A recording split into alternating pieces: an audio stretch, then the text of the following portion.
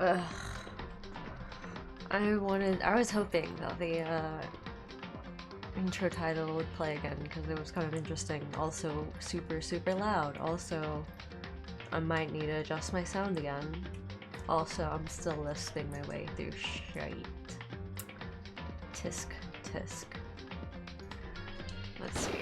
Also, I should seek out them sound options and turn them down and then turn my sound thingy up. I think that's a smart idea.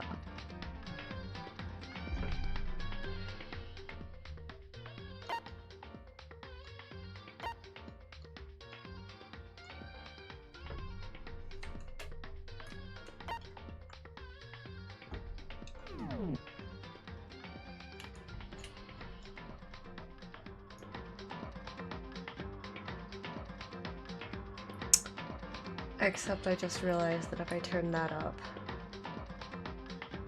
then I'm still not loud enough, am I?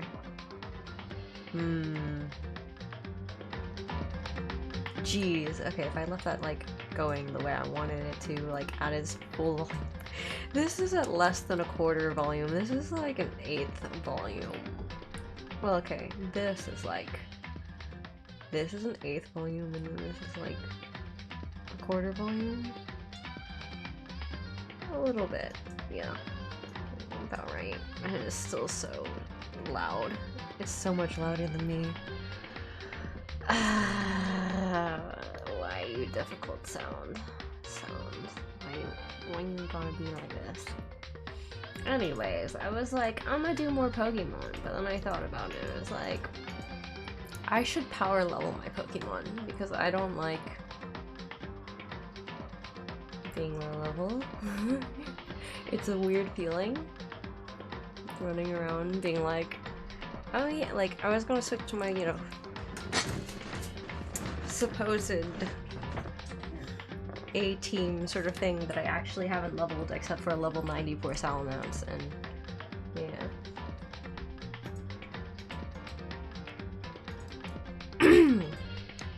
But yeah, like everything else is like half that level, except for the Salamence. And it's just like, I should level everything to the 90s, at least the 80s, before I continue my Pokemon. So I was like, you know what? Yeah, we'll just leave things half done in the middle of like the important boss battle series. Just switch back to Danganronpa and do that for a few weeks. Give myself plenty of time to slowly level my Pokemon up in my free time and collect more berries in my not free time. Hi Pizza. How are you? Oh, hi Quintuple.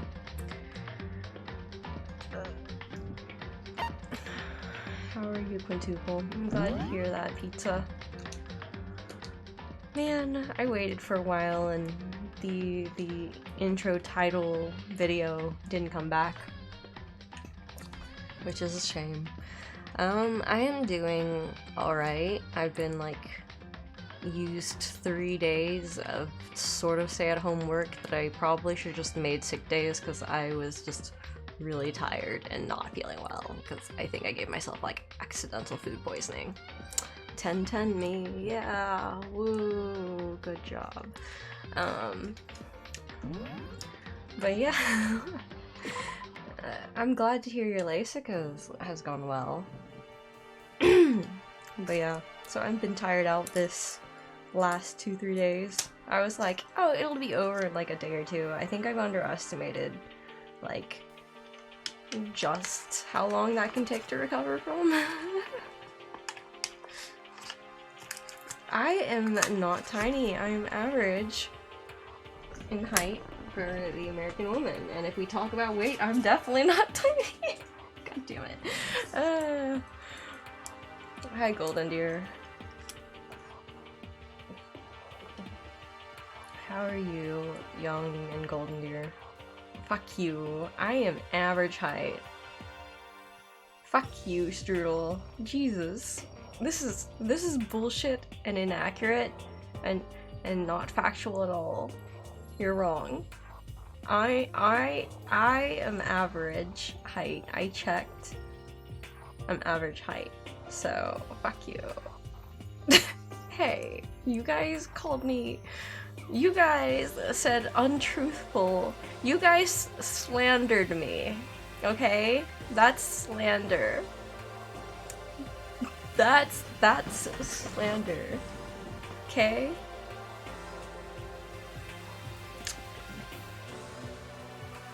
Will the woman you meet 190 centimeters, Strudel? Is that your average height wherever the hell you are? For woman?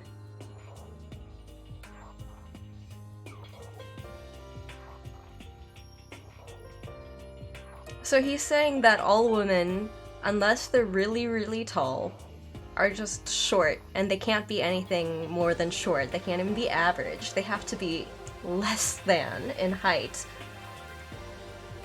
Fucker. Jerkwad. How dare you, Strudel? How dare you? Damn. Pretty sure 190 centimeters is also pretty dang tall for most guys, so, yes. Just because you think that tall should be average doesn't make it true. That's not true. Well, okay, it can be average in your area, sure, but if you're saying that you are the average, and therefore everything is shorter than you without actually checking your statistics, your numbers, or anything, that is questionable as fuck, so...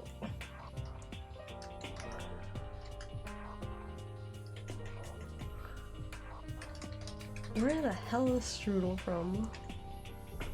Fucking Giraffe Land. Jesus. Now I need to look up heights again. Around, average.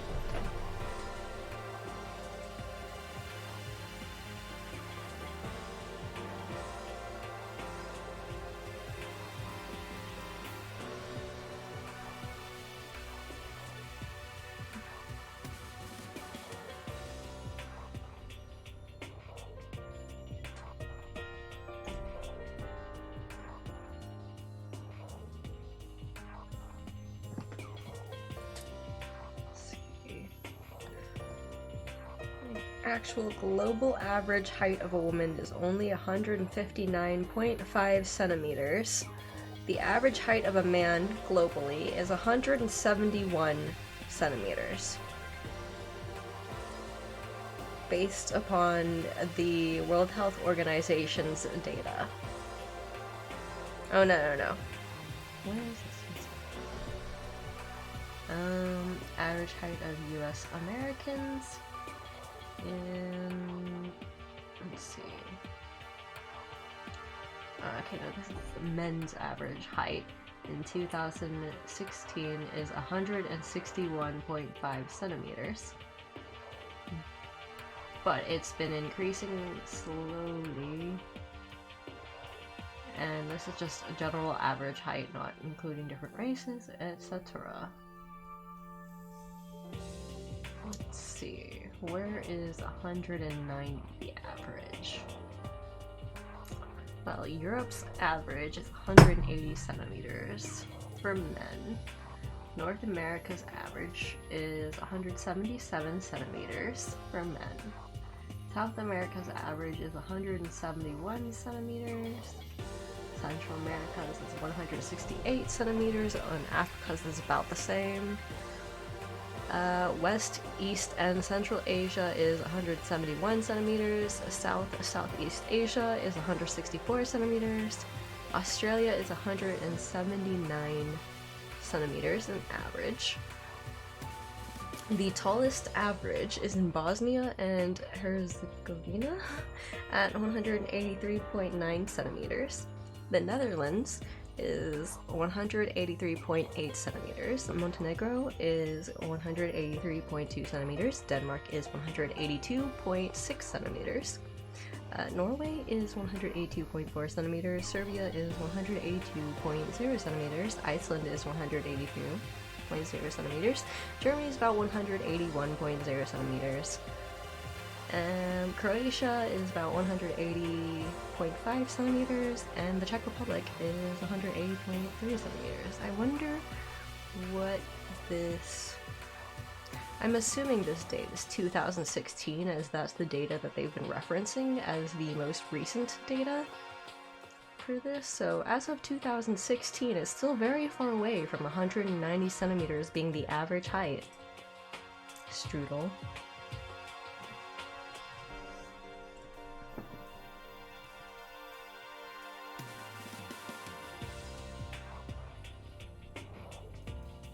Also, I appreciate the idea that I could add the length of guns to my height, but unfortunately I don't have any guns, despite being a Texan.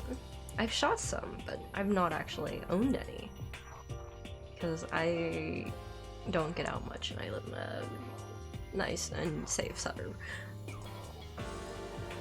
and don't have any reason to go out and play with guns in a firing range.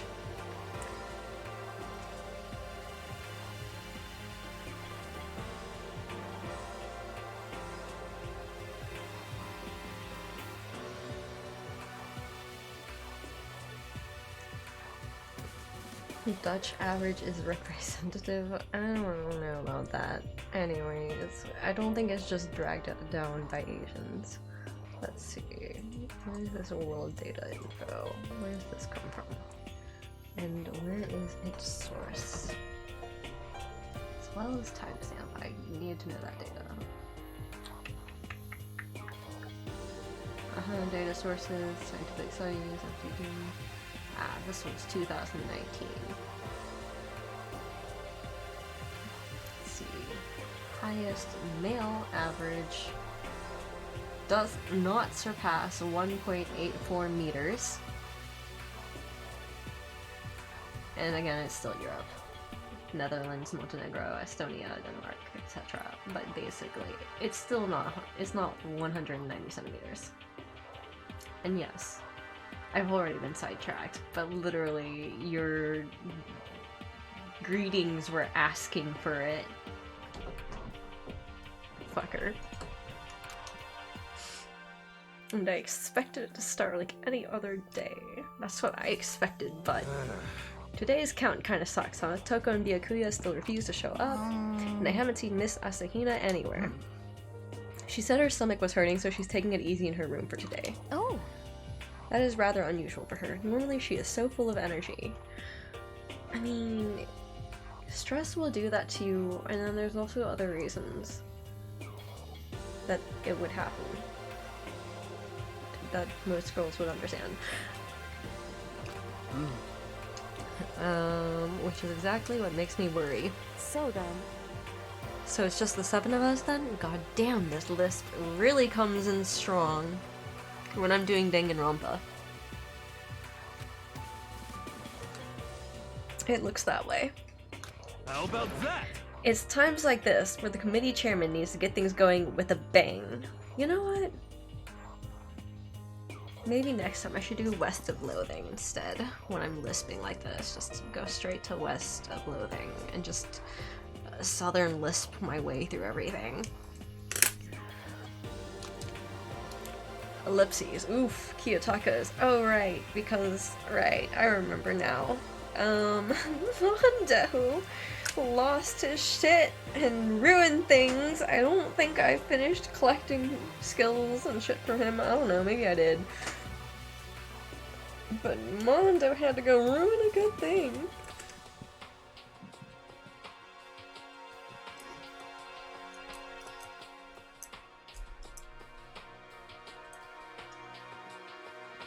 Our second favorite person? What? I'm so confused. Ellipses. Impossible. Or not. Ellipses. Taka hasn't said a word since everything that happened yesterday. Yeah, this is such a great way to, like, break a character. I wonder what happens next. Does he go on a killing spree later? Man. So before I was like, I really don't think he's gonna do it, but now that this has happened, I think his mentality is kind of broken. So maybe he'll do it eventually, like do a murder or something. One look at his face showed he hadn't slept a wink last night. It must be because of Mondo. The two of them became so close, and then he finds out Mondo killed Chihiro. And then having to watch Mondo get punished, and nothing he could do about it. I can't even imagine what it must have done to him. Well... So I mean, what's gonna happen now? We haven't found any way out, and we have no idea if help's ever gonna come. It's like... Now I'm all depressed just thinking about it. We simply have to make the best of things, and do our best to get along and live here together in peace. Forget about the outside world and accept this new life. That is the only hope we have now. What? To live here forever? Well... Here we have every convenience. We have food, clothes, our every need is seen to. Why are you dissatisfied? In fact, let me ask you this. What is it about the outside world that you long for? Is that okay? Competition, discrimination, victimization, and violence? As our society grows, so does its perversion. I don't know about that. Like, I seem to think like a lot of the smaller, secluded groups can get pretty dang crazy on their own too. The small, isolated communities can sometimes be very, very vicious and dangerous. In which case, is our current situation not... Oy. This guy. Demon Angel Pretty Pudgy Princess. Wait, Demon Angel... Star? Pretty Pudgy Princess? I don't know. Huh? Here we go! Meggie, the drill shop owner, the bunny-eared Amazon, cat girl dog boy. Wait, what? Cat girl dog... What? Hold on. What? No, is there supposed to be a comma? That doesn't seem like that's a place... They don't... This isn't an Oxford comma. This doesn't seem like an Oxford comma situation. Wait, so cat girl dog boy... Wait, what? Huh? Cat... What? Cat girl dog... What? Hold on. A cat girl who's a dog boy? Wait... That doesn't... What? Wait!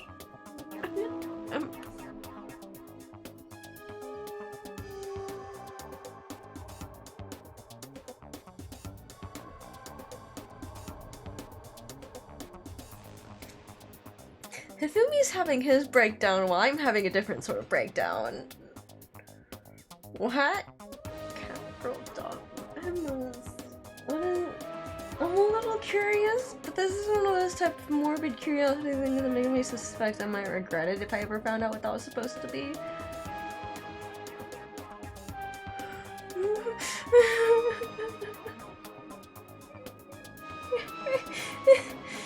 What is this? Oh, hey. Meggie, the drill shop owner, the bunny-eared Amazon, cat girl dog boy, Robo Justice the Galactic King, and what I mean is, there's no 2D here. There is nothing to be done.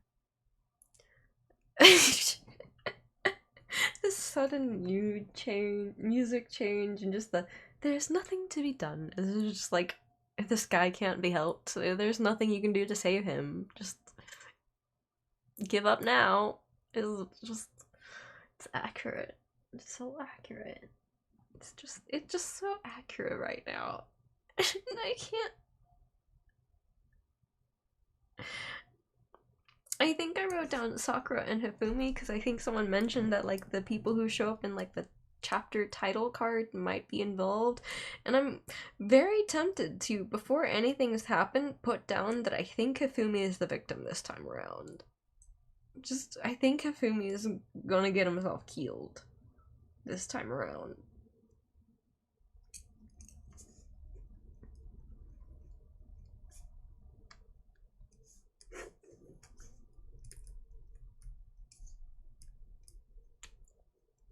And I still suspect Celeste, so, you know. Like, I still think if Hifumi gets murdered, it might be Celeste who does it later on. So we're just gonna write down my prediction first, and then actually see what happens, and then see if I need to adjust that later. The mastermind puts such base desire to their advantage, bending you to their will. You know? Okay, well, anyway, since Taka's like catatonic, as the oldest one here, I'm officially stepping up to take the lead. So, we're all gonna work together and spend the rest of the day searching through the school. Searching? I'm right, Well, right? I mean, I feel like this should be like a surfer dude bro thing. Is that a thing? Like, I don't know why. Like, I feel like the voice that would be like appropriate would be like the turtles from Finding Nemo. Kind of like that. Like, that would be an appropriate voice for this guy. Am I crazy?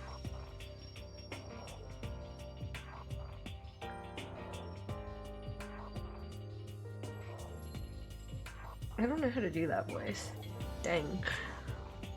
Well, I mean, since the class trial is over and all, Perhaps.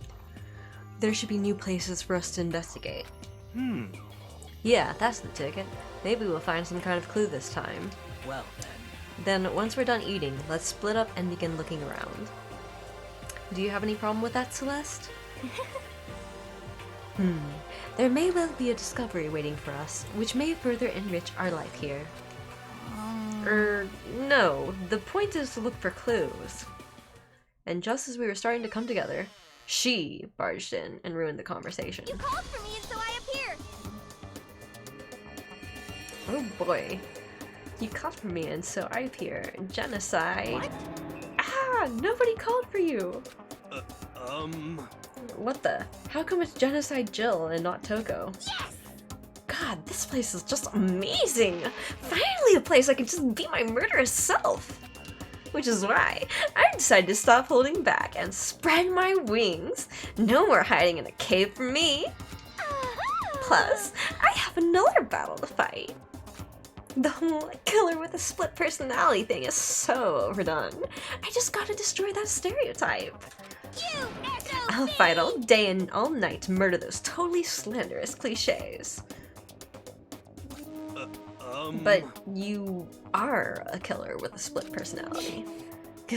If she wasn't here, my chances of survival would go up at least 10%. And also hi, Brelix. Come on, you gotta back me up here. Even the biggest stars need little people to hold them up. I really can't do crazy. Like, I can't do crazy voices. I don't know how people do crazy voices. Well, whatever else we can do today, first we should eat. We can't do anything on an empty stomach. You're right. Let's hurry up and eat so we can start our investigation. This lady and her crazy laughter. I am very impressed at her crazy laughter. Like, I could totally see her getting the role just because she's really good at crazy laughter. Like, dang. So, we were forced to eat breakfast with a murderer, and after a much needed but very annoying meal, we set to work looking around the school.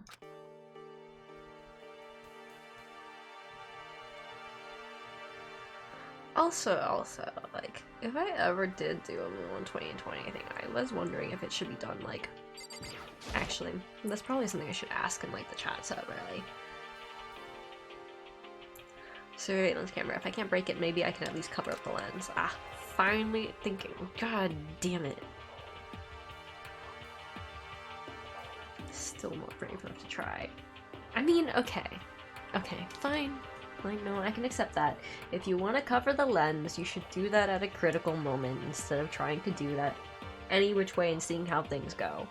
Much safer to just keep that loophole till you need it.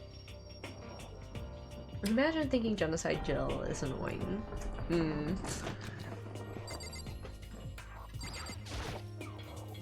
This is one of the monitors Monokuma appears on. I'd much rather be able to watch regular TV. Yay, coins! I gotta say, I thought she was annoying. I think personality-wise she's annoying, but I think the crazy laughter has impressed me. More than anything else, the crazy laughter.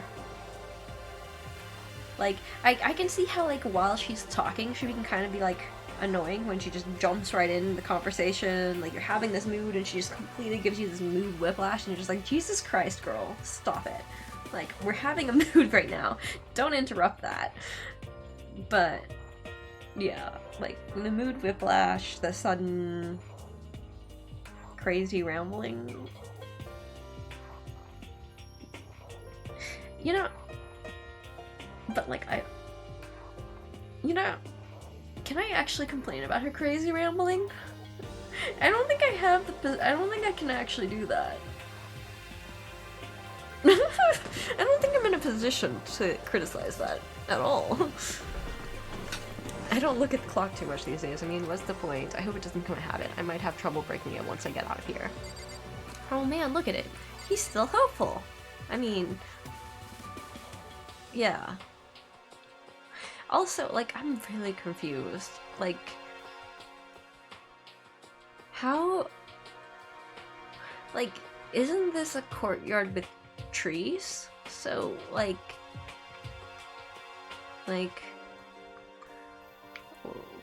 Why can't they see the time of day? Like, where does this lead? I really don't understand. Maybe I should check the map or so more. I don't think I can check the map here.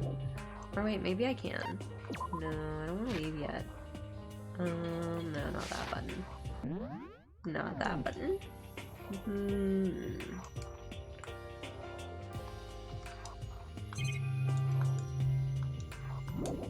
No, okay, well, we'll figure it out later.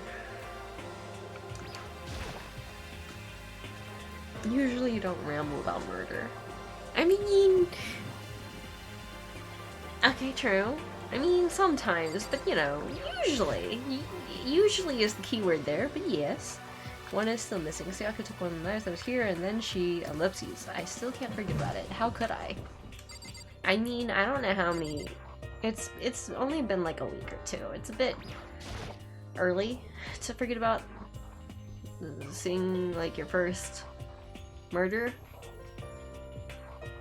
Or surveillance camera. Why does there need to be one in the kitchen? Well, this is where they keep the knives, so... But yes, it could be that it could be trees that were grown indoors, but still seems like a little bit odd. But like, I also don't understand the layout of the school, so I can't say much about it at this point in time.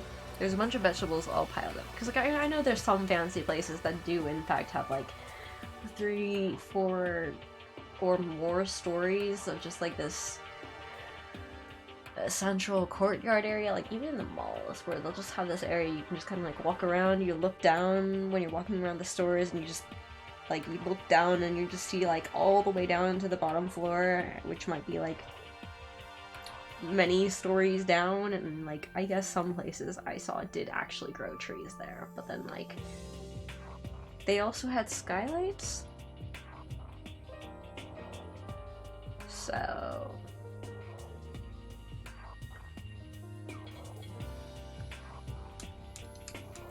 then again, it's not like they have to keep skylights, so that's a more energy efficient way. They could just put lights in, but then like the trees may not grow so well that way if they're real.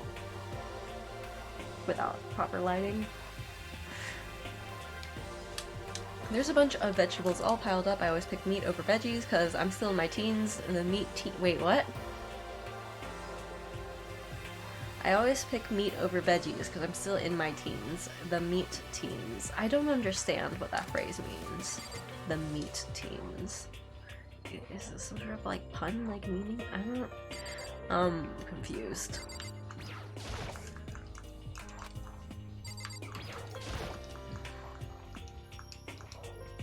The display case is filled with all kinds of meat. Today it looks like Aussie beef.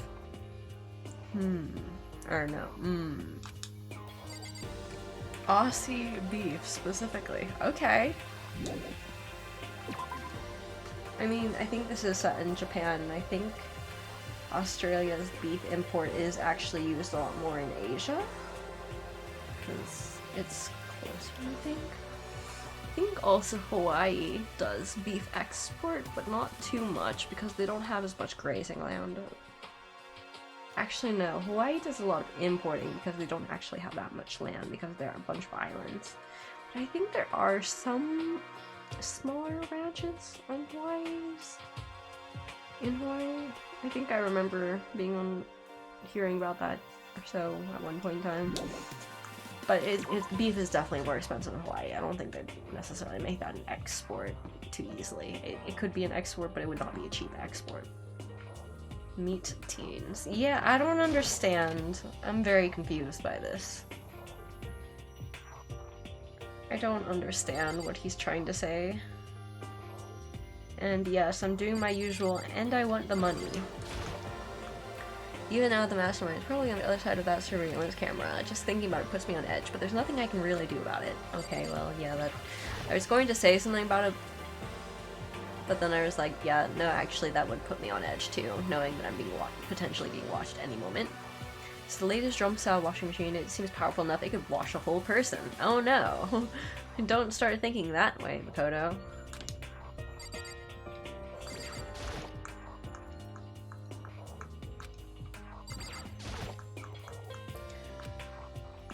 Next thing we know, we find money in there. Ha ha ha. Ha. Probably not, honestly. It's such a pain in the butt to arrange that I just don't think so.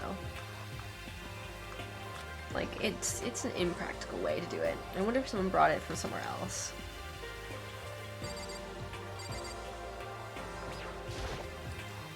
This is when Monokuma appears on. I'd rather be able to watch regular TV. Okay, what was this again? It's a bunch of magazines across the magazine. This time it's different from before. Huh, okay.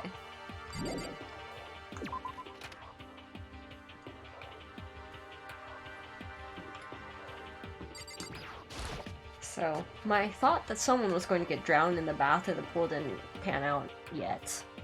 There's still time, though. Lockers, there's nothing out of the ordinary about them. Dang it.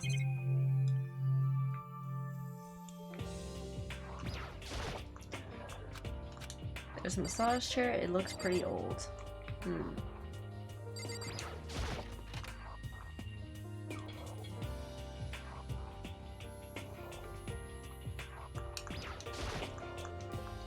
This bathtub is huge. It almost feels like a full-on hot spring. Aha! Finally got a coin from my wishing well. It's true that wishing wells grant wishes. I was wishing for a coin, except that's not an actual wishing well, so I guess that's still inaccurate. The battle the two of them had here played its own part in what happened. Just stop it. There's no point in thinking about it now. Oh. But I had a coin, which makes everything worth it. Because that's the important part.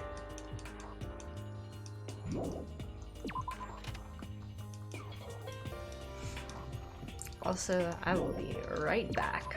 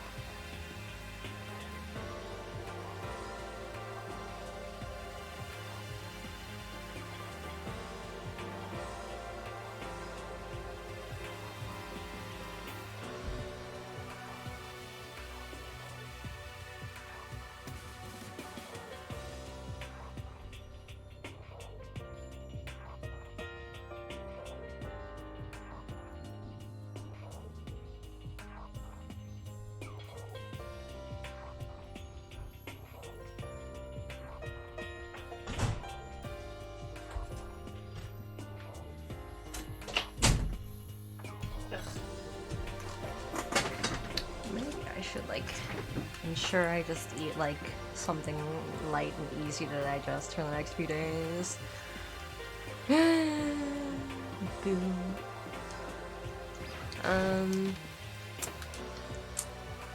Meh. I mean, yeah. If I was to do a Mulan 2020 movie night thingy, would it be okay to put it on a stream? Was a question. Nobody go in that bathroom for a few minutes. Hmm? Your surveillance camera, what's the point of putting it in the warehouse? They even want to see who takes what. Maybe I'll grab some milk after my bath. Ah.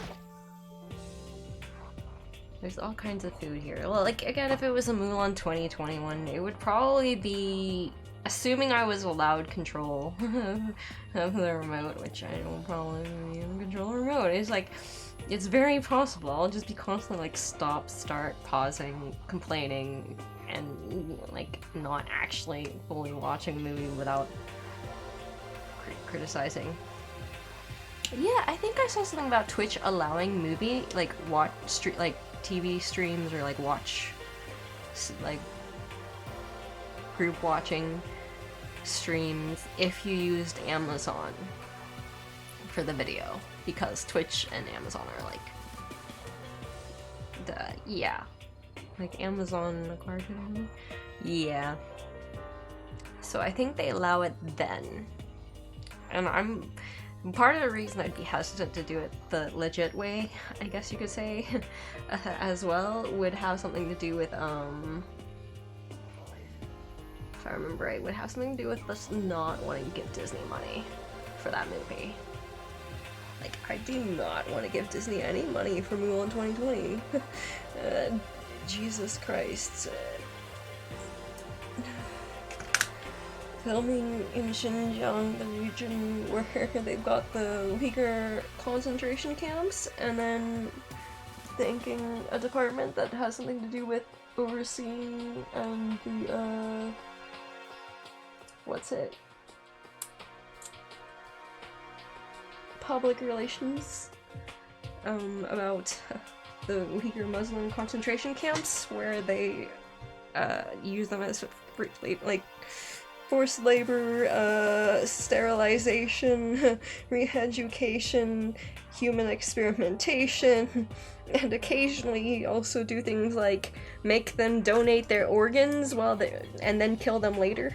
Like, you only need one kidney, you only need part of a liver, you don't need both lungs, like that kind of thing, and Disney's like, right in their fucking credits. Jesus Christ. Like, nah, like, my hesitation to do that, so like, I definitely would not be making a bot. That would not be a bot. And I may not use the legit Amazon service either, because, I really don't want to give Mulan 2020 money. Like, it's just, there's so many reasons. Oh, and like, Liu Yifei, the actress from Mulan, being like, I support the Hong Kong police, when like Hong Kong isn't supposed to be reintegrated for like another, like, I don't think it's even halfway, like, the time period that they were supposed to have as a democratic society, like, before they were supposed to reintegrate, hasn't, like, not even half has passed. Like, it's not even halfway through, and China's already like, no, we're gonna force it now, against the agreements. And like, Jesus.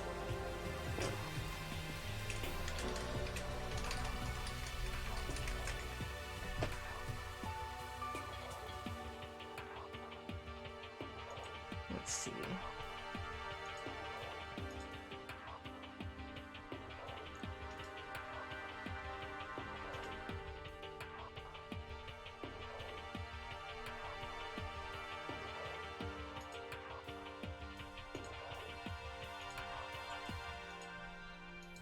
Right. It was very funny.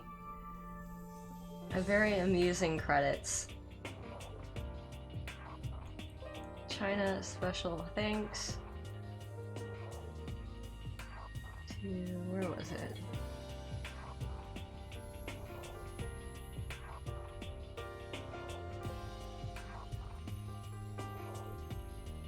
Ah, yes. Publicity Department of CPC Xinjiang Uyghur Autonomous Region Committee.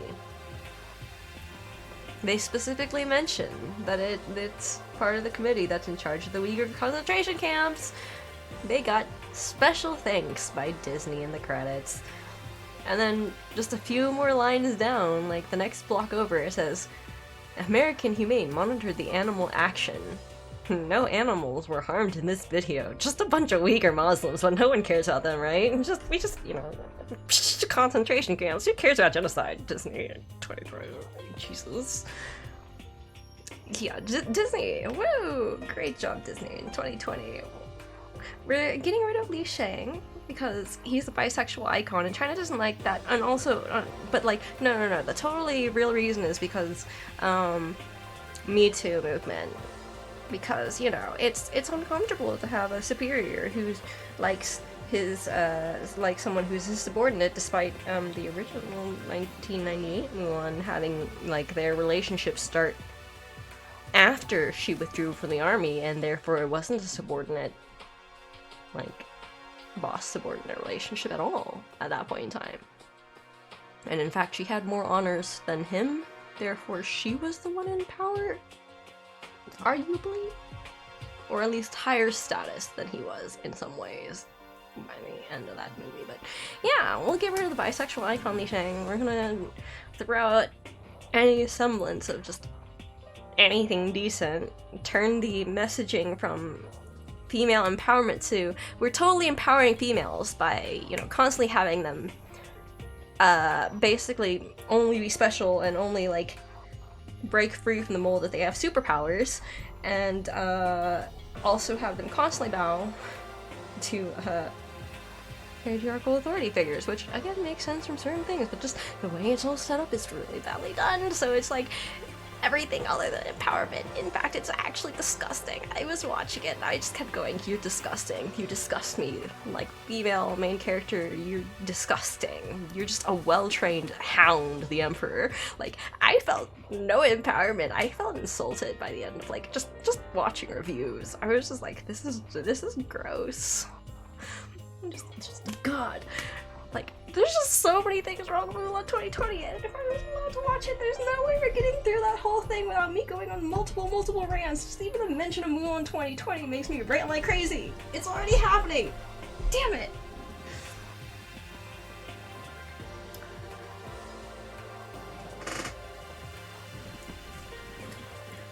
But yes, they also wouldn't let Mulan end with, like, a love interest. Like, there was that romance. There was supposed to be a romance. They're like, okay, we'll get rid of, like, we'll divide Li Shang into two different roles. We'll have a general, and then we'll have this other dude who's a soldier who enters at the same time, and we're gonna make it totally romantic, and they do this, like, weird, creepy hand touch thing, but, like, there's no romance. There's no chemistry. It's dead. That thing is dead. It's just awkward. It's just like, you're looking at this and you're just like, this is just awkward. Like, I can tell you're trying to set them up for a relationship, but it's just awkward and kind of like, ew.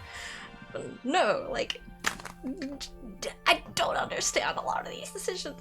Like, I don't.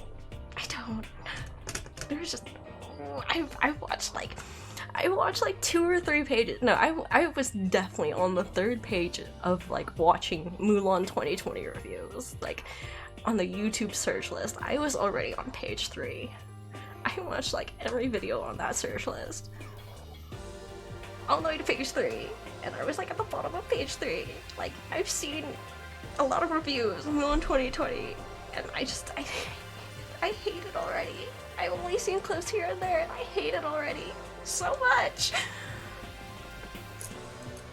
Yeah, but like, again, like, I mean, okay, yeah, it's not gonna be a VOD. It's definitely not gonna be a VOD.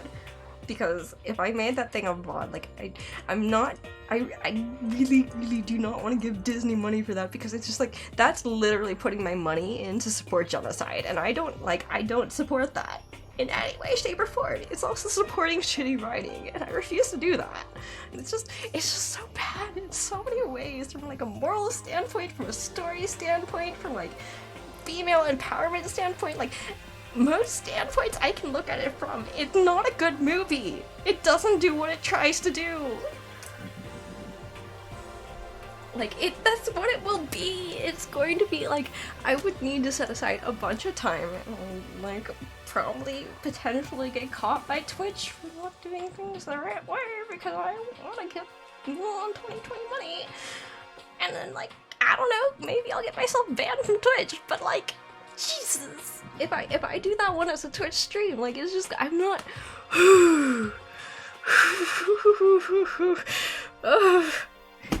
It's gonna be hard. Disney has been very against having their... It seems like there's been kind of a trend for like Disney's enlightened, empowered heroes to not really have relationships, or not have the relationships work out in the end, or have a relationship like one person dies in the end, like, because apparently, like, I don't know, that's my impression. I could be wrong. I don't watch that many Disney movies anymore. But like, it just seems like most of their empowered woman characters don't get to do romance because I guess it's bad. Empowered women don't do that nowadays, I guess. I don't know. Hollywood's they're on something funny because I don't know what they're on, but like sometimes their idea of empowerment is really confusing. And their whole, like, we so woke, guys, is like, no, you're not. That's, what are you doing over there? What are you smoking over there? Like, you definitely don't, you're not connected to the real world. I ain't connected to the real world, but, like, you really aren't connected to the real world.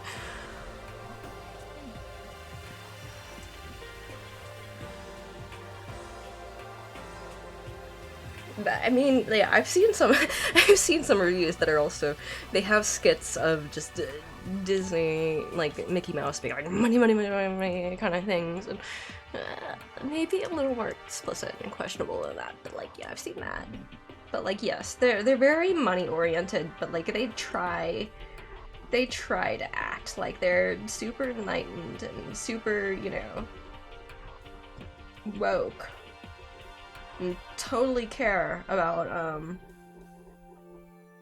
like rights and stuff. So like, I think if I remember right, they don't film in Georgia anymore, supposedly. Their explanation is because they were like, I think it has something to do with abortion, some sort of laws that had something to do with abortion for Georgia, and they were like, we're never filming in Georgia again. But then people were also pointing out that like probably the real reason was that Georgia was like removing some tax breaks or like increasing, like whatever the case was, it was going to be a little more expensive to film in Georgia because they had some law changes as well that affected like film industry. So most likely the real reason is that it was hitting their money, but they were all like, we don't support, like, we're not filming in Georgia because of moral reasons. We're not, like, we're giving it this director because of moral reasons. Like, we're getting rid of Li Shang from Mulan 2020, the bisexual icon, and just like this pretty like interesting character who's all about like trying to prove himself to his dad, who doesn't make it to the end, spoilers. And they go, we're gonna remove him because Me Too movement. But most likely the real reason is because China's got some questionable like screening for like LGBTQ characters. They don't like that so much. Like, it's not officially banned, but it's not exactly encouraged. And most likely that's the real reason they're removing Li Shang. But they're like, no, we're removing him from the Me Too movement. And then they bring in, I support Hong Kong police brutalizing civilians and like planting evidence and shit and getting caught doing that. Like, I support them in Hong Kong.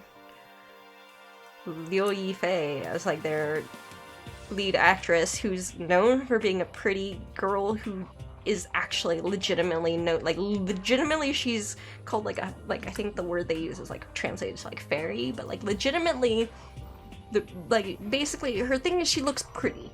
Legitimately, there's like a director who was like, oh yeah, she's not very expressive because she doesn't like, she says she doesn't really want to do expressions because she's afraid of looking ugly. She doesn't want to look ugly, so she's not very expressive.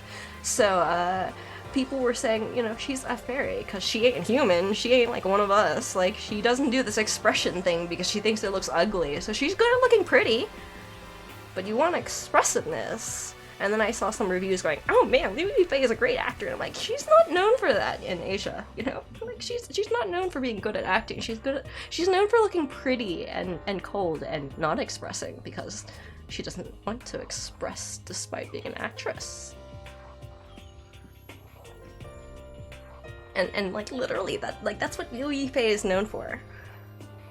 In China, she's known for that, and someone goes, oh yeah, she's great at acting, she hits all those emotional notes, and I'm like, are we watching the same clip? Like, you should, I don't see that. Like, I can see that she is doing some subtle emotional things, but like, it's subtle.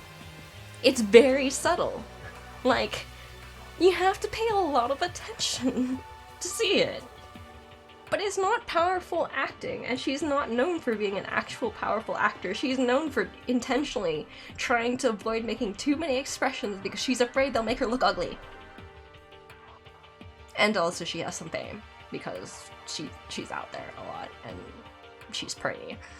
But like, that's what she's known for, not good acting, necessarily. Like, there's some roles she was known for that she would, like, people said she was good at, but those were specifically roles where she was supposed to be the cold and remote beauty who doesn't express. So I don't understand that choice. But then there's also the entire choice about, oh yes, we're gonna go like film in Xinjiang, kind of close-ish to like, and so that we can, like, you know, be like, we filmed in China, and then we're gonna like thank the publicity department of CPC Xinjiang Uyghur Autonomous Region Committee, because, you know, that's a good idea. Like, we're gonna literally go over there and thank a group that is literally in charge of genocide and concentration camps and like sterilization and human organ trafficking and like re-education. We're gonna be like, yeah, we're totally, absolutely going to go support that shit, and then thank them in the credits. And then when people point out, why the hell did you even do that in the first place? Like, why would you do that? Like, that's horrible, you shouldn't have even filmed there. They'd be like, oh, well, we wanted to be more realistic. And besides, there was only like 75 seconds worth of like Xinjiang region filming, which made people be like, okay, so there's not even 2 minutes, like, there's not that much filming that was actually done in China in the Xinjiang region. And it's only added up to like, it hasn't even added up to like 2 minutes. Why didn't you just cut that? Like, why did you bother filming there in the first place if you're gonna do that and cause that trouble? Like, why? Now, maybe, like, I didn't check the regions, but maybe that's where they got some, like, the Forbidden City, like, movie acting film area. Like, there's literally film cities that are actually, like, basically replicas of historical sites that are used for old Chinese films. Or not old, but like for like the type of like ancient palace dramas and stuff like that, stuff that actually deals with like ancient times. And like, there are those film cities, but I don't know if they're in Xinjiang. And I'm just like, if you're like, why bother? Like, why bother to do that? You had 200 million, like, the acting was crap, the storyline was a mess, like, what were you doing? What were you thinking? What were you high on? Who watched this movie and approved it? Like, who thought this was a good idea? Whoever thought it was a good idea has either watched way too much of this script or has, like, really been drinking that Kool-Aid. Like, it doesn't make sense. But yes, it was all about money. It was all about money. The movie night, I don't know. I am thinking about streaming it to, like, at least have my rant out there. But maybe I won't. Who knows? Like, because again, one of the things I would have to do is, like, get permission if I was to actually stream that entire rant. Like, I've spent so much time researching this by accident. Like, I guess my hobby is to hate Mulan 2020, because I've spent so much time watching these movies and reviews, and, well, no, I haven't watched the movies, but I've watched the reviews from various people in so much of my free time. But this is, like, I think my hobby is to hate, one of my hobbies is probably to hate Mulan 2020. a lot. And Disney now. Like, I didn't really like Disney in the first place. I didn't really like where they were going with some of their female characters. That they were all like, oh yeah, we super empowered, and I was like, about that. But this Mulan 2020 and its entire controversy was just like, I really don't want to give Disney any of my money. Like, I'm not voting for them. Like, I don't want to support this crap. Like, why support genocide with my money? Like, I don't want to do that. So it's just like, I don't know what to do about this one.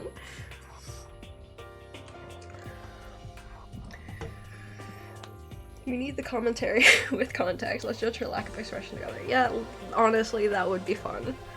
But, like, also, maybe not so much fun, because I will probably just be sitting here and just, like, pause. Like, 10 seconds, pause. This is wrong. Goes on, 30 seconds, pause. This is wrong. This is wrong. Saying it's going to be a 6-hour movie watch is probably not at all an exaggeration. In fact, you might, like, I can't say for certain, but it's entirely possible that that would actually be underestimating what might happen. Okay, well, can I talk for 4 extra hours? Probably yes, because I might actually drag in some extra reference videos from some of the really good reviews I watched that I ended up favoring, because I was just like, wow, this is really insightful. Oh, this is really, like, I really like listening to this review. Oh, wow, this is a really unique point of view. Like, it might actually go over 6 hours. If I was, like, everything was left to my control, like, this could go for a while. I don't want it. I don't want to get a genuine. Oh, well, yes, no, yes, we'll get a genuine copy.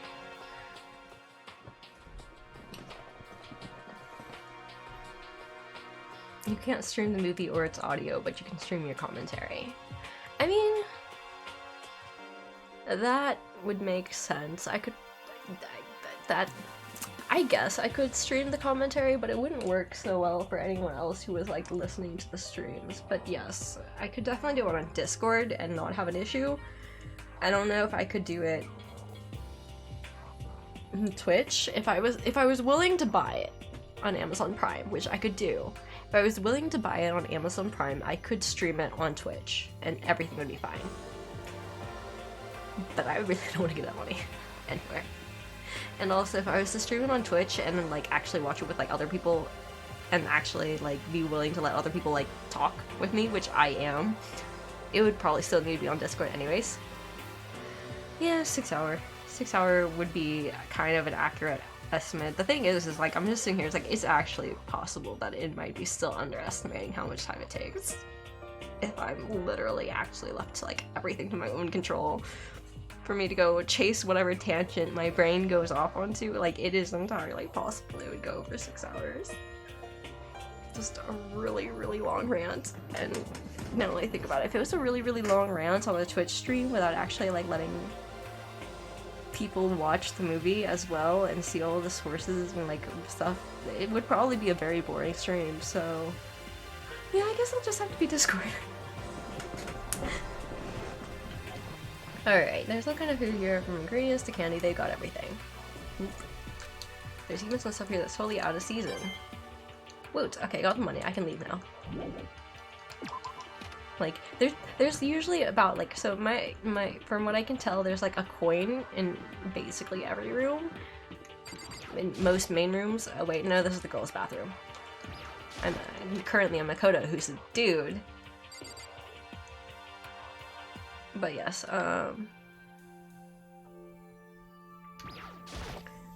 usually there's, like, in the main room, there's, like, a single Monokuma coin somewhere. So will probably, like, want to, like, once I find the coin, just ignore it for the rest of the daily stuff, because I think it doesn't refresh till the next chapter. Or I could be wrong, but if I'm remembering wrong, it's probably for the best. The door won't budge, it must be locked. Because otherwise I will just constantly be checking all the rooms, so. This is one of the monitors Monokuma appears on it. I'd rather watch TV since there's a raising lower the gates. I don't have a key, so I can't activate it. Jesus Christ, when will someone give me the schedule for who's going to be the cleaning person. Even now, the mastermind is probably on the other side of the surveillance camera. Just thinking about it puts me on edge, but there's nothing I can do about it. Where's my coin?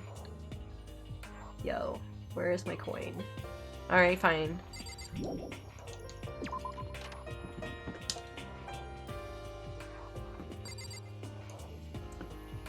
Well. Alright, so we're supposed to look for new areas that opened up.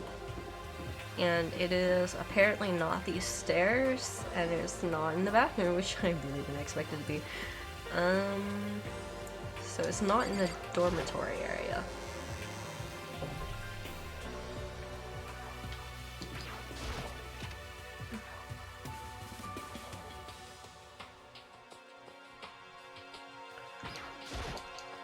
Coins. I don't see the point in worrying about clocks now. Coins. Assuming I make it out of here alive, I'll never look at surveillance cameras the same way again. Okay, well, I'll accept that. If you were about to say I won't look at surveillance cameras again, I would disagree with you and say that was unrealistic, because after that, you're going to be paranoid about cameras for a while. This is one of the monitors Monokuma appears on. I'd much rather be able to watch regular TV. Oh my god, where are my Monokuma coins? Gimme. And I know what classroom. Okay, I've seen that. Oh, right. No. Because there's this one. Coin? Metal plate over there. No coin. You disappoint me. Coin. Honestly, yes, this is just me randomly searching around for coins because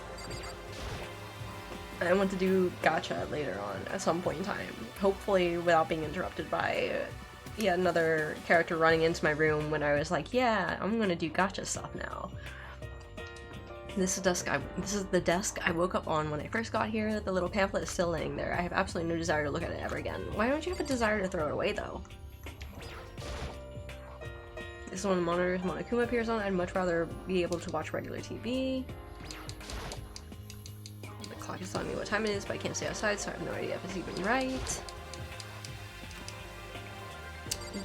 Like, honestly, it's probably not a bad idea to, like, side-eye surveillance cameras.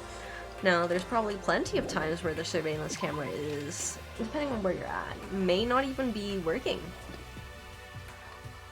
And it might be intended as a distraction, but who knows? It's probably not a bad habit, honestly, to be very aware of the security cameras, just for reasons. If you ever need to take advantage of that, you know, good habit to have. But if you don't need to ever take advantage of it, I guess the okay habit to have? There's nothing in here anymore, someone should really just throw it away. That's what I was thinking about the pamphlet. Honestly, I question the positioning of these cameras. What are they trying to film? This one monitors on Monokuma appears on. I'd much rather be able to watch regular TV. But, like, why isn't the camera like up in a corner where it can like on fish islands see the entire room, or like up in the back wall, or even like if it's the fisheye lens is wide enough, or even 2 cameras per room to cover the blind spots of each other so you can see under the camera more clearly. But like I don't know, like, but like some cameras with the fisheye like sort of effect can actually see all of that just fine. It's not like I actually check security footage normally, so, but like the positioning of these cameras seem very questionable just at casual glance. DVD player, there's nothing around to put in it. Can't you place your security cameras better? I need my suspension of disbelief to be a little bit stronger. It's the mailbox from before. The handbooks for everyone who's died so far have been placed inside. I can't help but feel like it's trying to intimidate me. Really now? I mean, is the surveillance camera equipped with heavy weaponry? Can't imagine why that would be intended to intimidate anyone. You can hardly even call this hunk of metal a door. I don't see any possible way to get it open. I can't help but feel like it's trying to intimidate me. I mean, it's a surveillance camera equipped with heavy weaponry. Okay, I mean, maybe these are cameras that rotate all the time, but even then, it's just like yeah. Why? This is one of the monitors Monokuma appears on. I'd much rather be able to watch regular TV. Like, okay, I can understand for like these ones because they have like a turret to them, but like,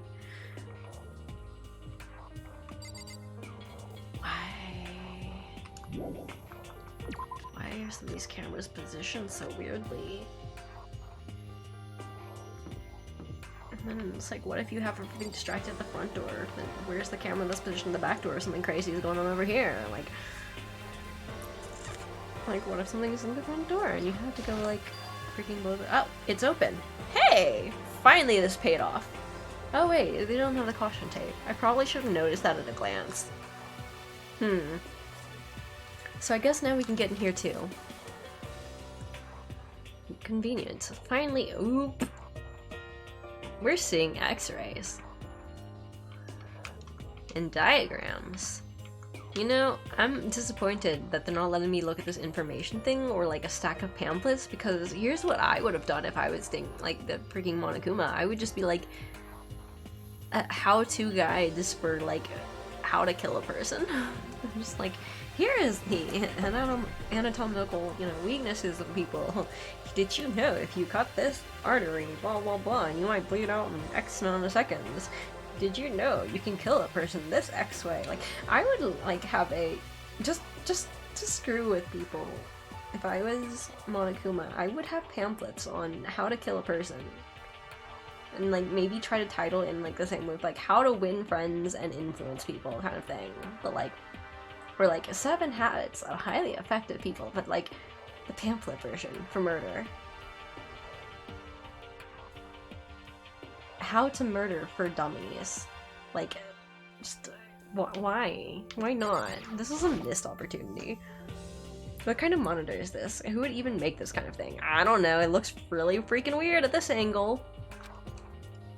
It has Monokuma Co. written across it. I guess they've covered all the details. Well, alright. Fridge. A refrigerator. They must use it to keep drugs and stuff cold. Hey, coin! Sweet.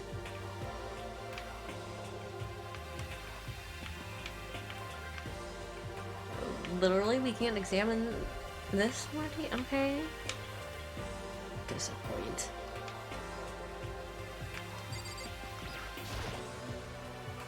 It's a normal trash can. There's nothing inside, so I don't really need to spend any more time thinking about it. I feel like this is some sort of comment about me, huh? Like, this feels a little bit like a personal attack for anyone who checks all the trash cans, but like, there's actually a great place to check. Even now the mastermind is probably on the other side of that surveillance camera. Okay, yeah, we've seen that. Alright. Okay, so that's everything on that end. That's everything on that end. Alright, guess there's nothing more interesting to look at here. Disappoint. Was there other blocked rooms? I don't think so. Not on this floor. I don't think, but the next floor, and we're just gonna ignore the boys' bathroom. I really don't think there's anything in there. I just keep checking anyways, but it's been a long time since I've ever expected anything.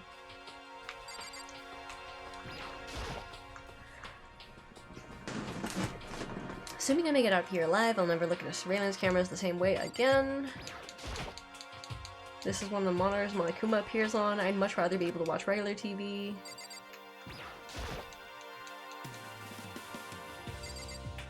Oh! Close up. Some kind of plaque. I wonder why it's on display. Oh. Buddha statue, why something like that on display. A couple of terracotta clay figures. They don't look the kind of thing you put in a high school gym. The love helmet. It's a helmet of some sort, why something like that on display. I don't know. There's all kinds of stuff on the upper shelf too. Disappointing. Okay.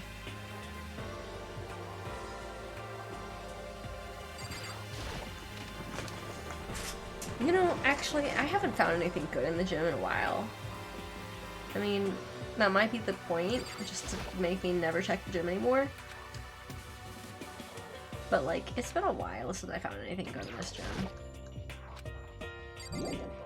Yep. Alright, let's go see what else we find.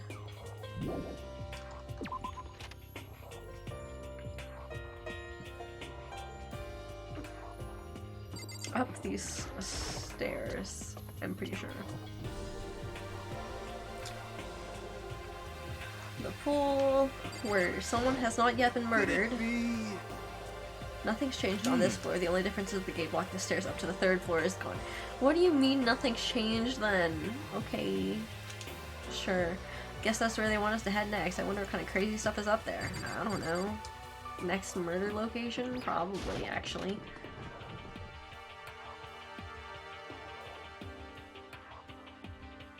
Yeah, we had... This is chapter 3, and each time a new floor is opened up. So we had a murder on floor 1. And we had a murder on floor 2. So next murder is going to be in a room on the 3rd floor, I bet. Floaties and stuff. A flotation donut. I bet us, would like to eat one if it was more like a donut. This one monitors, Monokuma appears on, much rather watch regular TV. Geek gun with, yeah, something being fed, what's it, ammo belt fed to it. Words difficult.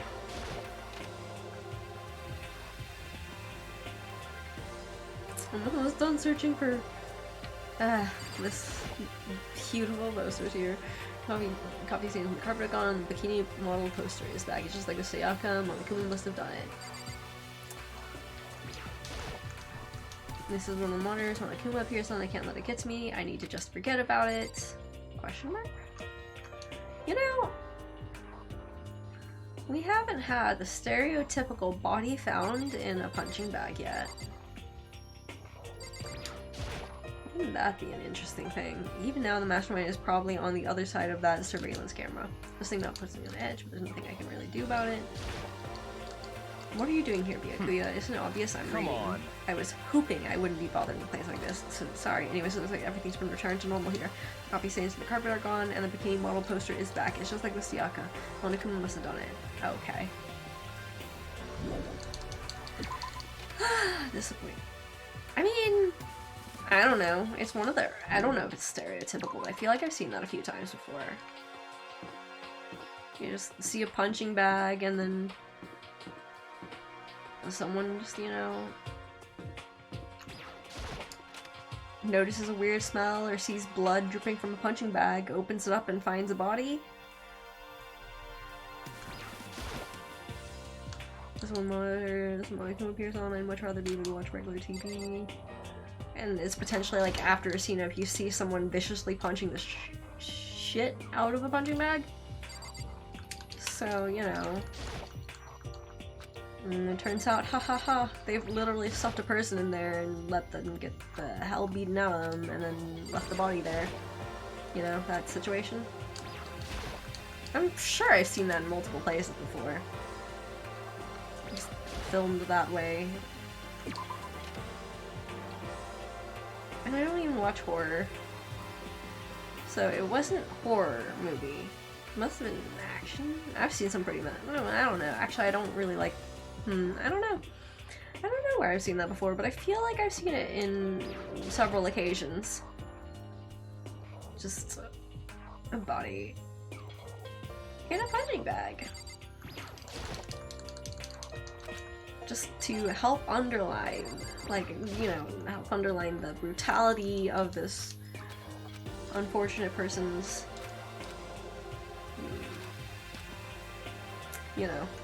death.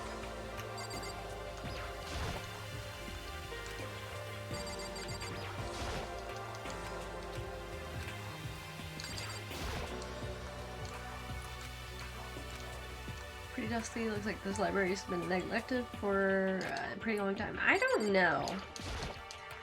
Like maybe 5? So you'll only have to see me do this, like, this is chapter 3, so 3, 4, 5, maybe 3 more times? I'm guessing. I don't actually know.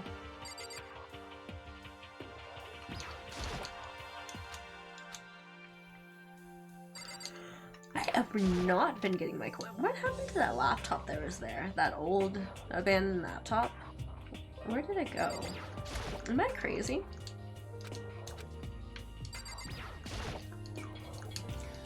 Secret Council. Desk lamp is part of this at the end. Definitely interested in the truth surrounding a presidential assassination, but if it means someone comes after me, nope, I'll leave it where it is. Thank you very much.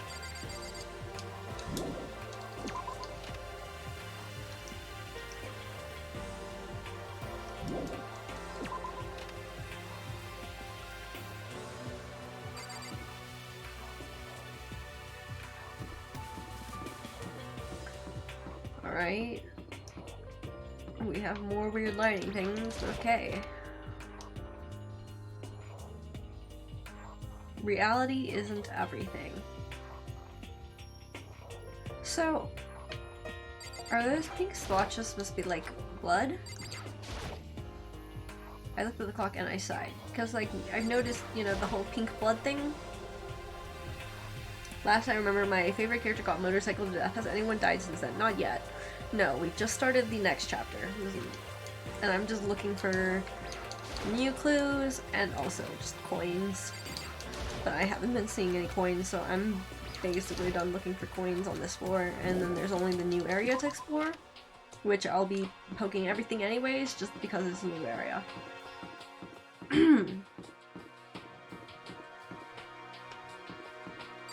Why is the lighting so weird? Also, I think the third floor stairs was this one? Yes. Goodness, it's weird that they don't have connected stairs. Like, I feel like the third floor stairs should also go down to the second and first floor. Okay, sorry. Like, some of the background sounds confused me for a second. I thought I heard like a weird little like a sound in my headphones, and it made me pause for a moment and just be like, is there anything in my room that makes that sound? My window? Did something open my window? Like, I had a moment where I was just like, should I turn around and check my window? I'm gonna turn around and check my window anyways, just because. Well, no, it's not clues even though nobody's died. It's just more like you look around in the new area and explore. Please don't say that quintuple. Like, I'm getting those like goosebumps and like all the way down, like the chill tingly thing up and down your spine. Like, I'm getting all of that even though I know there's like probably nothing there and I don't like it. I'll be right back. I'm gonna just check the window anyways, just in case. Okay, I don't expect anything because I had my window shut and like, okay, I haven't opened my window more recently, but like,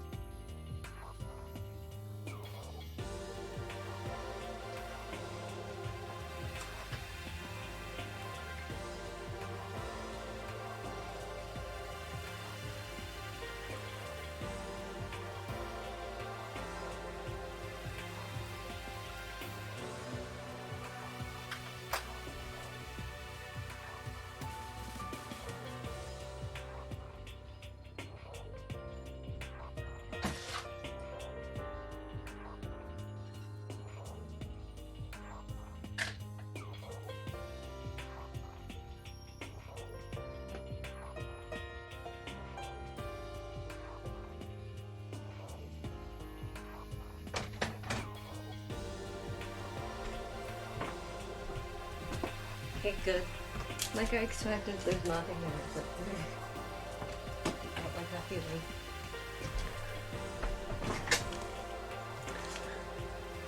I'm sure it's just a friendly ghost, Kronos. It wouldn't even try to possess your body. Listen, I scared Orlov and myself one night, reading ghost stories at night. And then because it was like 3 or 4 in the morning and I was still not sleeping, even though I had work the next day, well, work that day, I was just like, might as well share the suffering. Hey Orlov, here's some ghost stories. The ghosts in this are like this blah blah blah blah blah. Oh yeah, here's the other spooky manga, I read this some time ago. And, you know, pain shared is pain halved. Orlov was an unfortunate sacrifice. Third floor of Hope's Peak Academy. I wonder what we're gonna find this time. What's up here? Oh. Okay, so we came up these stairs and then they put us in this corner. And it has more down this way, but then they like didn't actually like let us see down here first. Yeah. Yeah. Poor Orlov. Because I was just like, who do I think would be awake at this time? And I was just like, my brain was just like, I think Orlov might be awake at this time. So I'm just going to send him ghost stories too. And make him suffer with me. And then I just like didn't sleep till like a little bit of light was starting to come in, and then I just was tired and fell asleep. Yep. But then like I fell asleep, but then Orlov didn't, so ha. Oops. Sorry. I don't look at the clock too much these days. I mean, what's the point? I guess this is me getting used to being here, huh? It's a pretty empty feeling. Getting tired of this. Even now the master command, blah blah blah, don't care. Oh, but I got the coin, so I don't need to check anything else. Oh, okay, maybe I'll just...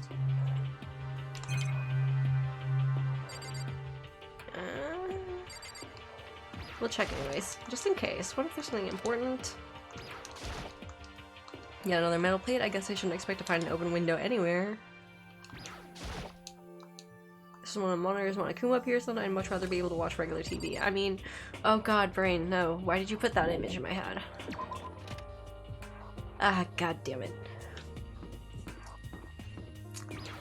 My brain was just like, well, it's better to have it covered with a metal plate instead of, I don't know, having like fearing something coming in or so. Like, creepy dead ghost zombie thing crawling in the windows staring in at you one night when you come into class. And then I was like, I hate this image. Why did I think this? I'm not checking my window now. I just checked my window. God damn it. Despair Squadron Monokuma. This is one of the monitors Monokuma appears on. I guess they're all over this floor too. There's not much point in worrying about it now. I should just try to forget about it. Knowing what time it is doesn't really help me at all.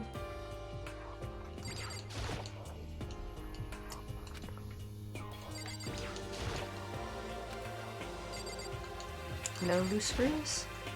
Just like everywhere else, the windows in this classroom are all blocked up with pieces of metal. Oh, but there's a coin. I'm very good at accidentally scaring myself. Damn it. The windows up here are also barred with metal plates. Not surprising, I suppose, so escape still looks impossible. But I'd better check all the other metal plates again, just to be sure. Makes sense, because like, what if you found one that was a little bit loose, right? Wouldn't that be interesting?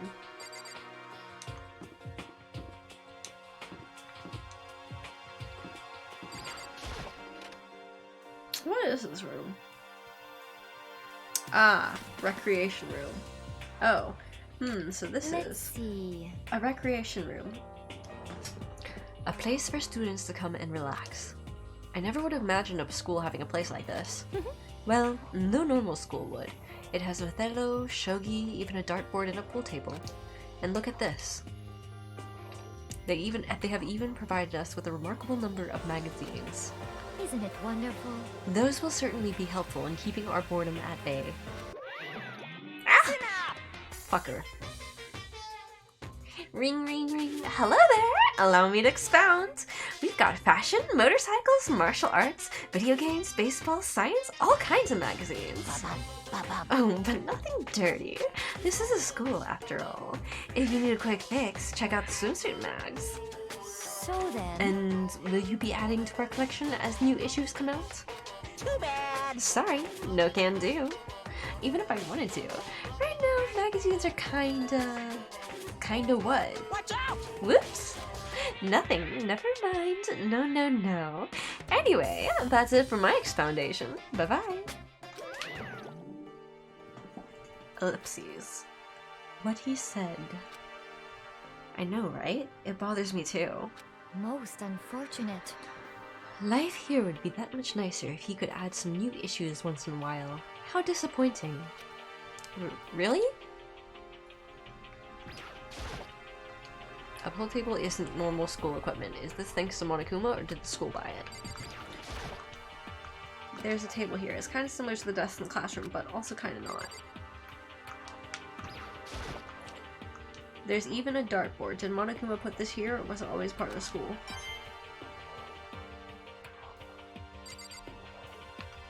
Yeah, I'm extra certain, considering that we've got a dartboard. Well, I don't know. I don't know why, but my impression is even stronger that it's going to be Celeste murdering someone this time around. Maybe Hifumi. It's a beat-up old locker. It doesn't seem especially important right now, so I don't need to open it.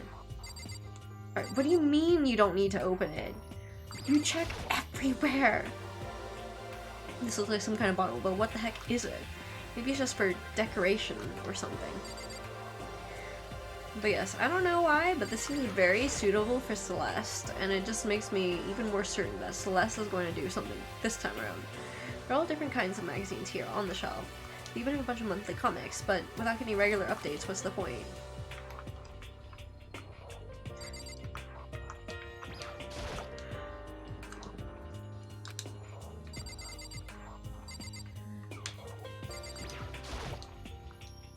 These monitors really are everywhere. There's not much point around worrying about it now. I should try to forget it.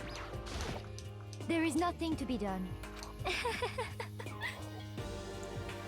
is unfortunate about the magazines. However, I do believe our lives will improve significantly thanks to this little hideaway.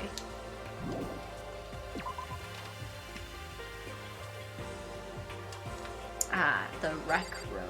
Okay.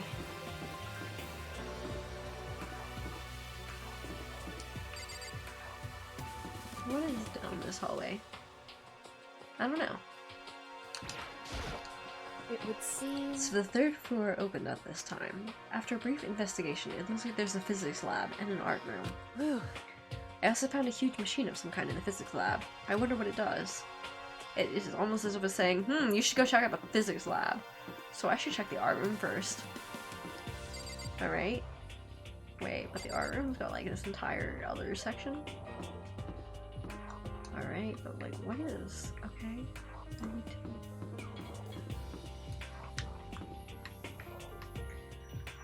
So there's 4th floor and no stairs down. Why don't they have stairs down? Jesus, what is up with this building? God, this is such a creepy looking place. I'm not going in there. God, is Hifumi gonna get murdered in the art room because he's gonna be working on trying to make some 2D models or 3D models for 2D characters? I don't know. Ah, yeah, kind of expect to find him in here, yes. At first glance, this looks like any normal art room, but something about it seems off, or multiple somethings. Well, we have a Monokuma statue.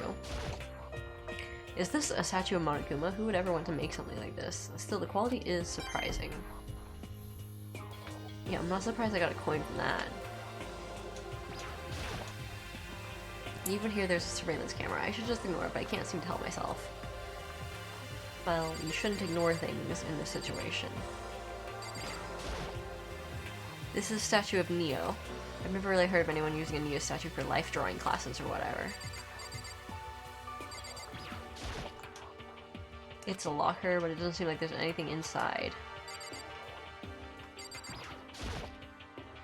There are paintings lining the walls. Is this really art? Just look like a bunch of crappy graffiti to me. Huh, 2 coins. Interesting. Monitor. Even here in the art room, there's a monitor. There's not much point in worrying about it now. I should just try to forget about it. Seems like there is indeed. Ah, it's a Venus statue. Yep, definitely very art room-ish.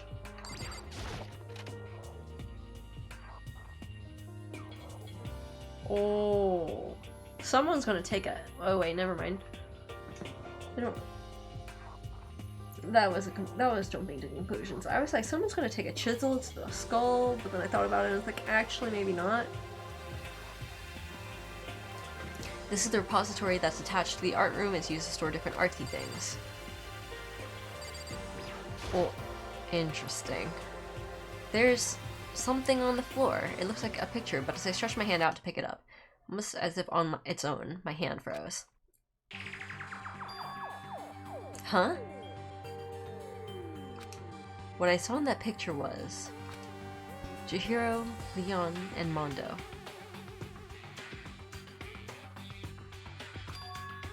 And they were smiling. What is this? Questions started racing through my head, one after the other. Why is it only these 3 people? What are they doing together? How come they're smiling like that? When was it taken? Who took it? Where's the camera they used? How'd they get it developed? And in the picture, the window in the classroom, there's no metal plate covering it. Which must mean whenever this picture was taken, it wasn't here at Hope's Peak. There was no time to find an answer. All the questions floating in my head were quickly drowned out by... Dang it! I should have gone to the physics room first! That's mine! Give it back! Monokuma appeared out of nowhere and snatched the photo, and any chance I had at answers evaporated. You peeked, didn't you? Well, they all had some pretty dazzling smiles, huh? Isn't that wonderful? They were definitely living their school life. It's like they ripped a page right out of the Book of Youth. What's going on with that picture? Do you know? I'm not telling you nothing. Why can't you give me a straight answer? Because he wants to torture you. Duh. Never mind, I don't even know why I bothered asking. There are wooden mallets hanging on the wall. If I had to guess, I'd say they're used for making sculptures. And chemicals! Bet there's turpentine. Ow. And of course there's a monitor in here too. The mastermind is thorough. If nothing else, there's not much point worrying about it now. I should try to forget about it. Hey, coin! Always appreciate free coins. There's still more of these random pictures.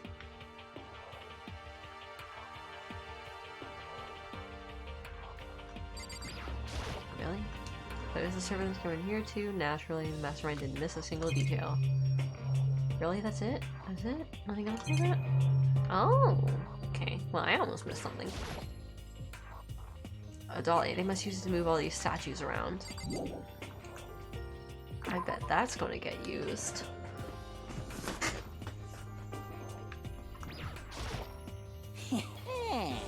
Well, well, look at this equipment. It certainly scratches the artistic itch of mine. Art supplies, of course, but they're also collected in all kinds of sculpting tools. So, Hifumi, do you like sculptures and figurines and stuff? Yes, indeed. Well, normally, I limit myself to 2D, but figurines are like borderline 2D, so it's okay. I don't know how that's borderline, but okay. I'm a fan of Charanbo, Pumpkinhead, and I especially admire anything that Saburo Ronpongi makes. Wait. Saburo Ronpongi? Who is that? But yes, it sounds like I'm about to find out something I don't want to know. Saburo Ronpongi. I know you know, I just want to emphasize.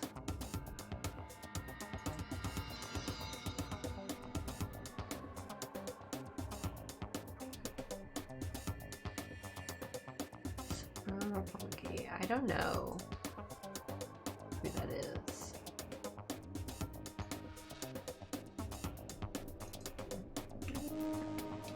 Oh, hey Shill. How are you, Shill? Charanbo's ability to express the movement of muscles is exquisite, as seen in his Mama Cat series. Charanbo.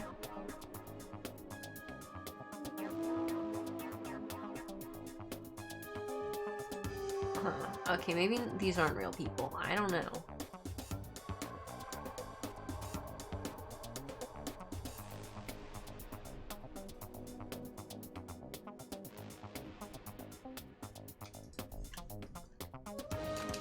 Pumpkinhead is a little like sculptor fairy representing the century's greatest qualities. Suburban Punky, meanwhile, is known for his Mecha Musume series, which led to a worldwide tour. Truly, they can only be regarded as the Elite Four, but one of your Elite is missing. No, nothing. Well, the Elite Three just sounds stupid now, doesn't it? Yes, indeed. Besides, that empty seat rightly belongs to me. Many mysteries are afoot. I'm too tired to solve them. I'm tired too. It begins. Today begins my reign as the legendary ruler of the next century. I see. Well, good luck with that. Well, that didn't explain much at all. I'm so confused. I thought I was about to hear that he had, like, some interest in something creepy. But, like, I didn't... Maybe because I don't understand anything about it, but, like, the only thing that slightly creeped me out was the attention to muscles, but not because there's any problem with attention to muscles, but more that that would mean anatomy, the human body, and potentially studying the way human internals are, I guess. Kronos, are you planning to play the Outer Wilds DLC? Maybe? I haven't made any plans because I've still got a bunch of things going on, but like, it's not a bad idea. Outer Wilds DLC. Also, I need to get more water.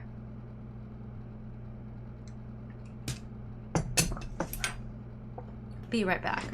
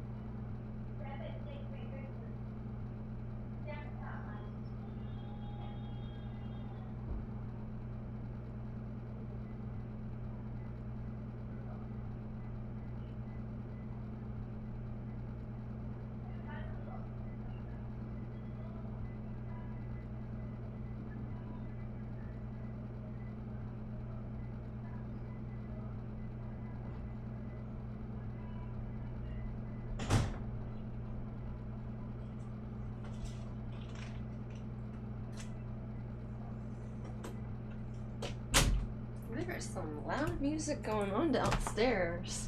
Okay. But yes, I don't know if I'll play the Outer Wilds DLC. I assume I will eventually, because I did enjoy Outer Wilds. God, I'm still thirsty.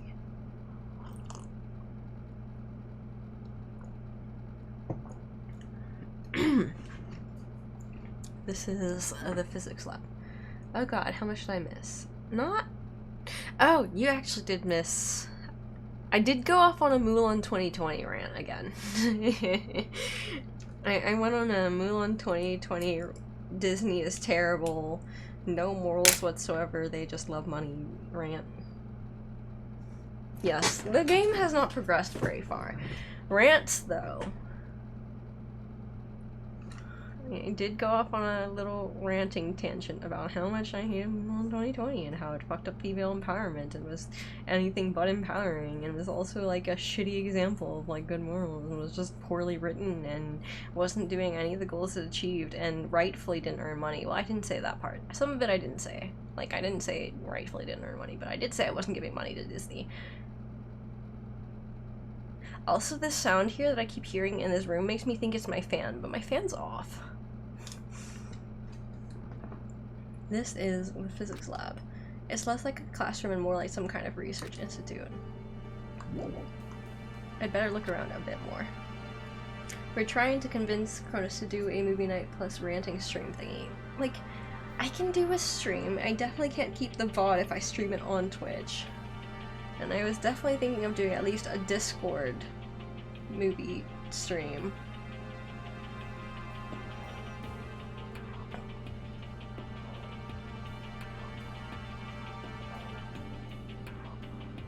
Yeah, and it would be a lot of starting and stopping for that ranting stream, probably. And I would probably, yeah, or Orlov, you know that Mulan 2020 review that was talking about the wonders of the intro scene for Mulan in 1998, where it introduces her as a character? Like, yeah, that one I'd probably be like must show as well.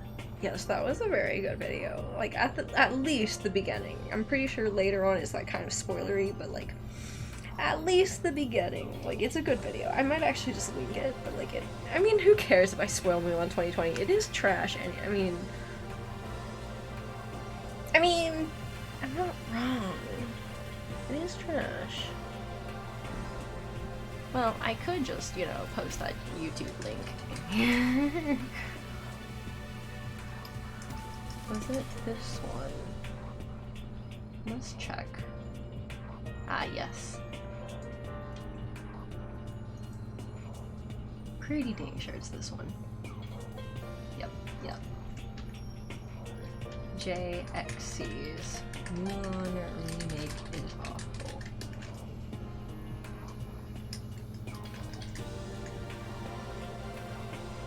Pretty sure that's the right one. I'm not going to play it because it might actually get caught on the voice, like, stream recording, but yes, JXC's the Mulan remake is awful. It's pretty good. Also, the editing was pretty good, and like watching all these reviews made me realize just how much effort people put into like their videos and editing them, which is like a thing I don't do ever. Alright, let's see.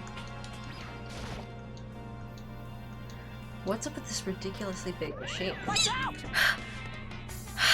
Jesus Christ! I am just focused! Fuck! Monokuma! I swear!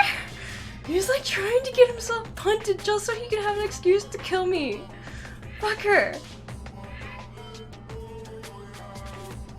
I swear! And it's just like, it's like the intention is to cause someone to like reflexively hit Monokuma in like startlement and then get killed for it. Yeah, good thing he is! God! Fucker! Ah! Watch out! But what?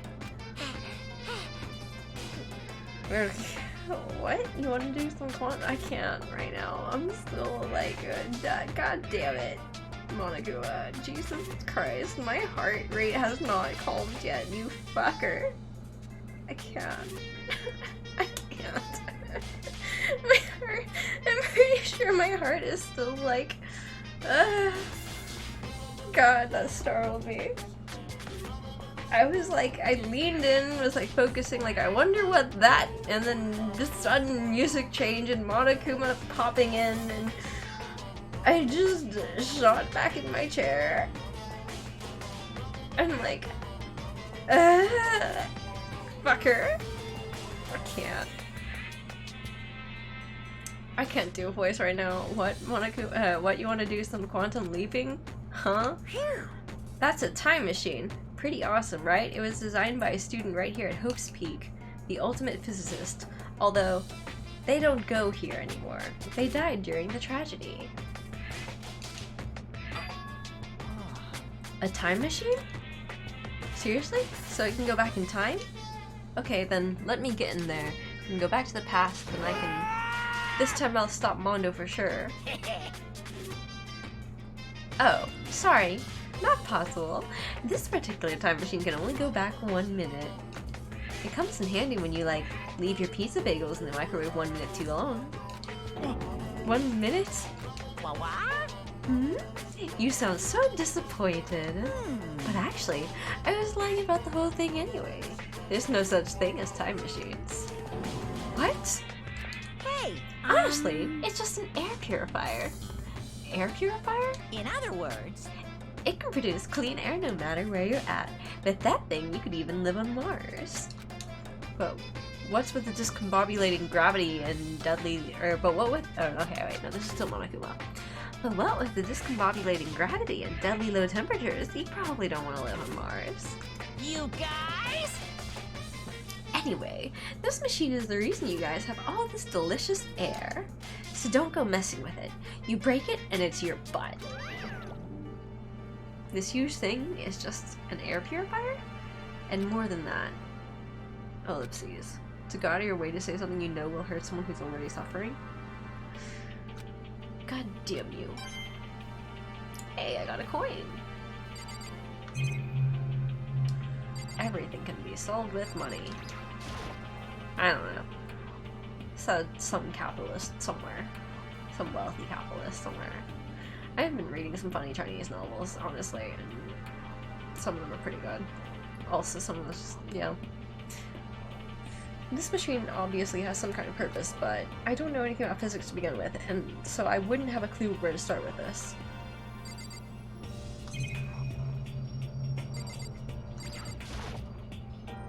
This gigantic piece of machinery is just an air purifier. Is that really true? I don't think so. Because Monokuma is not trustworthy at all. They must use these for physics experiments and stuff. There's materials, pulleys, steel plates, magnets, and all kinds of stuff I don't even recognize.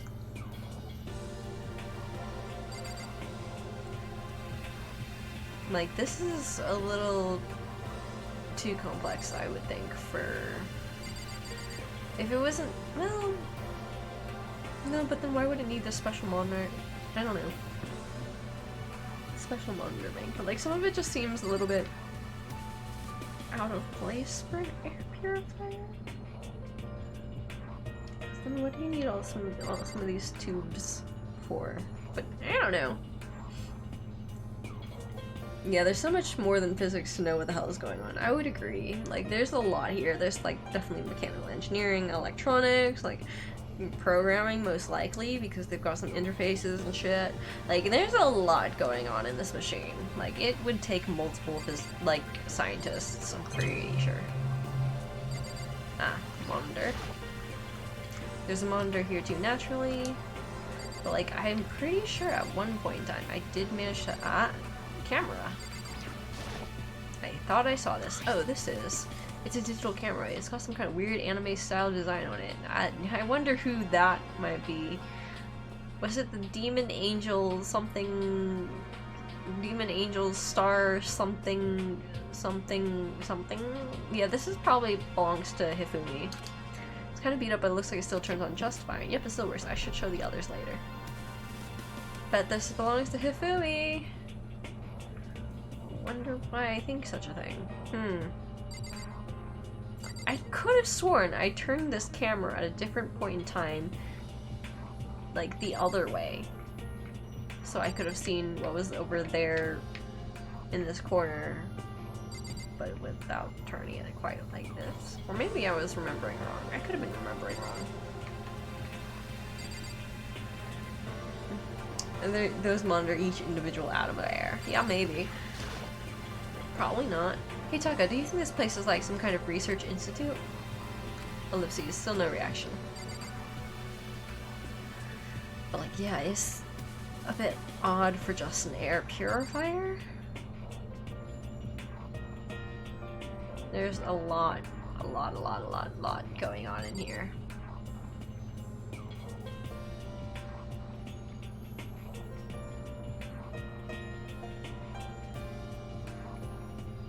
And then I also don't understand what this would be doing for like the chair there. It doesn't seem like, yeah, that's not the chair back, so then there's all of this going on over here. Don't know what that does. I mean, these may be some intake valves, but like I could definitely see that whatever this is would probably need plenty of airflow to keep it cool.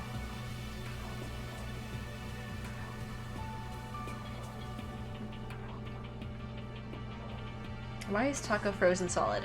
Because last episode of Danganronpa, Taka became besties with Mondo and was super we're best brothers, or like we're brothers now, and blah blah, we're best friends. And then I found out that Mondo killed Chihiro, which he refused to believe till the end.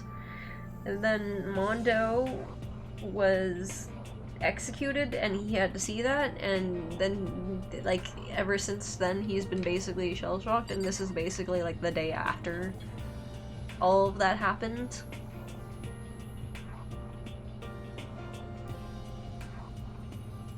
And so Taka's also partially like nope right now, just extra nope, not reacting to anything.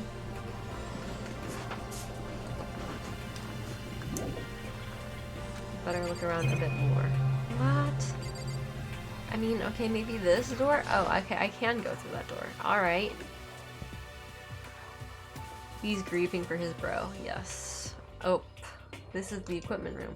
It's super disorganized and there's a strange chemical smell in the air. Is it formaldehyde? This place is so relaxing, so calming. The smell of formaldehyde is almost unbearable. It's so tempting. I want to just dunk myself right in it. Ellipses. Of course, genocide. Jack likes it. This just goes to show how disgusting it really is. I discovered lots of stuff and it was all strange, but I don't know if any of it was an actual clue. I'm just getting more confused. Maybe I should head to the dining hall and we can talk about it with everyone else. For now, I should head to the dining hall. Yo, let me look through the room first! God damn it. When I got back to the dining hall, the first thing I noticed was... Hina? I tried to talk to her, but my voice was immediately drowned out by the others as they rushed into the dining hall. Hina? Huh? I thought she was sick or something. Everyone rushed past me and cried around Hina. Being surrounded by everyone like that, Hina looked really uncomfortable. Hina. Are you feeling better already? Yeah, I ate a few donuts and that really helped a lot. You do love those donuts, but wasn't your stomach that was hurting? Well, my stomach ache kind of made me hungry, so, you know. Yeah, I would agree. Genocide Jill's mouth would probably be very, very, very dry. Like, my throat is super dry just because I've been talking, and it's not like I've been just laying there with, like, I don't know, sitting here, I guess, because I haven't been like that. But, like, it's not like I've just been, like, yeah, with my, like, tongue out and jaw, like, dropping and whatever.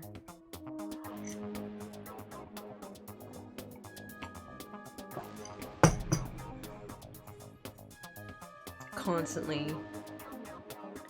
we know she's thirsty from how she interacts with Rich Boy. That's not untrue. This is a very simple girl. Yeah, Aoi's not exactly. She doesn't seem to be an intellectual. Like school theory physicist, STEM intellectual necessarily.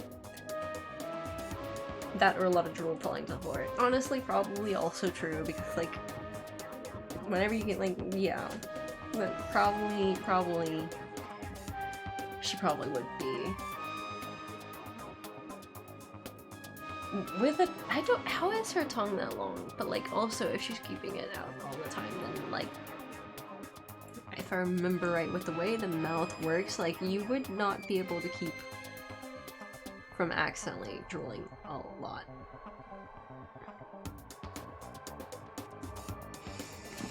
Well, my stomach ache kind of made me uneasy, you know, or I guess my memory's kind of fuzzy lately. They say that a goldfish will eat however much food you give it, even if it's about to burst. Miss Asahina is pretty much the same, it looks like. Just a second. Hey, you of all people don't have any room to talk. Anyway, I was worried about you. So, sorry. Besides that, you... Huh? Jeez, your knockers are huge. What the heck did you convince them to double up on milk? What the heck? Did you convince them to double up on milk production? That's not how chess works. That's not how... No. That's not how... It has nothing to do with chest size. Bastard! Stay away from her, fiend. Anyway, first things first, we should talk about what we found, right, Taka? Look at her, Cronus. Do you think anything makes sense inside her head? Not really. No. Ellipses. Right.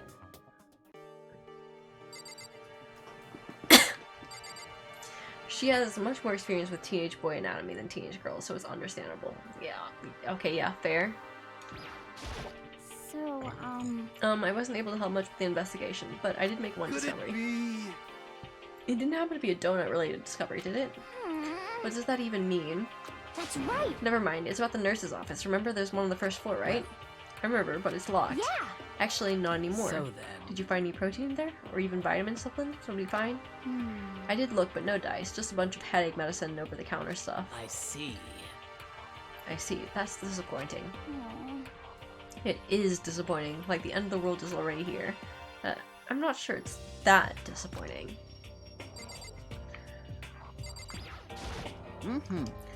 There was an art room on the 3rd floor and had all kinds of gear. Yeah.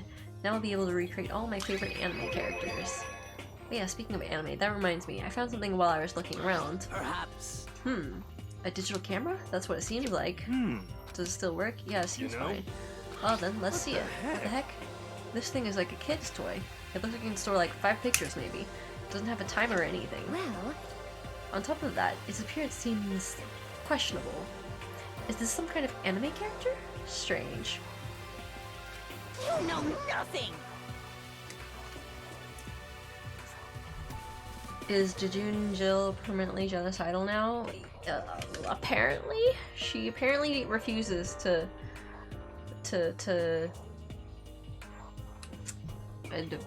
Jill apparently refuses to go back into the closet. Genocide Jill. Oh, this is where the BR party is. I was over in JJ chat wondering where everyone was. Is JJ still playing Outer Wilds? I can't manage more than 2 streams. I miss Chill even. I want to play Outer World now that I've forgotten most of it. In presence, so I'm avoiding streams of the DLC. Friday nights is always promised party time in Southern Hemisphere. Haha, yeah, I constantly talk about base game spoilers, Belle, so glad you avoided it then.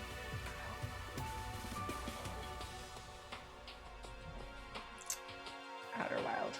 Quintuple, are you a BR as well? Make sure to stream it. Once. She's out and proud. Still wish I watched though. I mean, the VOD's still there. I'll try to put them on YouTube if I remember. I'm I'm Bergzillion. Oh, neat. Rude. She's not strange. She's Princess Pickles from Demon Angel Pretty Pudgy Princess. Yeah, well, I remembered the Demon Angel star part. So, yay, me?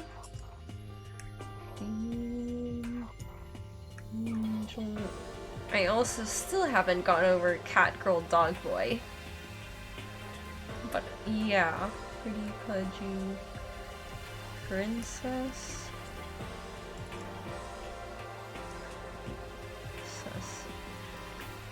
I don't even know why I'm noting this down. Well, I know why I'm noting this down, because I think it'd be funny if I only remembered that after all of this.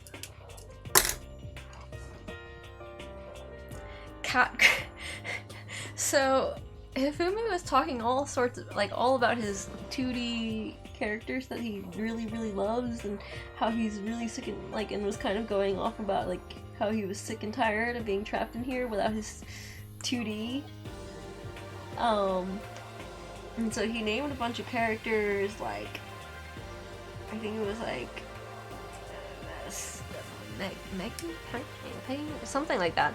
Then the something mechanic, a bunch of random names, some sort of galactic savior, justice dude, and demon angel star, pretty pudgy princess, and also something like in the list was something called cat girl dog boy, and it was specifically like it was a comma separated list, and cat girl dog boy was one thing. It was one item on the list.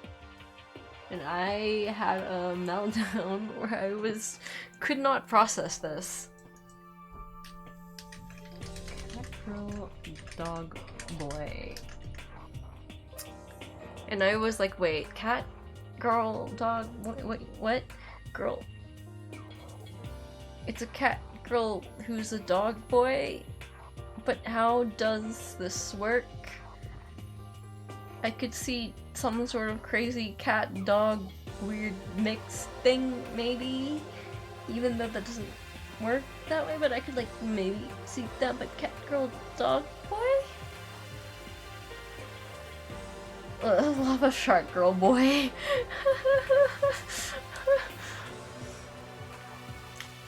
Lava shark girl. But yes, Hifumi specifically mentioned a list of characters that he missed from his 2D series and stuff. And I specifically remember losing it over Cat Girl Dog Boy, which was like like there was like 3 items in the list in the top that were comma separated. Like one was like Peggy, or yeah, I think it was like Peggy, comma, then like the other character has something to do with mechanics, and then there was a comma, and then there was a more normal anime name, and then a comma, then the next line was Cat Girl Dog Boy, comma, and then something about like Justice Galactic Savior or something like that. It was like a 5-word item was like the last one, but I only remember that it has something to do with Galactic and Justice and like hero or savior or something.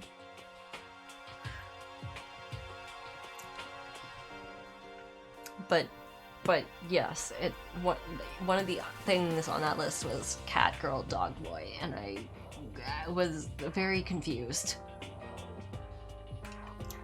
Hifumi has very wide taste in his niche.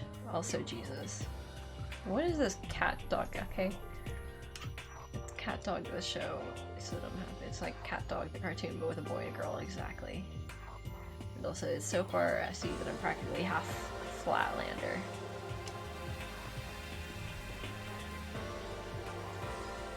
What's Cat Dog?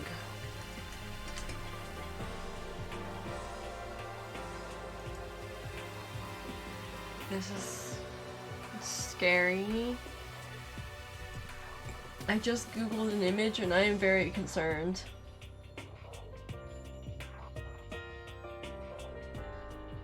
This seems creepy as hell.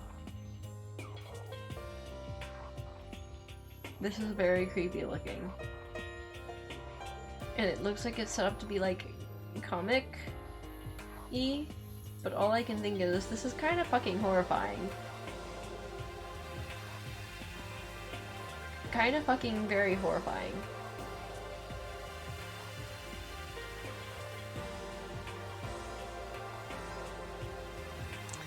Yes, but like this is like human centipede-ish. Like they eat, but like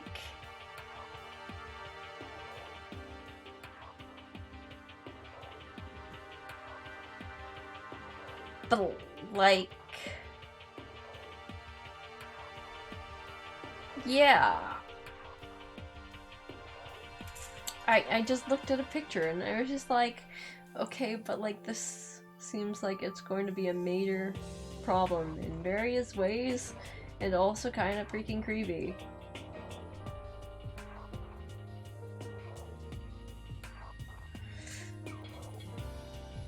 Listen, I didn't have a childhood, as some people would like to say. I didn't get to watch cartoons,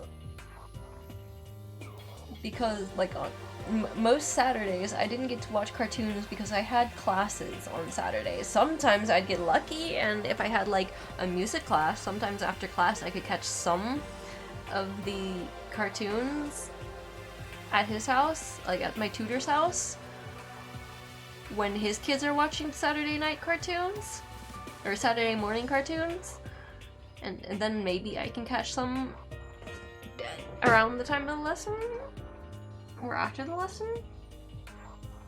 And other than like, but that was when I had saxophone lessons on Saturdays. Before that, I think I had math classes on Saturdays. During Saturday morning cartoons, we also didn't have access to Nickelodeon most of the time, or Cartoon Network. I also wasn't allowed video game consoles. Most games that were bought for me were supposed to be educational. So it was like Jumpstart Kids, second grade through whatever grade, or like, I mean, there was like a little bit of Nancy Drew, like a game or two, which was like my not super knowledgeable. Like, I remember one of the first games I played was called Math Mountain, where you progressed by doing math questions.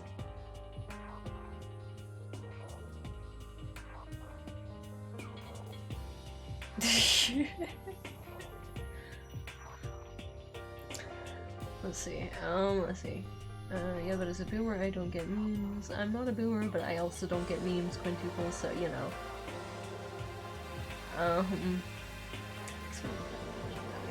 Cartoon with cartoon like Vicious Circle, cartoon with cartoon logic, Cat Dog is terrifying when you think about it. Oh no, Saturday classes for your kid is inhumane. You know what's a scary thought?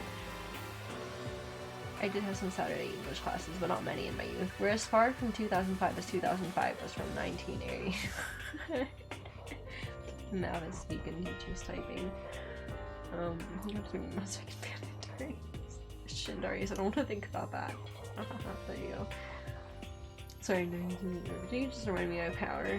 Tisk. I don't ever time you out, Belle. And Darius deserves it for making me feel.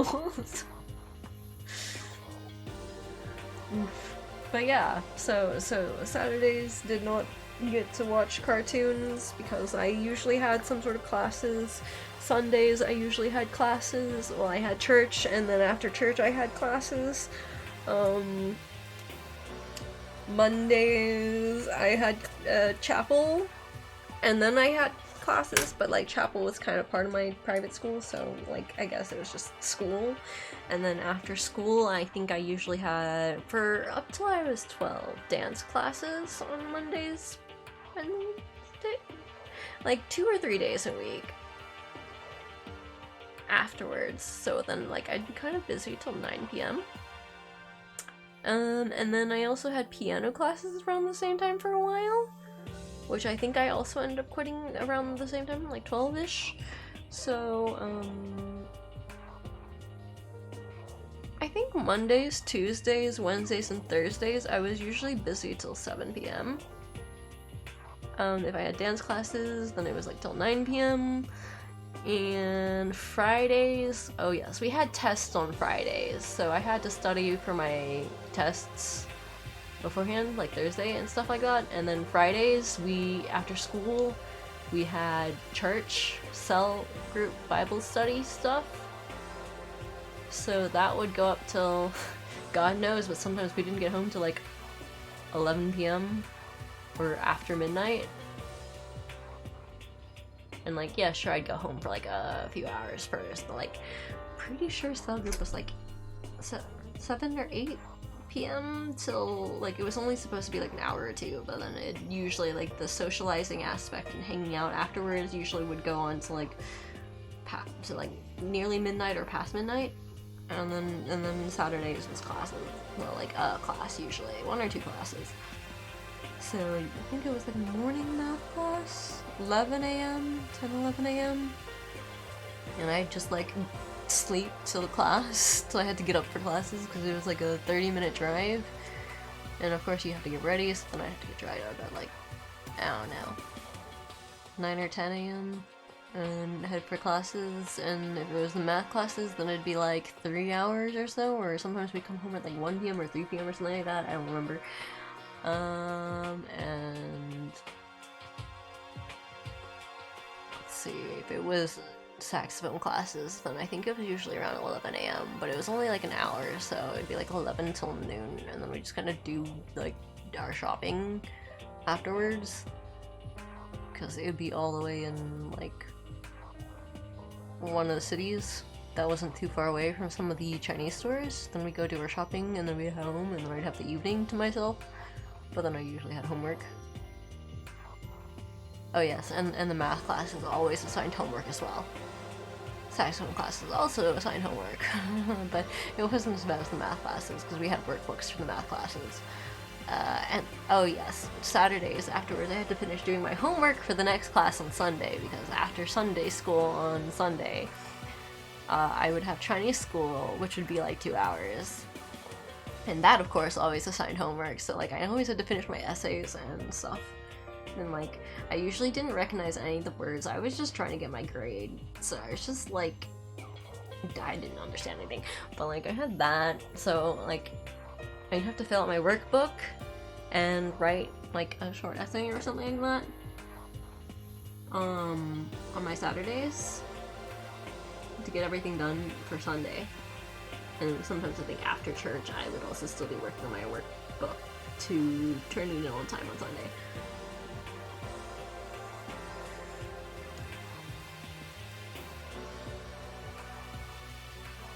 But yes, it was very busy all the time, and I was always really stressed out and feeling like I didn't have enough time to play, and then like anytime I had access to a laptop and could like sneakily have some quiet time, I would use it to just not do my work, because first of all there's ADHD, but also because like I never could get anything done in time, probably partially because there's ADHD, so it was always like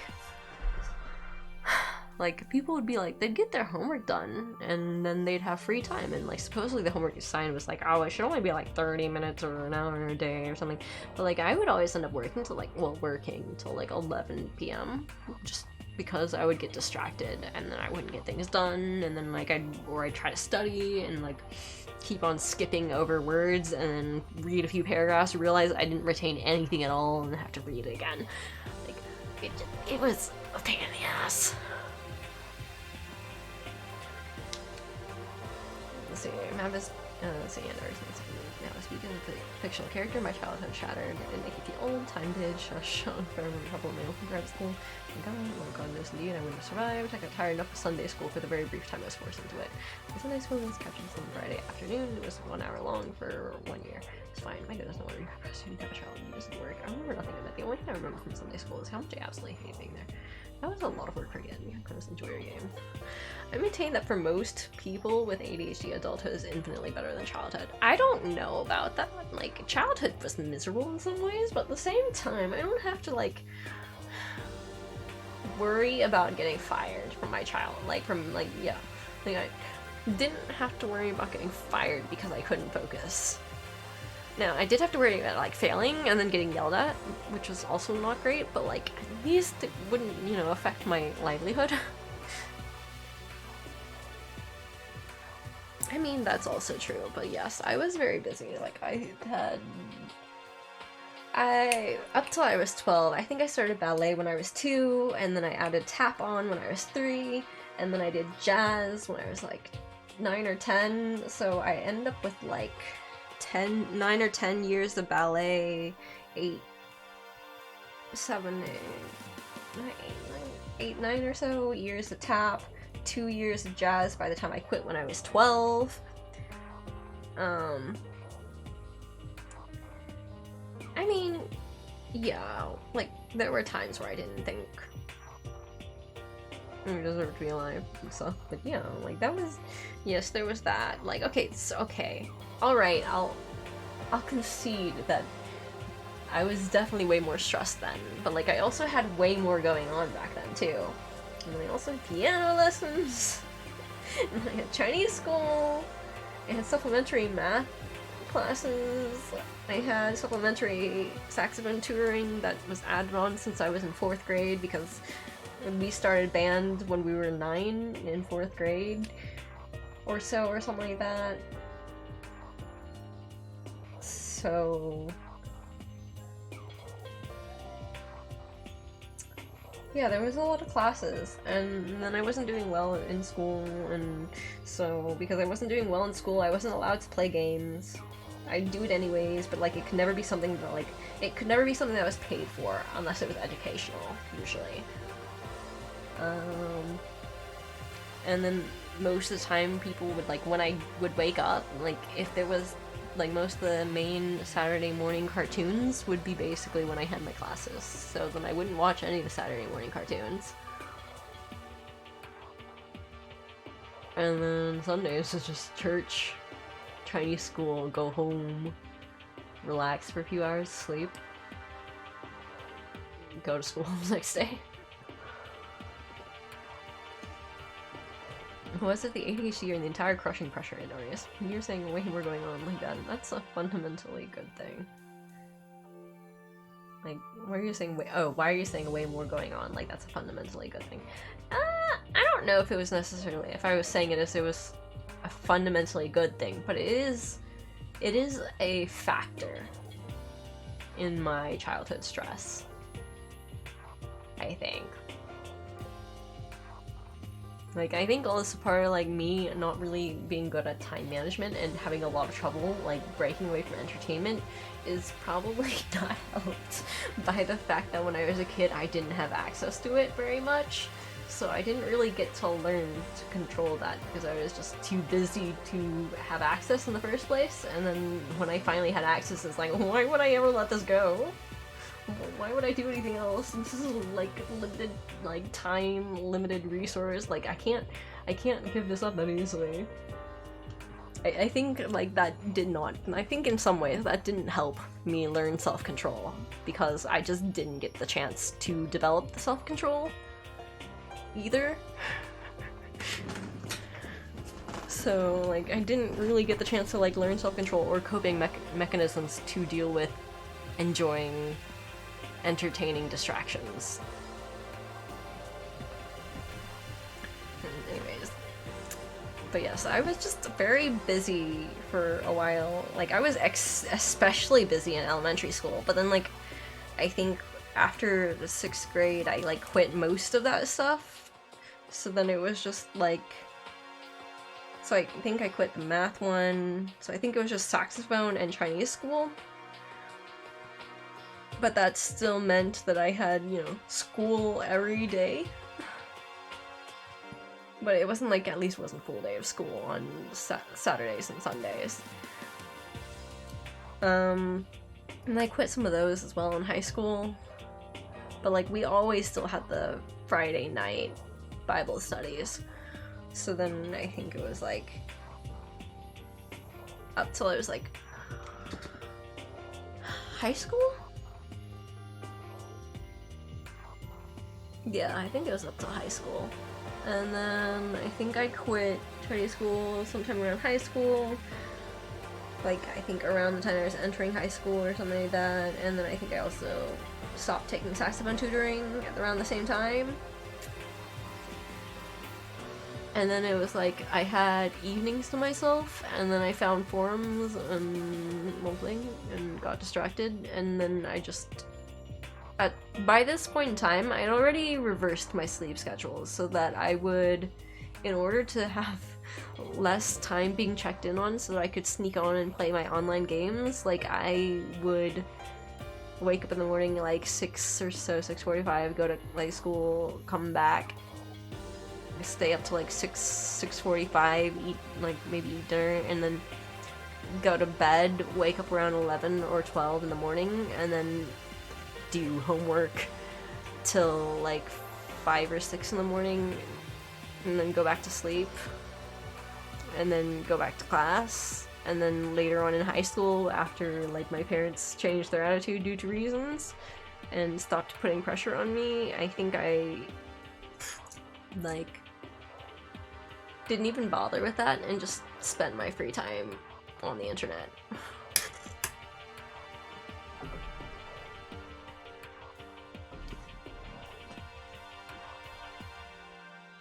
Take it for someone who had all the time in the world, it didn't help. Alright.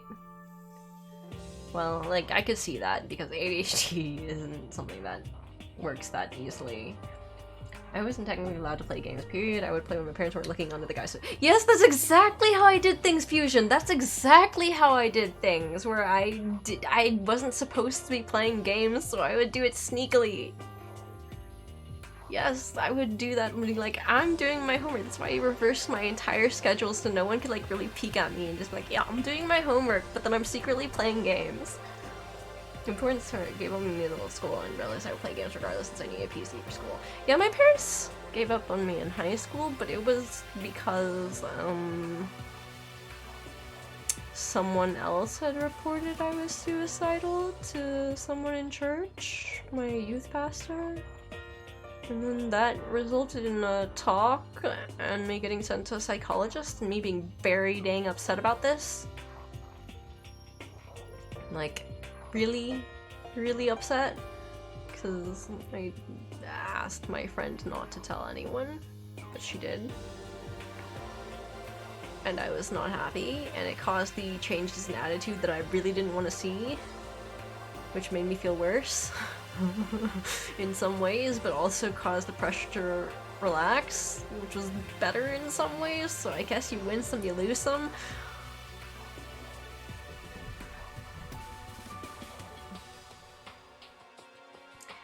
What kind of parents give up on a kid? I'm assuming you weren't doing drugs and killing people, right? See, Fusion. I think it's turned very saying. Like, yeah, no, yeah, like, I agree with Fusion. Like, no, I'm Asian. That's what that means. Like, that's when, like, it's cause, like, no, I'm Asian. That is exactly the answer.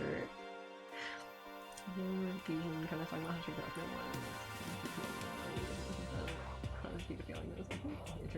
That's probably right home. This felt betrayed by it. That person was trying to be a good friend. Yeah, I did feel very betrayed. And yes, it might not have been, well, I don't know if it's the right call, because, like, I mean, in some ways, maybe, it did cause some pressure to be relieved, but it also caused me to be more depressed in some ways. Like, I went from, like, it was just became, like, a more, like, a, oh, like, well, like, now my parents aren't putting pressure on me. That's because they've just given up on me. They've realized it's, like, they just, like, now they're just treating me like I'm glass now, and like, now they're just scared to interact with me, so I guess yay. But now they're like not trying to expect anything of me anymore, because I guess they don't, like, they've kind of given up on expecting anything from me. So then it was just like, it feels like they have given up on me. Because they aren't, like, before they had, like, I could tell the reason they're doing it is because they want me to do better, be better, whatever. And then all of a sudden they're not saying do better, be better. They're just being like, treating me with the kid gloves, I guess you could say. And yeah, so like I didn't like it. And like, it felt like I'd lost. Like, I know it isn't a competition, but I certainly felt like it was a competition, and it was just like, it was a loss. That like, now I couldn't measure up anymore. Like, they didn't expect me to measure up. They didn't think I could measure up anymore. That, like, for me, it's just suddenly changed from, like, it wasn't taken as a good thing. It was taken as just like, oh, now they know, and they see that I'm a failure, that I am, kind of thing. And now they're like, oh, we don't dare to try to push you to be better, or do anything better, because you're not strong enough to be better or do better. We didn't get I didn't get professional help. Like, I got a professional analysis to see if I was liable to commit suicide and if I was liable to potentially hurt people. But I did not get therapy. And part of it was that I refused. Like, when I saw the psychologist, I didn't think, like, I wasn't in the mental place to view a psychologist as a good thing. Or a therapy as a good thing.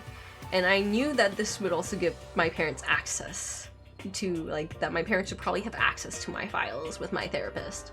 So I wasn't willing to be honest, I wasn't willing to be open, I wasn't willing to take it seriously, I wasn't willing to, like, change.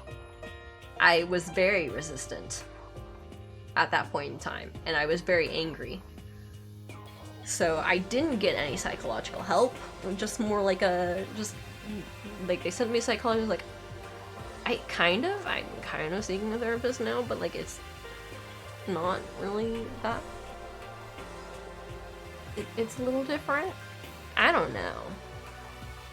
I'm not sure what I'm expecting, but like, I don't know. Like, I've tried some psychiatrists, but like I have issues with maintaining like not missing appointments and then rescheduling appointments. I saw counseling when I was in college after a breakup, which like utterly shattered me and actually made me willing to seek help for the first time.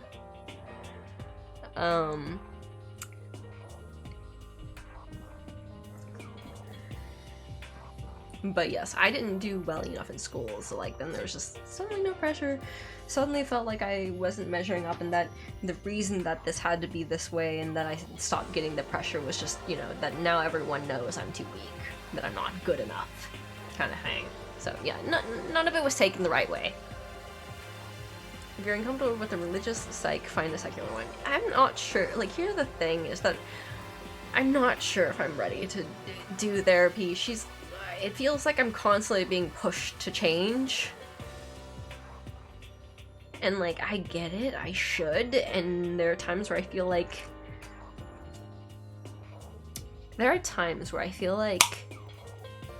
maybe my current therapist is frustrated with me and frustrated with a lack of progress.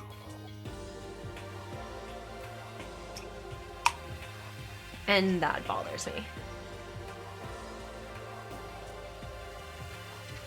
Like, I do want to change at times, but sometimes I end up being, when it comes to actual change, I think I'm scared of it. Like, I'm resistant to it. It's hard to do, it's scary, it's stressful, it requires pushing myself out of my comfort zone. And, like, I definitely find that sometimes I feel like, at least with this therapist, I kind of feel like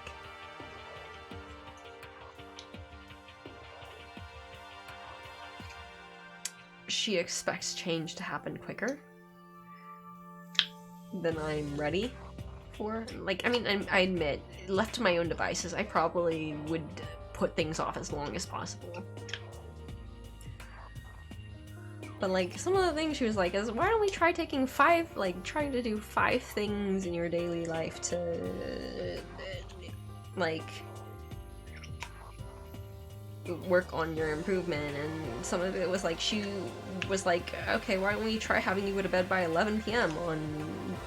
before you, like, on nights you have to go to, like, work the next day. And, like, that's difficult for me because I don't usually go to bed before 2 to 3 or 4 a.m. And she was like, why don't we try 11? And, like, that's hard enough on its own. And, like, also, hi.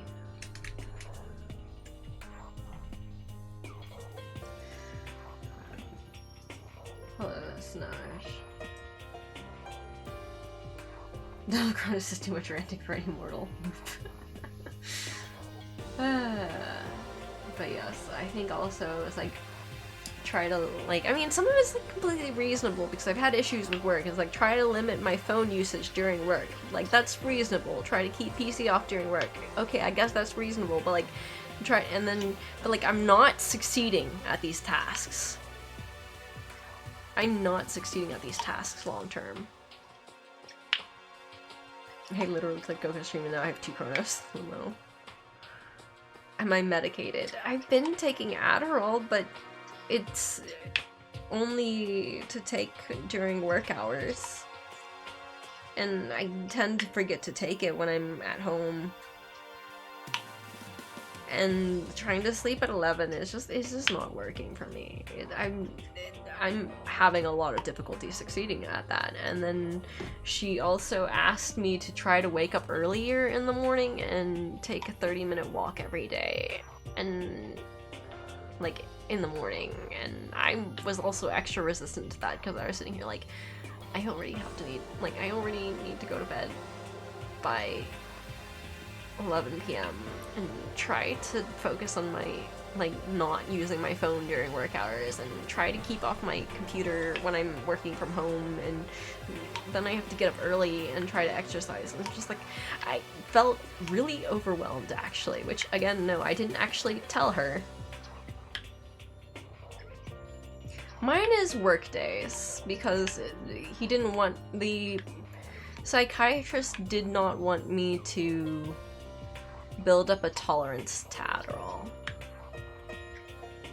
So I've been taking it 5 days a week usually.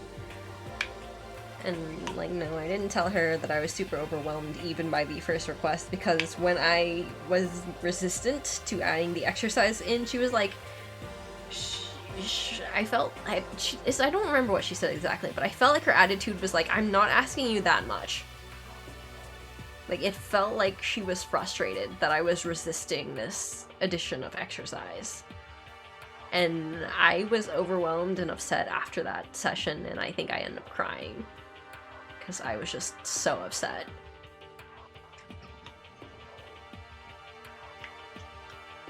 Yeah, she was trying to say I should work on creating the habit and stuff, but like, I was just, I don't know, I sometimes feel like she expects changes way faster than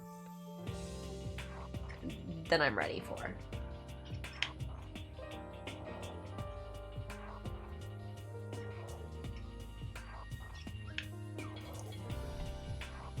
See.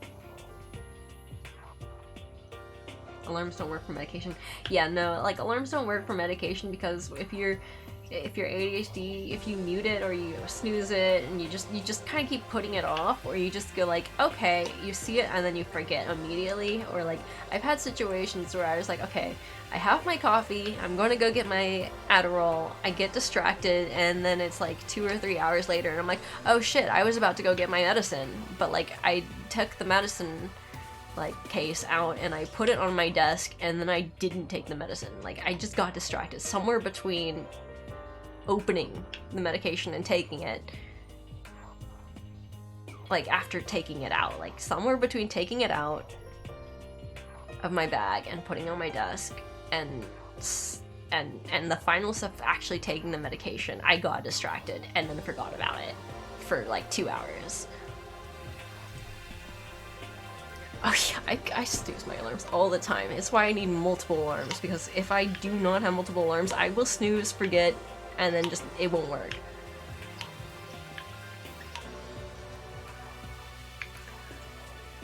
Keep in mind, people with ADHD change much slower. I don't know. I didn't check that part. You're not gonna get there the first couple times you do something. Talking to her is good advice. Like, I know I'm not going to get there the first time, but like, sometimes it feels like she's frustrated when I don't get it right. And I'm like, I'm frustrated I don't get it right too, and it's making me dread having appointments with her, because I'm like, well, I know you gave me homework, and I know I failed to do it, so, kinda don't want to do this therapy, you know.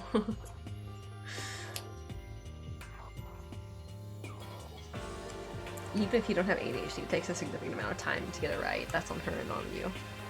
Yeah, I don't know if I'm reading too much into it either, like, because that's one of the things that she was maybe trying to tell me to work on, but like, sometimes it feels like we're just kind of reading pamphlets, and I don't know. Yeah, first time on a psychologist, I also didn't do my homework right, and that's okay. I'm gonna make sure to talk to her.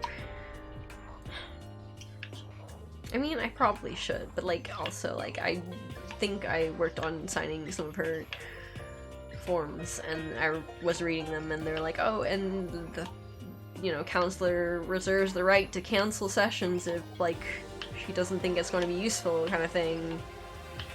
Or, like, withdraw and just stop, like, providing services. And I was just like, well, with the feeling that I've been getting that she's frustrated with me, I feel like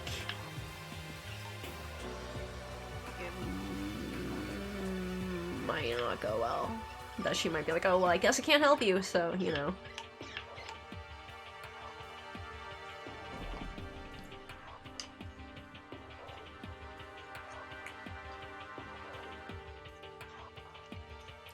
God fucking damn it, this hits way too close.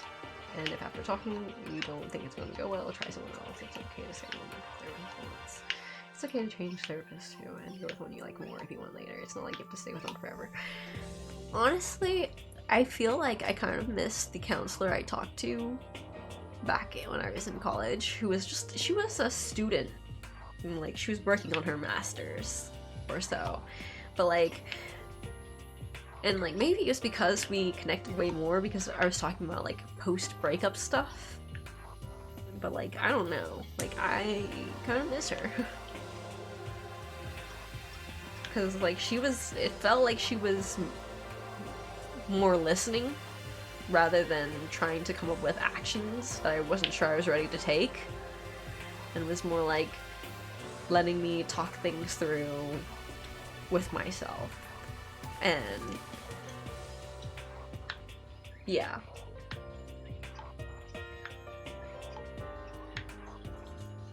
I don't know where she is, and I don't really know her. It's been too many years. I actually don't even remember her name. And, like, by now, she's probably started her own practice or moved elsewhere.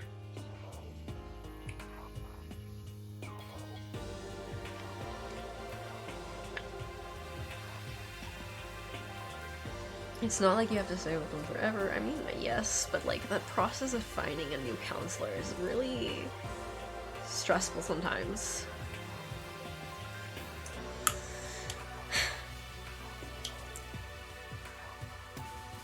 I saw two different ones, and the second had a much better style for me. Start again with my fresh professional accounts. Can see that you aren't responding well to their approach, and the best thing to do is help their patient find someone else who works for them. I need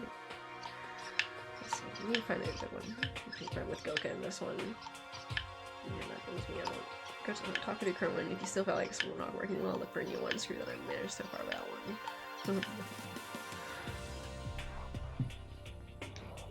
Make a very poignant part of my life to self-correct whenever I notice I'm trending towards needing to talk to any sort of psych. I hear too many horror stories of apathetic or busybody counselors or psychs just screwing people up more than before they walked in. Yeah.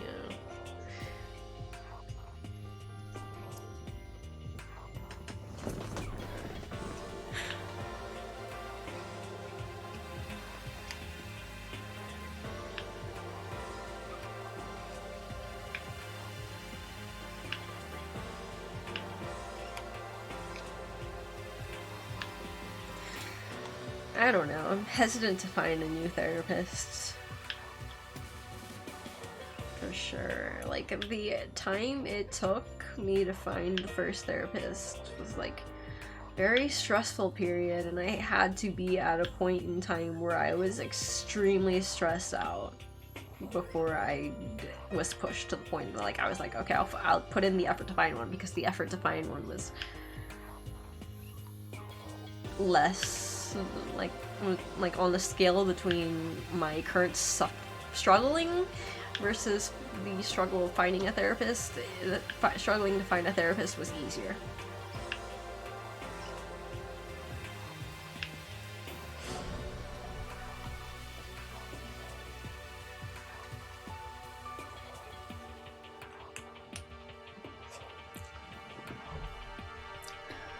But yeah, some people find great involved workers that are try to connect.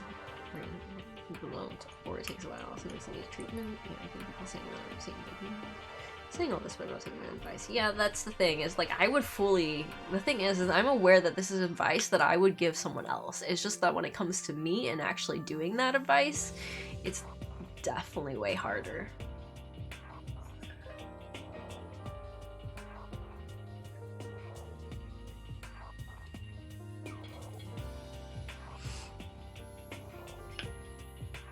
It sucks, but I have the willpower to force myself out of bed on darker days, and if I was going to do anything rash, I would have done it years ago. Haha, that's where I was at one point in time. But then sometimes things come out of the blue, and then you find that even though it may not have been as bad as a previous situation, it's enough that it basically does suddenly have dire consequences, and it can get bad fast. I personally think I'm too much of an ass for a psych. The only reason I'm bummed out is because I'm literally in school right now to be a counselor. Right now it's my main list to generally invest and help people. It's sad to hear the flip side of that. The thing is like, I think a lot of people who are going to be counselors have fully good intentions. It's just sometimes they don't know how to... the approach they use is, yeah, maybe not the best. I've only heard of people finding someone they didn't click and then looking for someone else who worked for them. I want to be a counselor and a being an ass would never stop my desire to help me. I never would be able to stop hating bad thoughts, but man, it's like your buddies can't work on family. Yeah, you can't work with family like that. And that's fair, but most professions don't learn about the bad side of their profession before they're stuck in. Yeah, sometimes their approach is not the best for your specific issues. Honestly, I think so too. I think as it is right now, I'm not sure. Like, I feel like the very first time I made a mistake with her at one point in time, which is relatively early on with this counselor, was when she said, "Can I be honest with you?" I made the mistake of saying yes. Is how it feels sometimes. Because what she said after that made me very angry.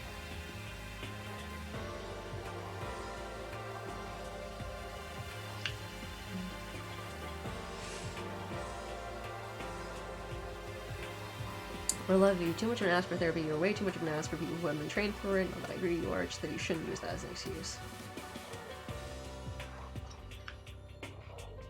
Yeah, I don't think you're an asshole, Orlov. So far, to me, based upon our interactions, you seemed like a very nice and sensitive person. But, like, not sensitive in a bad way, but, like, sensitive in that, like, you're more empathetic? Sympathetic? Empathetic? You're better at empathizing and sympathizing with people.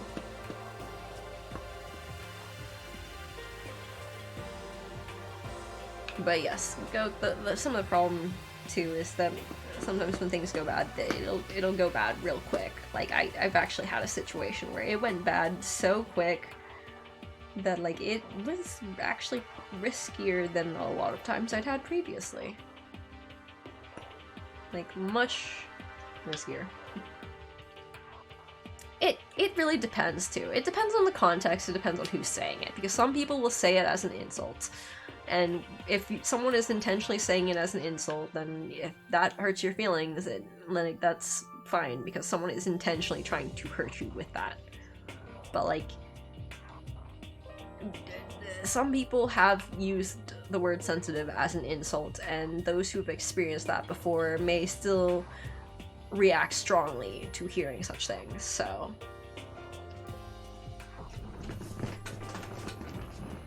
Like, if someone had sensitive used as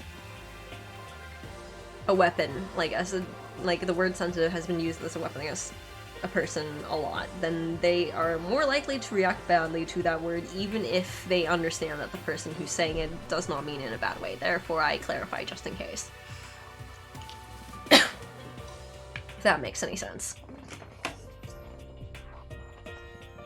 Mine's probably seasonal depression, so I don't just suddenly swing into it. I'm just more weighed in and out multiple times a year. I don't know, Gook, if yours would necessarily be seasonal depression, because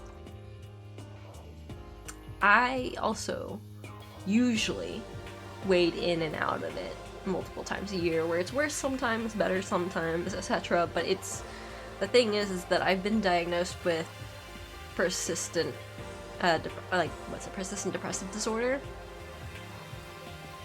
I don't remember I used to remember, like, the other term for it, but basically, like, that persistent depressive disorder is, like, the easier to remember name of it. That is more explanatory.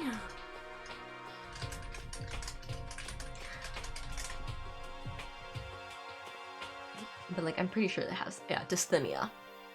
I have that one, and it comes in and out. Sometimes it's worse, sometimes it's better, but you can actually have the situation of double depression.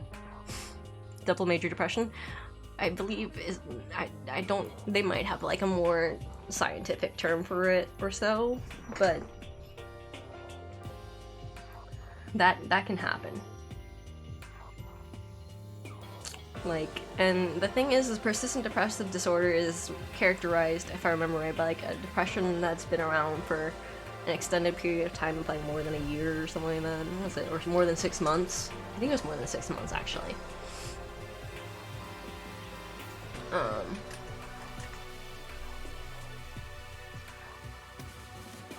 Let's see.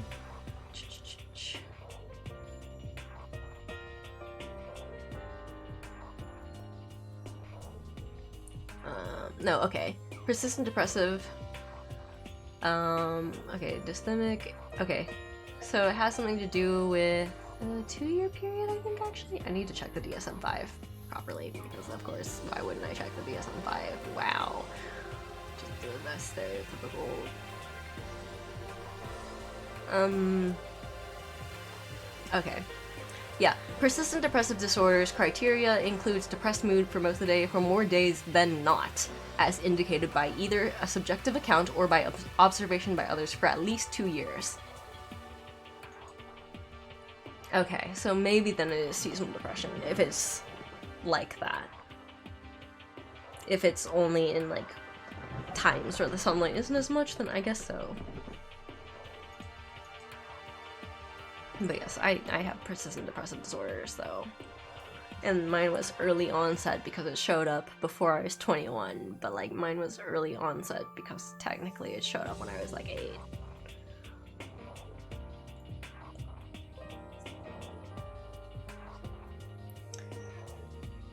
But yeah, I guess then, like, as long as you're careful in those times, then it's probably fine.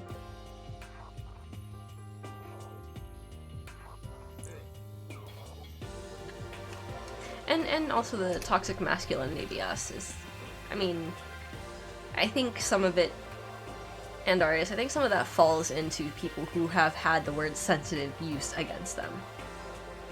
To some degree. But, like, people who are suffering with toxic masculinity and don't like the word sensitivity most likely would fall into the criteria for, like, people who have had sensitive used as a weapon against them, or have seen it used as a weapon against other people like them. So, you know. So even if, like, yeah, so, like, yeah, someone who... But then also what you said isn't necessarily wrong. It depends. It really depends. It'll depend on the person. The biggest symptom is just a failure of motivation, so anything actively spiraling towards being harmful, so I think it's fine. I mean, that's part of depression, but, like, if it's relatively short term, it could be worse. I mean, if it's on the short term, I guess maybe you can get, like, that might be something you might want to looked at, but, like, if it's relatively short term and stuff, then I wouldn't push too hard about it. Like, it's definitely not one of those things where I'm like, no, you absolutely should go seek help, but, like, still would recommend seeking help, because of course I would, and also, like, just like everyone else's advice towards me, that's exactly the advice I would recommend to myself. It's just one thing to give the advice, and another thing to actually take the advice. But yeah. what Belle said, could be worse, but could also be better. So maybe consider looking into it. But yeah. Fortunately. Okay, this is going to be an oversimplification that you're not going to like, Kronos. Oh no.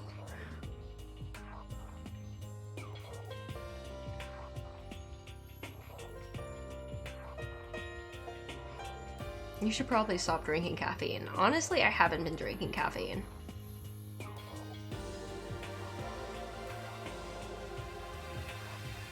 Even if I wanted to, I ain't got the insurance or remain close to staying like, honestly, I would agree that, like, that's a serious issue and a reason not to, like, an understandable reason.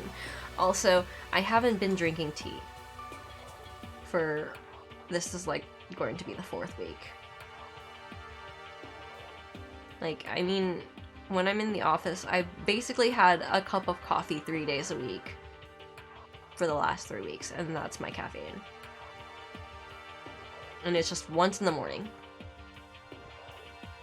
For 3 days a week. For the last 3 weeks. And it's because the dang Invisaligners have ruined my ability to, like, I can't drink tea casually. Because the limited amount of time I can take the Invisaligners out. But, like, even though I cut back on the caffeine, it's not helping my sleep. Like, it has not changed very much with my sleep. I still, left to my own devices, if I forget that I need to try to go to bed on time, like, which I usually do, like, left to my own devices, I'm still going to bed anywhere between 2 to 4 a.m. Normally. Like, it's not changing much, from what I can tell. Other than I'm more tired, but I'm still not sleeping enough. Like, I'm more tired, less focused, and not sleeping enough without the caffeine. That's mostly the change I've seen.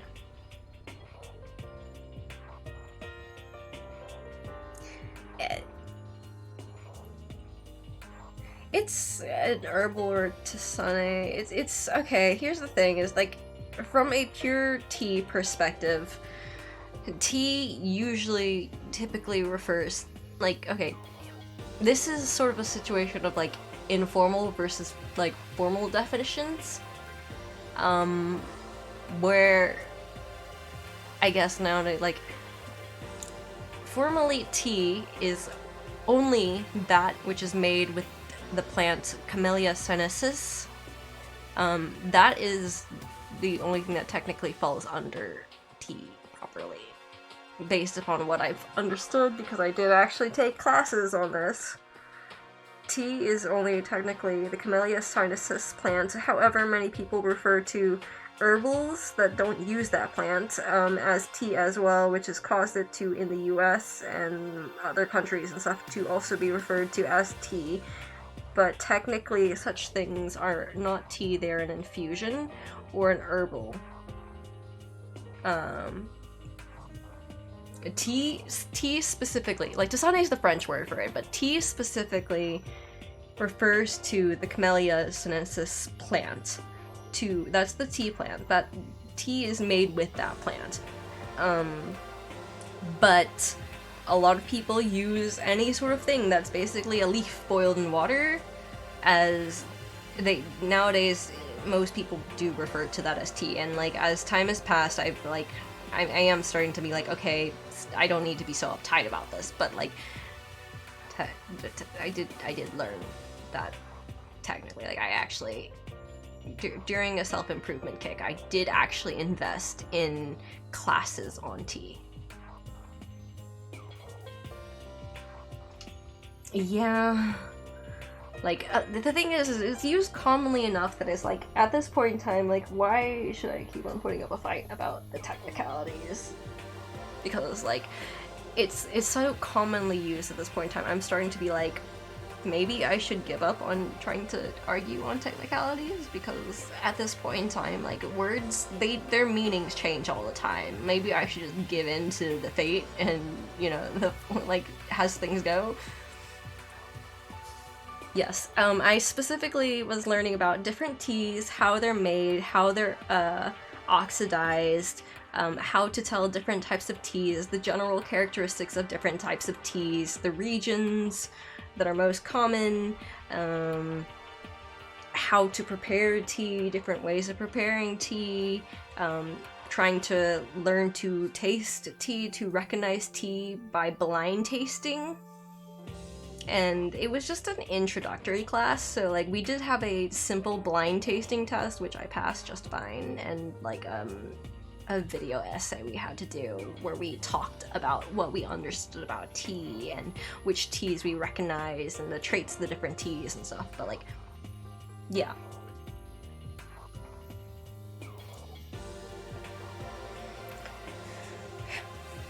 Like, yeah, like, it's taken me some years, Belle, so, like, sorry that, like, it's only shown up now, but, like, it's taken me some years to finally, like, start to be like, okay, maybe I should just loosen up about this tea thing, but, like, and it's only, like, this year that I'm finally, like, I've explained this enough times that I'm starting to realize that, like, this might be just a pointless endeavor to properly explain tea, like, what I was taught about tea.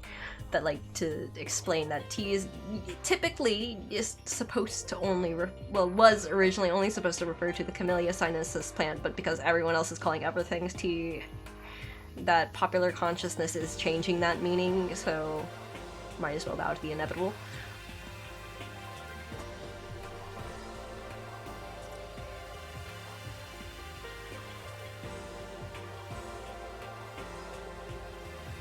Like 3 months off of it, when I quit soda, my sleep cycle actually went normal and I felt 2,000 times better, but it's not a cure-all, it's just another factor. Here's the thing too, Anadarius, about the sleeping and the caffeine thing. I'm pretty sure part of the issue is also, it's part of the issue is that before bed I tend to be reading, and reason why I don't sleep till 2 to 4 in the morning is not because I cannot sleep, but because I have distracted myself so much that I will not sleep. If I put my phone down, I will fall asleep within 5 minutes because I am perpetually, like, I'm chronically exhausted. Like, physically, I'm tired. I show, like, 4 or 5 traits of someone who is, like, chronically sleep deprived. Like, I show most of the traits of someone who is chronically sleep deprived, but I will not sleep even when exhausted because I'm distracted. Ah, yes. Special Tippy Orange Pecco is a actual type of classification of British teas. I had to learn all the terminology as well as which parts of the leaves fell into which categorization of black tea for British tea rating.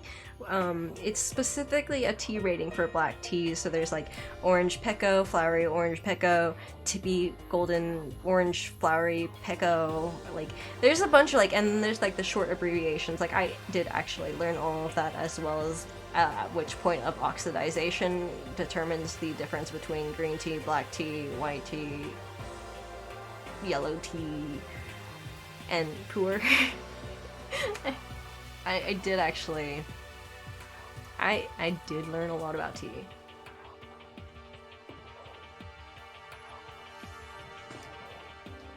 Flower-based infusion doesn't roll off the tongue as well as tea. Well, like, also infusion works, herbal works, like, but yes, most people will just use tea anyway, so, yeah. Cha. Cha probably is from the Chinese, yeah. Chai as well. A lot of the words I've seen for like tea seem to be related to Chinese words or written in Chinese character. Like I can see where they were derived from. Hot leaf juice. Yes, that's what you should just call non-tea things. Everyone should just be pedantic about tea, just like me, and just call anything that's not made with Camellia sinensis plant just hot leaf juice.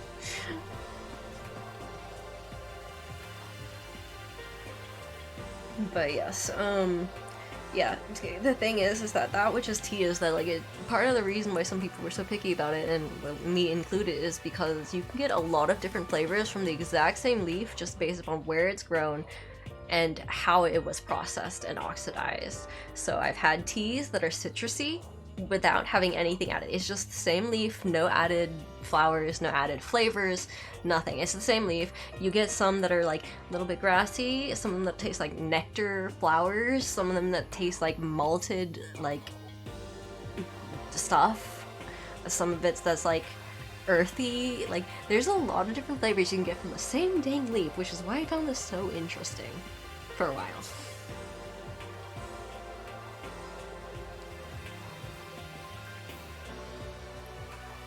Yeah. Yes. The flavor actually changes. Like, I've had different teas. I've got teas from the same places, same, like, packaging, but they're different teas, different, like, processing, and, like, one is, like, they're both, like, I've had some multiple black teas that are just the same leaf, and, like, one was, like, I noticed it was way more tart and astringent. It was, like, a little bit more drying on the tongue, but, like, it was more sour and stuff like that. And then the other one was, like, a little more floral and a little bit, like, fruity. Like, but not citrus fruity, and it was like a little bit sweet, and it was kind of weird because there was no sugar. It was just hot water and a tea leaf that was oxidized differently, and it was like, it tasted sweet, and like one tasted sweet and one tasted like a sour, and one was like fruity and the other one was like malty, and it was interesting. And then like certain ones I found was like some green teas I really liked that were like, I found that I like the Chinese green teas a little bit more, like the ones that were specifically processed in a pan, because they added this nice little smoky toasty flavor that I really liked. Even the same flavor between brands didn't differ a lot. Imagine you added that to your character sheet, connoisseur of tea. But like, the thing is I'm not a connoisseur. I feel like I'm not good at distinguishing these things like on my own. Like, I wouldn't be able to sit there and just like off the top of my head identify different teas or like the regions or stuff. Like, I could probably, assuming that things were prepared right, I could probably tell you if it was black tea or green tea or white tea at a glance. Maybe even like oolong, because oolong is actually a very broad category. I love oolong as well, but like oolong is a broad category. I could probably tell you what type of tea it was based upon smell, taste.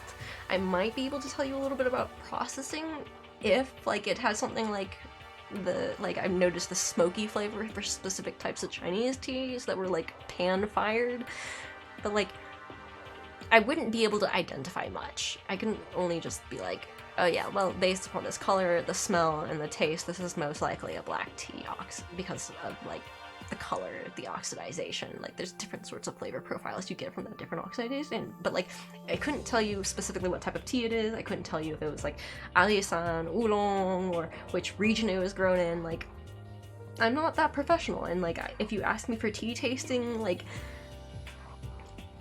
notes, I'm not sure I'd be able to properly describe the notes and the flavors and things.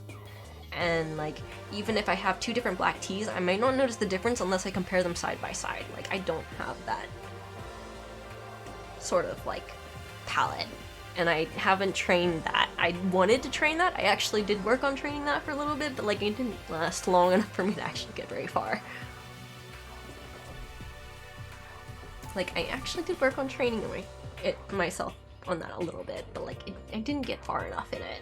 Like, I actually like used to keep a notebook with my notes on different sorts of flavors and different teas that I tried and stuff like that, but like, yeah, I'm an attempted, yes, the keyword attempted, but like, I'm an attempted tea connoisseur. Like, that's accurate. That's very accurate. I attempt to be a tea connoisseur. I still like tea, but I don't have that same professional focus or that extreme of a love to focus that professionally on tea, or like be like to work on that expertise. I enjoy it, but I'm not going to be an expert by no means.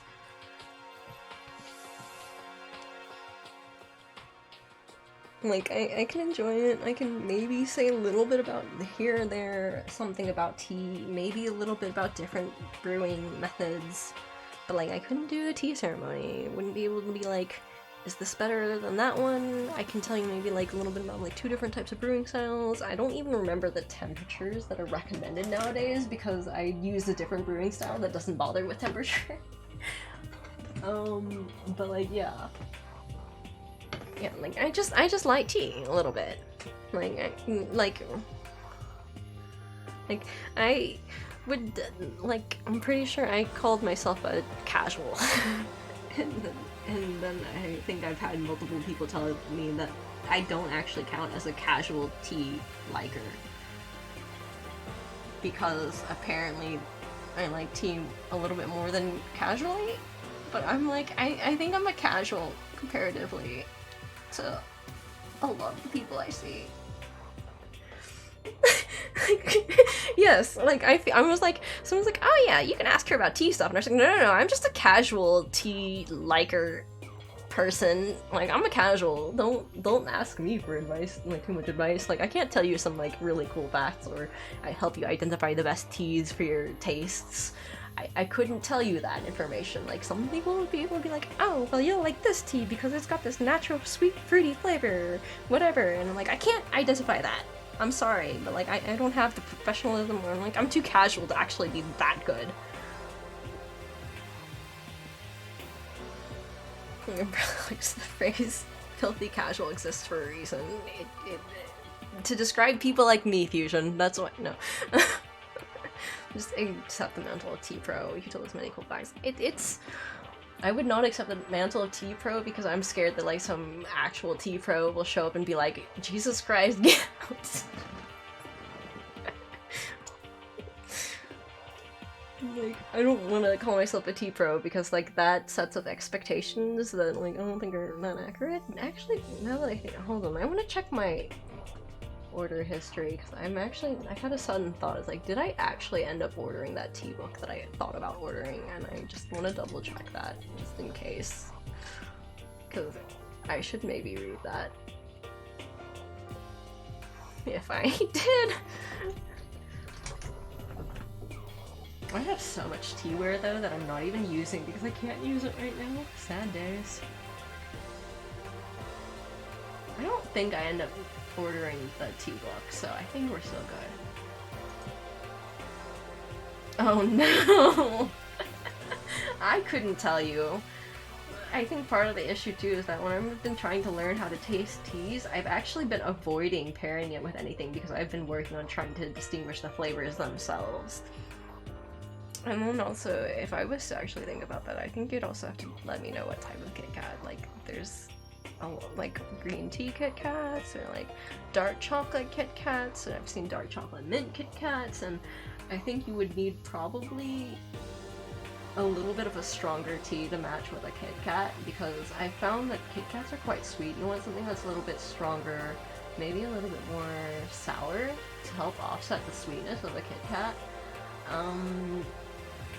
Maybe you'd want, I don't know specifically like what type of to recommend, but I would say like, actually no, even a green tea would work if you got one of those like Chinese green teas that are like I think there's specifically some that I've heard of that's called like gunpowder green tea, and I think that one I saw in the store.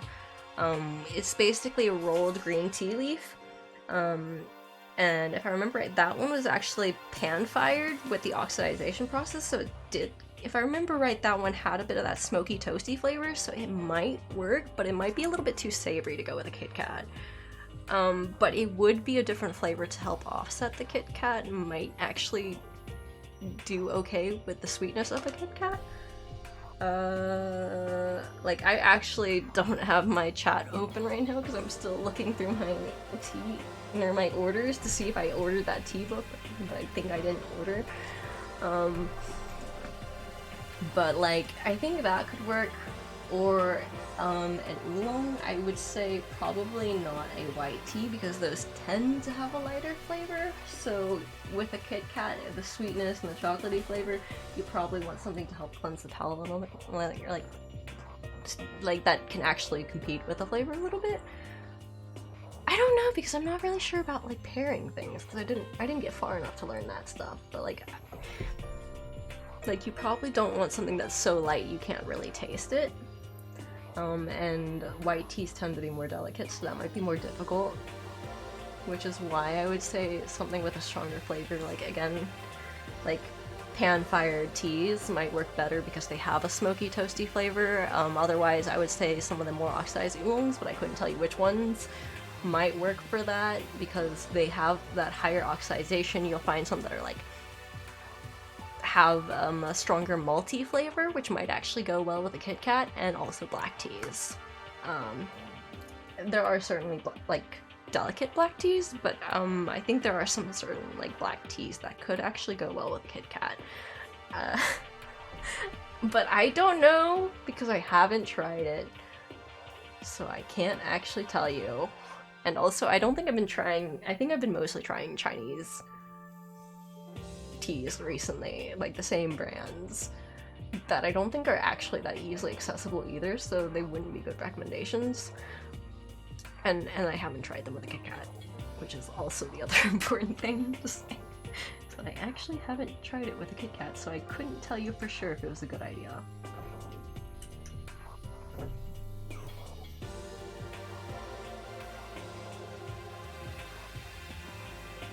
If you get a dictionary, look up filthy tea casual, Cronus' name will be there. Yes, true. Well, I mean, yes, like on who are you yelling about Princess Tales. It's been a while. I'm talking about I need your Kit Kat, green tea Kit Kat. Yes, there's green tea Kit Kats, there's strawberry Kit Kats. I've eaten, like, okay, I've bought and tried dark chocolate Kit Kats, which I actually kind of like, but they're a little bit bitter. But like, they're okay. But then, like, I had dark chocolate mint Kit Kats, which I think are too sweet. To the point that, like, I found them sweeter than a regular Kit Kat, and I didn't like that. Green tea Kit Kats are also going to be, I think, a little bit sweeter, but I like how they're, like, a nicer, mild matcha flavor. I haven't tried the strawberry Kit Kats myself, I don't think. I've had some white chocolate Kit Kats, they're okay. They're usually sweeter, though, because white chocolate. And, yeah, regular Kit Kats, which I think my favorite might be regular Kit Kats, but that might also just be because I ordered like a box of dark chocolate Kit Kats and dark chocolate mint Kit Kats, and I've been eating those, and I've been like, Jesus Christ. Tiaguaning and Pour. I would say Tiaguaning is an actual type of black tea, if I remember. Well, is it a black tea? Hold on. Is that black tea or oolong? The Iron Goddess of Mercy. It's an oolong. That's what. Okay, yeah. I figured it might be an oolong. I was like, it's a black tea. Wait a second. That doesn't sound right. No, that's that one specifically is an oolong tea because it's oxidized less than. I think black teas were oxidized to 80%. Like 80% oxidization. The more oxidization they have, the, I guess, darker you could say the tea is. A white tea is one that basically doesn't get to be oxidized at all. They stop the process of oxidization through steaming or cooking it, or like basically it's instantly set out to dry as quick as possible, and that's what makes it a white tea.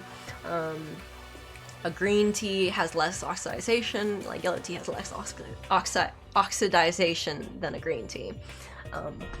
And then oolongs are something in between green tea and a black tea as far as oxidization go. I think it's like the difference is like oolong is a very wide range. I think it's like 20% oxidization to 80% oxidization is an oolong. And then 80% oxidized or more is a black tea. Or no. Okay, black teas are fully oxidized. Okay. So you wait till they're fully oxidized, so you basically let them have like all the processes, like chemical reactions of oxidization, breaking down the flavors, changing the flavors, and then you like basically cook it, separate it, whatever, make sure it's all dried out. Red teas,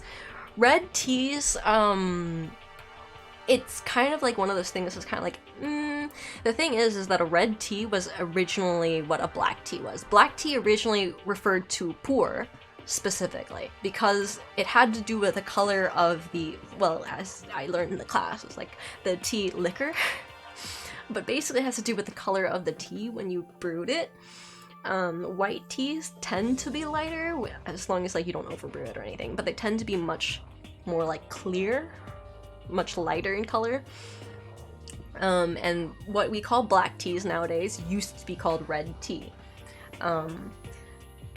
Because it was like not as dark. Usually when you actually have what we call black tea and you brew it, if you brew it correctly, usually it actually comes out to an orange or reddish liquor color. Like, that's why it was called a red tea, is because when you put it in a white cup, it was somewhat reddish colored liquid. And oolongs were usually like a coppery color. It could be anywhere from like a green tea color to like coppery color, because the range for an oolong is pretty wide for the oxidization process, which is also why it's a pretty broad category of tea. So oolongs were sort of like an in-between, but they tend to have like anywhere from like a yellow to a coppery orange color. But like what we call black tea today used to be called red tea because it used to be, if you put it in a white cup, would be reddish colored. Again, oolong is all over the place with colors. Oolong is one of the broader categories. It can go anywhere from the oxidization of a green tea and still be an oolong to almost fully oxidized and still be a black tea. And also, like, it depends on how you brew it, because I can turn a white tea into a coppery colored tea if I overbrew it and I steep it too long. So that's also a factor, but under the proper brewing conditions, usually a black tea will end up with a reddish liquor. And then the reason why pu'er was called black tea is because that's the aged tea. When that one's brewed, that one usually can be darker, much darker in color than a black tea. And that one can sometimes actually look pretty dark. Like, I've accidentally overbrewed pu'er before, and that was black. It was like coffee colored, and it wasn't me like putting too many leaves to the water. It was just me over steeping for too long, and it was definitely much darker. But like, it'll depend too, and pu'er is it's kind of sometimes hard to find like a genuine pu'er. Or rather, it's not hard to find a genuine pu'er. It's just that you might have some of the more famous brands of pu'er has issues with people trying to fake it. They basically make fake pu'er and sell it off, so you end up with lower quality pu'er that isn't actually pu'er, because and I think I accidentally ended up with a package of pu'er that might not actually be pu'er, because the taste was a little bit odd. But yes,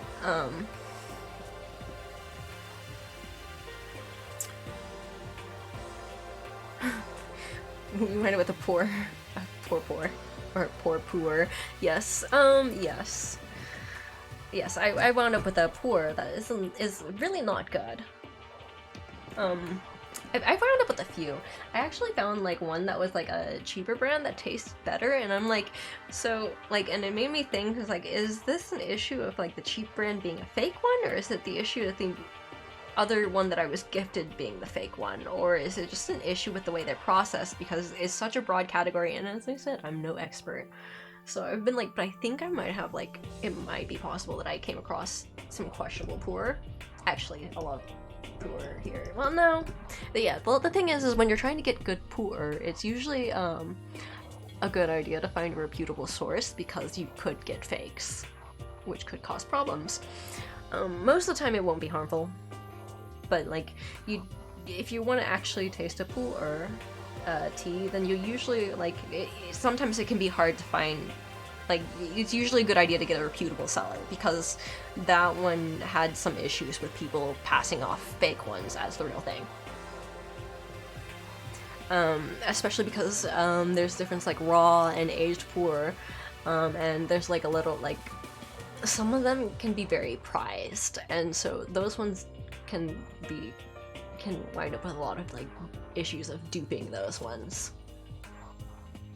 Yeah, I've been like there's reputable sellers that you can find as well in the US. I think Serious Eats has a pretty good article on some reputable sellers, but like some of these reputable sellers are like expensive as hell if you're not in the right regions. They're usually also smaller ones with like less selling range. The ones I know are specifically mostly in the US. And then I talked with someone else who also knew quite a bit about teas and also considered herself a casual drinker, and she was telling me about like checking the single estate teas and which year they were, and I was like, I bow to your superior knowledge, because I didn't even think about checking things like single estate, etc. And she was like looking to my teas, like, you have a lot of teas here, and some of them seem like they're pretty good, like well-known ones, but you don't have very many single estate teas, or like this source that you picked, I don't know which farm it came from, like I don't know which tea plantation this tea came from, so like it's a little bit hard to check the quality, and I was sitting here like, that's a good point. Like, I heard this seller is reputable, but I couldn't tell you where exactly this tea came from.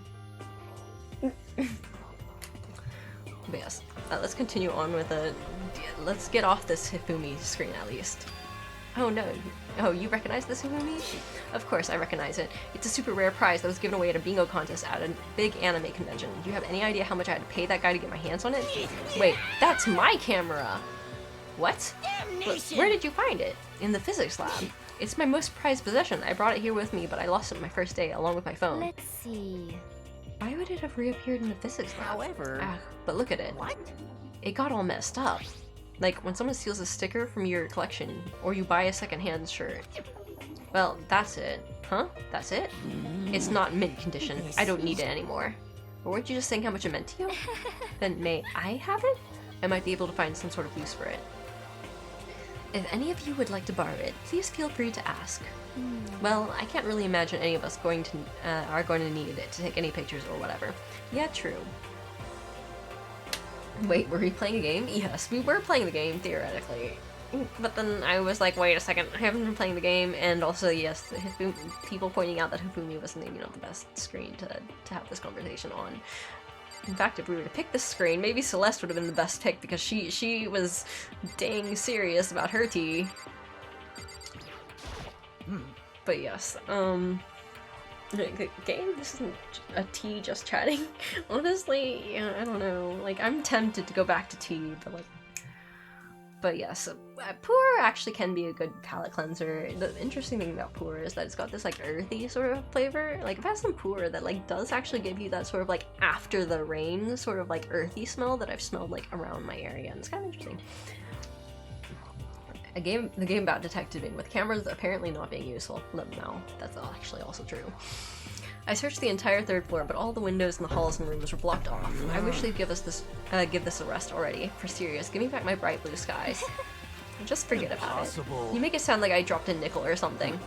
Just to be sure, I went from one end to the other, testing each metal plate. None of them budged. So in the end... It would seem escape via the third floor is as impossible as we feared. I see. Monokuma is recording everything, no need for cameras. There is one piece of good news. There just so happens to be a rec room up on the third floor. I have no doubt that our student life here will be even more enjoyable because of it. Will someone join me in a game of Othello sometimes? Yes, yes. The long road to maidenhood begins with a single step. That road may begin with only wrinkly old men, but it will end with strapping young adorable strapping young adorable boys. Alright, what the hell are you talking about?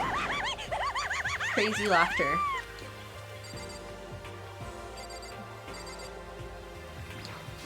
Correct. There was a rather remarkable physics lab on the third floor. In the middle of the room there was a machine bigger than anything I've ever seen before. Oh yeah, apparently it's an air purifier. Huh? What's something like that doing there? Is the device really that big? I really don't get it. Ellipses. She's a Shoto Fuji. Or Fujo. Kill it with fire.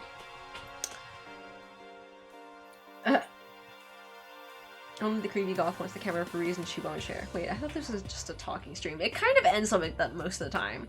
A minute to learn, a lifetime to master, which in this school means 3 days. No. Ellipses. Ellipses is no use. Right. Oh, I just remembered. I saw Byakuya a little while ago.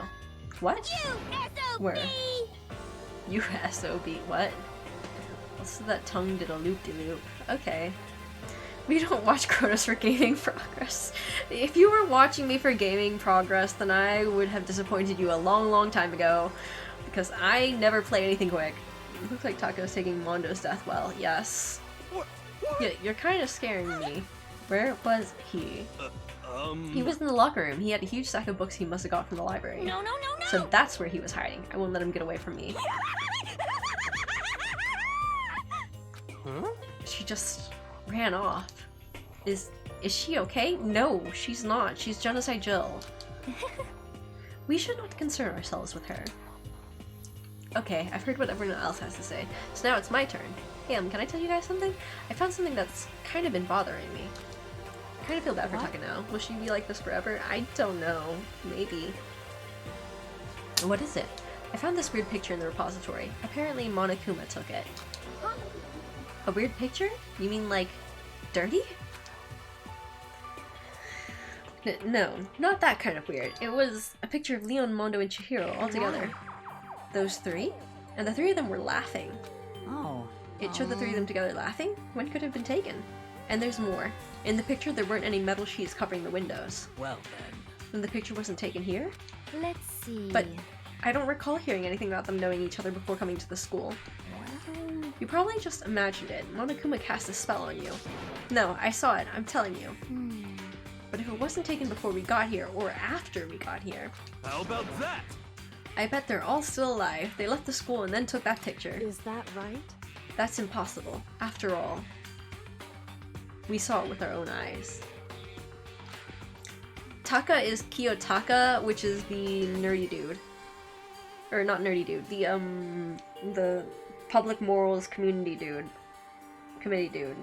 Public morals committee dude. The dude with the uniform who's all like, all super energetic and yells slogans and proverbs at everyone and is now basically ellipses dude, has not said a word.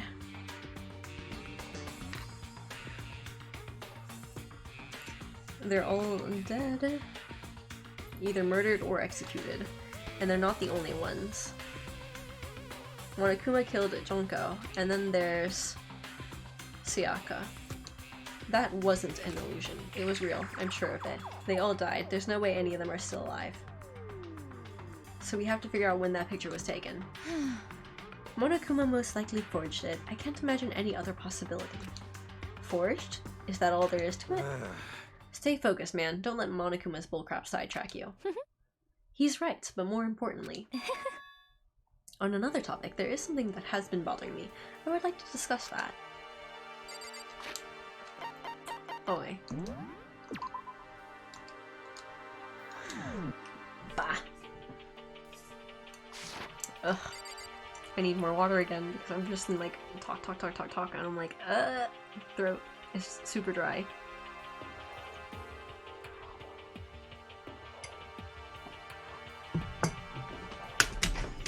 Ooh, be right back. Yes, talk.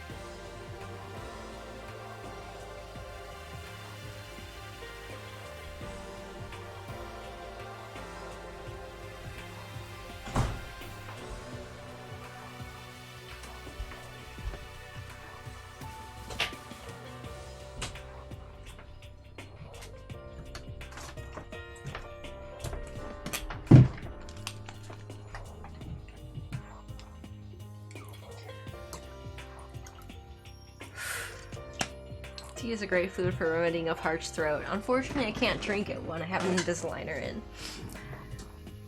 I don't know if it was you, if for you it was the same. For me, braces make my mouth get dry faster and more often. That's actually also true. I have definitely noticed that my mouth has been like a little bit more dry. And when they were doing some like adjustments and stuff, they had to like actually use some numbing gel because apparently my gums were really inflamed from the from the Invisalign. So what tea is best cold? I don't know. Like, I think any tea could be fine cold, but most likely if you're going for something that's cold, you might not want the savory, smoky sort of teas and something that's more sweet. But the thing is that it's hard to say because you can get sweet black teas, you can get sweet oolong teas. That one's more of a specific type, like that question is more requires me to specifically recommend a type of tea, but what you'd most likely want would be something that's a little bit more fruity, fresh, or not as malty, I would think, and not as savory. I usually close up when I get maintenance on my braces. Ice cream and kind to help with the inflammation and pain. Yeah, I haven't done that. Like a good tea to chill in the fridge to pour out on demand. I think that would depend really on what your tastes are at that point in time. If you're going to chill a tea to drink, you probably want to base that more upon what you actually like to drink. But you will want to avoid but you like to overbrew it, don't you? So, just steep it with too high of a temperature and too long. And you like yours bitter, so I guess that might not matter as much. But if you're really going to go down that route, rather than just pure tea, like maybe you might as well just make a milk tea at that point in time, because the milky flavor of tea can actually help smooth out anything with a tea. Like, if you're going to do that, like, why not have a milk tea? But like, I mean, you can also have regular tea, but it really does depend on what type of flavor you're going for and what you find good at that point in time.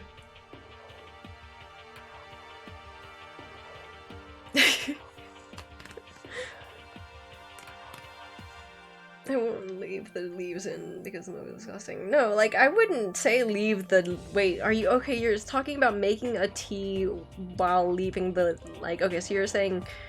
Are you suggesting you take the tea leaves and you brew it and then you, like, chill... Like, you brew it and then you chill it in the fridge with the leaves? Or are you saying you throw it in the cold water and then brew it in the fridge with the leaves?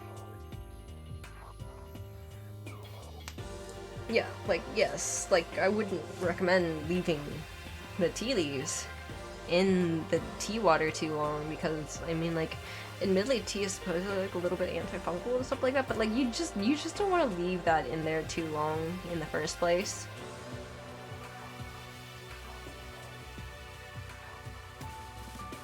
Like, it's not as good to do that.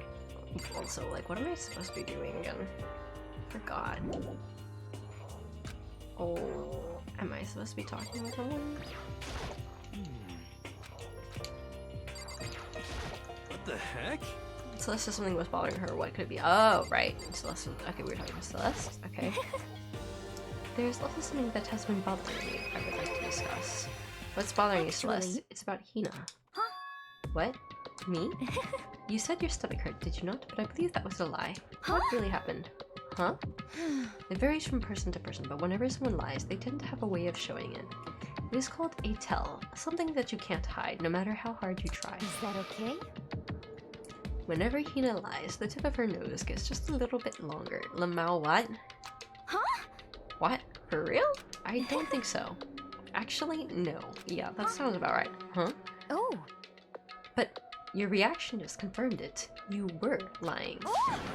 That's no fair. If you were going to lie, at least try to lie convincingly. Oh no. Roast milk. Story. Ooh boy. Oh dear. Hina, be honest. Were you lying about your stomachache? Ellipses. Yes. I see. Why? Why would you lie about that? That's it. Are you I'm feeling sure of guilty it. about something? Just a second. No, that's not it at all. But It's just, I mean, I have a reason for it. A reason? sorry. To be honest, I didn't have a stomachache. I did because if I came and told you the truth, I thought you wouldn't believe me. The truth? I saw it. Saw what? A ghost. A ghost? You mean like that ghost? Is there more than one ghost? But I mean, ghosts are... What the heck? See? I told you you wouldn't believe me. It's not that I don't believe you, but... I believe you. No matter what anyone else might say, I will believe whatever you say no matter what. So, can you tell us exactly what happened? If you really mean that, Sakura, and then... Okay, I'll tell you. So, So it happened last night. I was in bed, but I couldn't get to sleep. I just kept thinking about everything that's happened up till now, and getting more upset. So, to try and cheer myself up, I thought I'd go get some donuts. Donuts again? honestly, And you ignored the rule regarding nighttime. sorry. I know, sorry, I feel really bad about that. Anyway, please continue. Well, so I left my room and headed for the warehouse. But then I started hearing a strange sound.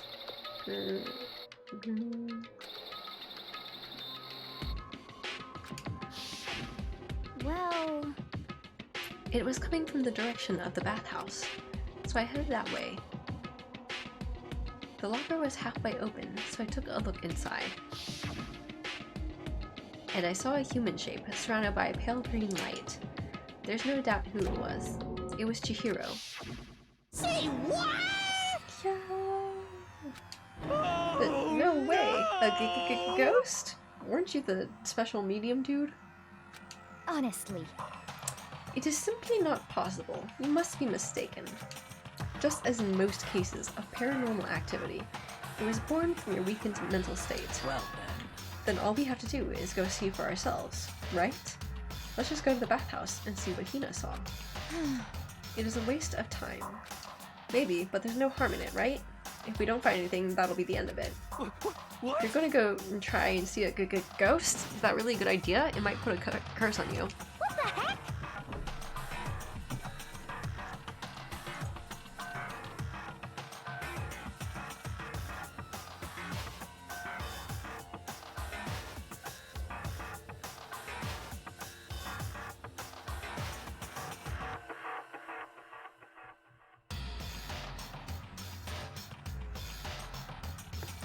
Keep bringing in milk, I blink and it curls. I specifically choose milk that's been there for a long time. I get moving up on milk. Ew. It was in the milk, what the hell? It was the milk not pasteurized? Yeesh, it was on his belly and came with the milk out of him. Yeesh.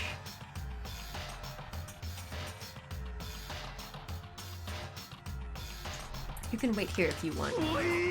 I don't want to be alone. Take me with you. Jesus Christ, this guy. Hey, What are you going to do, Celeste? There is nothing to be done. I suppose I have no choice. How about you, Mr. Shimaru? Are you gonna wait here? Ellipses. I guess that's a yes.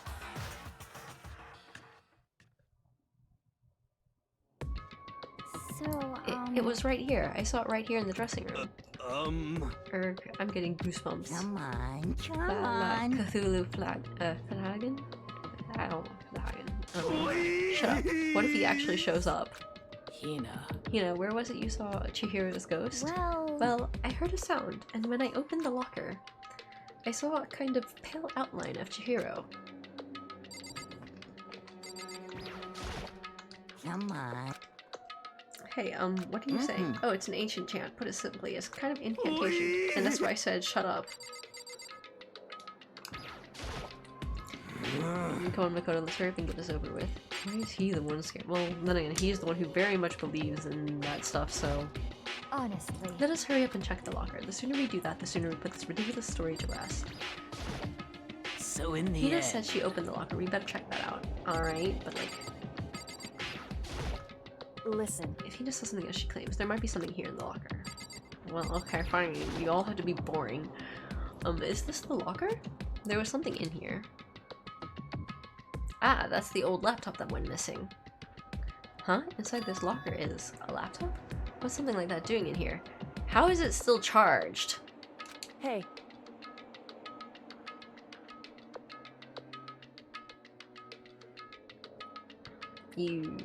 So every time I look at milk, I remember the worm. Yeah, that would put me off of milk as well. I was eating some dorayaki and noticed something moving in my mouth while I was chewing. I looked down and realized the dorayaki was covering the ants. I'd taken a big bite of tens of hundred ants, spit out. I instantly washed my mouth around for 5 minutes. Lord, how do you notice the taste when you put it in your mouth? And it was instantly in my mouth. I just didn't notice before I took a bite. I remember seeing this. Oh, that's right. I saw it in the library before. It looks like a laptop. The laptop looks pretty old and it's all covered in dust. so It's broken. I tried pressing the power button earlier, but nothing happened. It's broken, huh? Too bad. But how did the laptop get from the library to here? it would seem. I guess it's in sleep mode, but the power is definitely on. Huh? But I thought it was broken. I would bet that Chihiro fixed it. After all, he was known as the ultimate programmer. Then perhaps... More importantly, Hina, you said you saw a green light, yes? Surely you did not mistake the light on the monitor for a ghost. Oopsies. I am surprised you were able to dress yourself in the morning. Oh man, if I had the Love's Clueless Girls attribute, I would have fallen in love big time just now. I'm so glad I don't have it. Well, I didn't really expect to find a freaking laptop inside a freaking locker, okay? Hey, come It's on. okay, I mean anyone can make a mistake like that. As a matter of fact, one time I thought I'd spotted a gray alien, but it turned out to be a tadpole. What are you saying? Don't compare what happened to be one of your stupid delusions. Don't be mean. Don't be mean. I was just trying to make you feel better. What if I get all depressed forever now? Listen, isn't this really strange? What's this laptop doing in In here? other words, Maybe someone hid it here. But If that's the case, we found it pretty easy. wrong. Whoever put it here, I don't think they were trying to hide it from us. Huh? What do you mean? Hey. Did you notice there's one big difference between this room and all the others? There's a difference? There's no surveillance camera. Yes, it's me. Precisely. Yes, because this is like the bathing changing room, I think. There's no camera in here, which means this is the one spot where the mastermind is blind. So you're saying someone put the laptop here so the mastermind wouldn't know about it? It's true. And what Hina saw wasn't the ordinary glow of a computer screen. It was the figure of Chihiro shining Hey. pale green. I think it would be best if we investigated this laptop in a little more detail.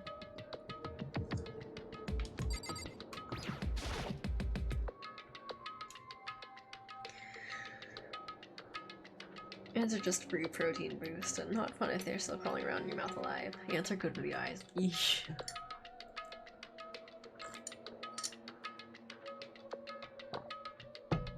This game is so fucking wordy. Just someone turn on the laptop already. It's just like Kyoko said, the display isn't on, but the laptop definitely has power.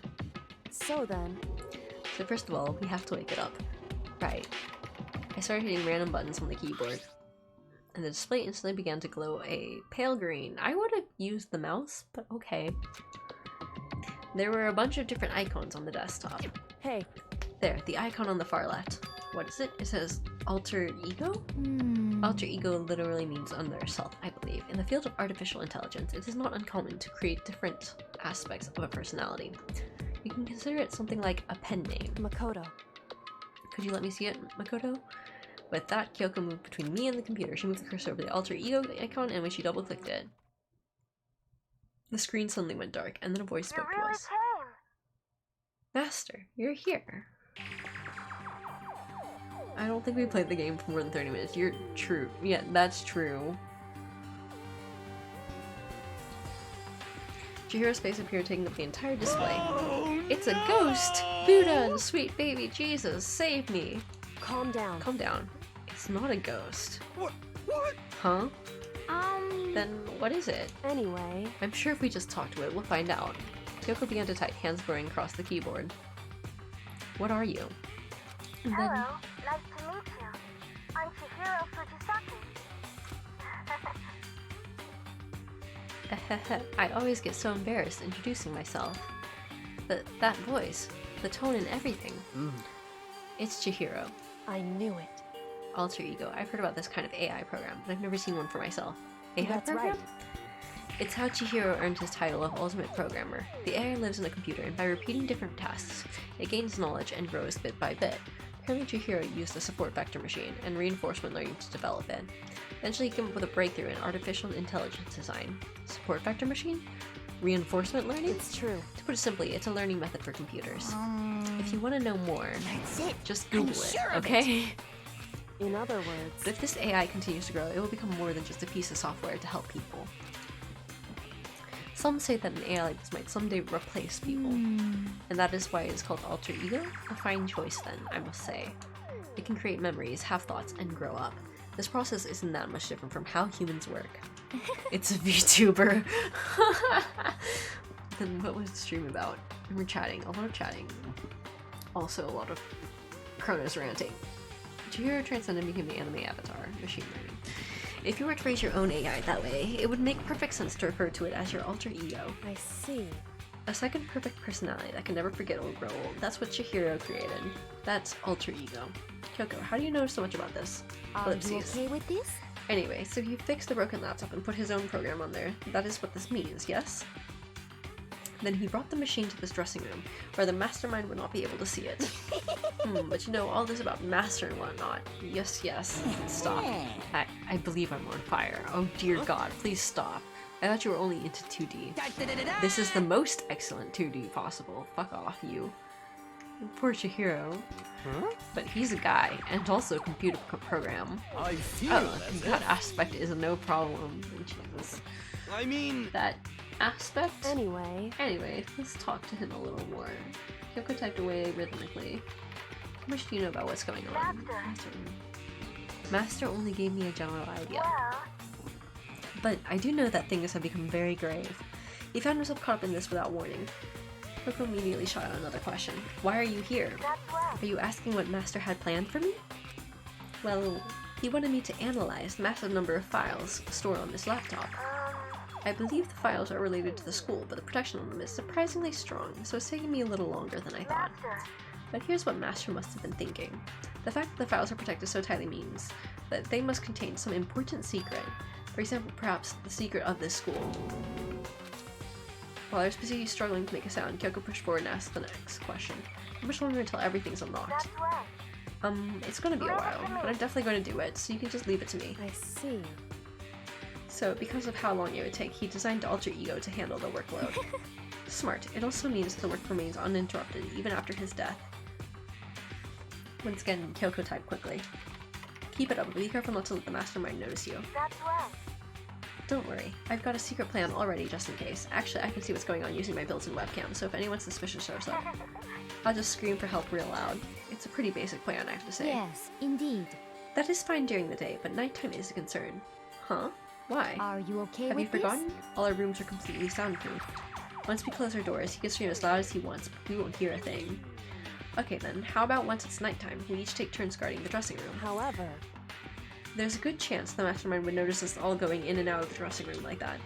Then what can we do? so then, Once nighttime comes, I'll leave the door to my room open. Then there's no way I can miss Alter Ego yelling. But if you leave your door open all night, it's then true. there's a chance I may become a victim myself. I know, However, but I'm not as weak as you may think. I wouldn't go down without a fight, I assure you. There was an undeniable strength in her voice when she said that. I mean, it's kind of badass, but also, like, kind of scary.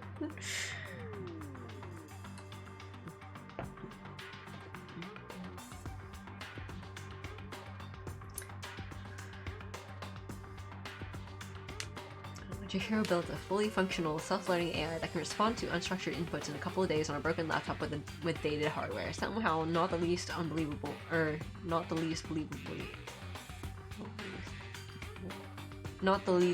aspect of the game.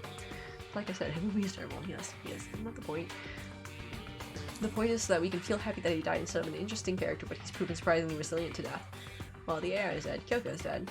Which character has more personality, Kyoko or the door to that locker? Also, from what I can tell, it's been a few days. No, wait, no, yes, you're right, it might have been just 2 days, because the library only opened up for a little bit. But then I've actually gone through, like, 3 or 4 days of talking to everyone and being, like, friendly with them before things ended. But yes, he basically somehow managed to put together this program in, like, 5 days.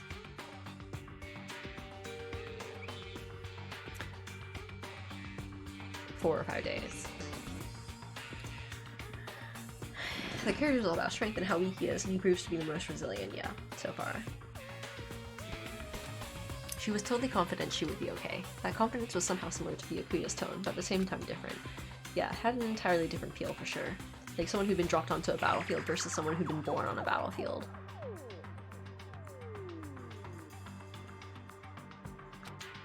I felt like this was the fundamental difference, but okay, who was the one who was like born on the battlefield? I was pulled out of my thoughts by the voice suddenly emanating from the laptop. So, Would you mind if I asked a few questions? I haven't seen Master for a while when you got here. I thought it was him, but it's Master. For a split second, Kyoko seemed to not know what to do. She recovered just as fast and quickly began typing. Her answer was clear, concise, direct. Chihiro is dead. Mondo killed him.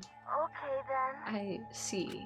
To be honest, I knew all along. I knew the chances that Master would survive this situation were very low, so I was prepared for this moment. It's Somehow, I feel kinda sorry for her. Um, I can't even imagine how it must feel to lose your other self.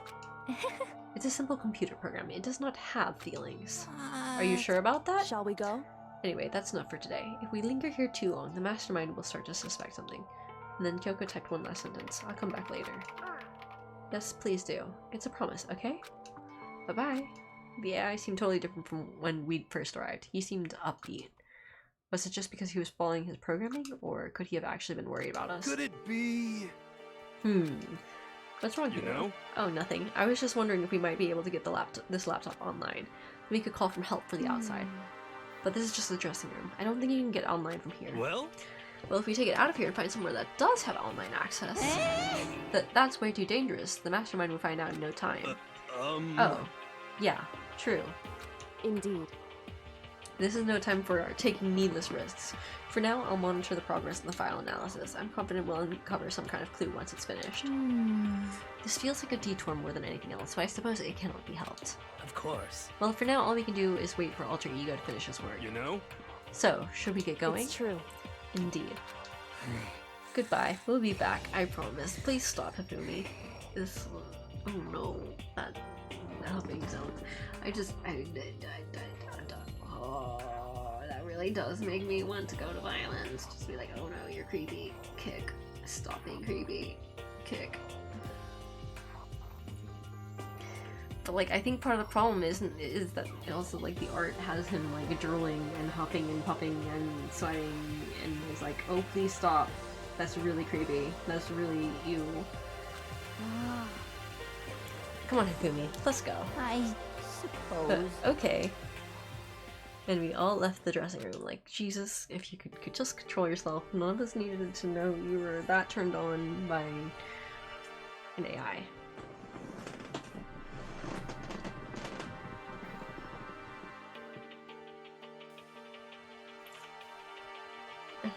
This is set up using some money if it's breaking the computer. I hope he does not.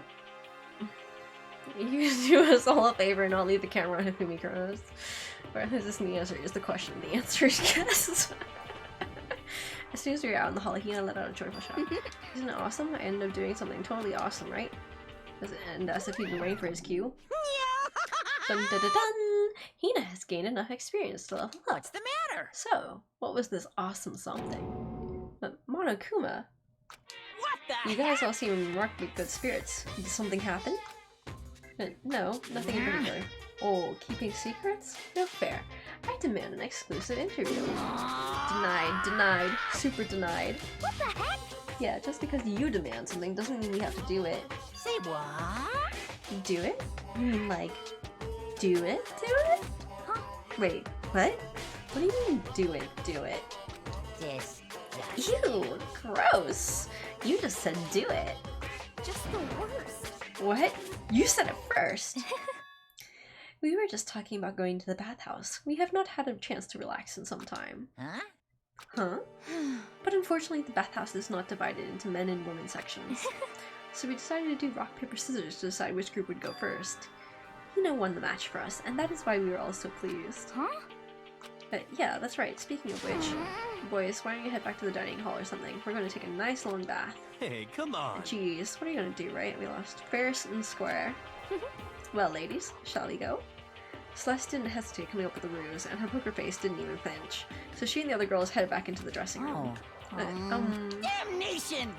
Nuts and damn it, we totally lost. Another day without getting to take my very first bath here. Yeah, but tomorrow for sure. You'll definitely get that bath tomorrow. Okay, so should we head back to the dining hall? Hey! Hold on. Hey! Something strange here. Very strange. Strange? What do you mean? What strange is? This is the perfect chance for you to sneak a peek. Oh no. Huh? That is... Without a doubt. You're absolutely right! I thought you were all about the 2D. All of you need to shut up, sit down, and listen to what I have to say. An opportunity like this doesn't come along very often. It's the ideal setting of a man's fantasy. Ellipses. I was forced to ask myself, should I sneak into the bathhouse like Monokuma said, or just go quietly back to the dining hall? No, I can't do it. I can't treat the girls like that. Let's just head back to the dining hall. But what? What? But what about your man's fantasy? I'm not sure a real man's fantasy should be spying on girls and stuff. It should be more about your hopes or your dreams of adventure or whatever. But anyways, I'm not going to spy on them. Well, good on you. This is kind I of see. depressing. I can't even describe my bitter disappointment. The primo fan service could have been yours. We just headed back to the dining hall, leaving Monokuma standing there alone. But to be honest, even I was a little reluctant to turn down the offer. No. Okay. It's Fantasy. Fantasy. My fantasy. He wants to see the girls read out. Oh boy, what? So I guess you dig the real thing, just like any other guy, huh? The only reason I care is cause it's a good reference for creating figurines. A real-life woman is useless to me, but looking at their naked form might be okay. Maybe. No way. If the girls heard you say that, we'd all be dead meat for sure. Meanwhile, we heard the buzzing of busy voices growing louder. The girls had finished their baths and joined us in the dining hall. You got it! Ah man, what a nice This is bath. fine. Getting a chance to stretch out and relax after all this time was a true pleasure. Indeed. Of course. Normally after a long bath, I like to make myself a nice protein coffee, but... Sorry, no time for that. So in the end. That's what I figured. Huh? Huh? Actually, We were just saying in the bath how it's about time for you to get up to something. Because After seeing how happy you were, an evil little monster like you would never let that last for long. Hmm. Wait, you're all so terrible to me. My entire Everyone's so existence. cold and mean. Even after I got presents for you all. Presents? Well now, well now, well now, well now. Oh, have I got your attention? Then let's head to the gym, where your presents await. See ya later. No questions, no dilly-dallying. Get a move on, and everything will become clear. Oh. What is it? What are you scheming this it time? would seem He's probably going to repeat the same thing again, providing us with a motive to get things moving. Huh? Again? I don't want to. I don't want to do this anymore. Me neither. I'm like totally traumatized. However, It's okay. We have alter ego. Wow, okay, just say that. Yeah, sure. Well, but then again, I don't know if they have mics or not. I don't know. Then, because I don't know, maybe you shouldn't say that. It's okay, we have alter ego. I'm sure he'll find something that'll help us. So Correct. for now, we have to just endure it, come what may.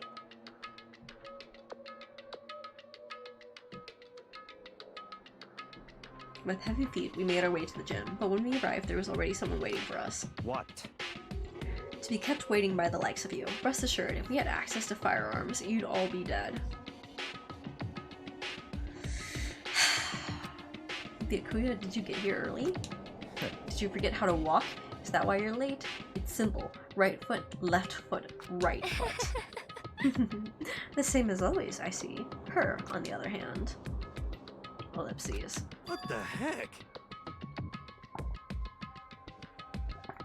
Oh, she's back to her Debbie Downer self, huh?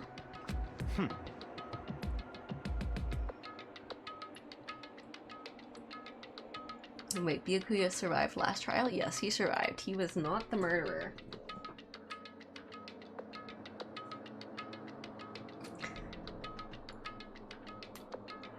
I heard what sounded like a sneeze, and she was back to her old self. So now she goes from manic to depressive whenever she sneezes? Seems kind of late to add that into the mix. What the heck? Why does everyone keep making fun of me? I hope you all win the lottery and get hit by a bus. So when you want to say something mean, then you can talk, huh? Well, Anyway, it looks like everyone's here, so then, which means...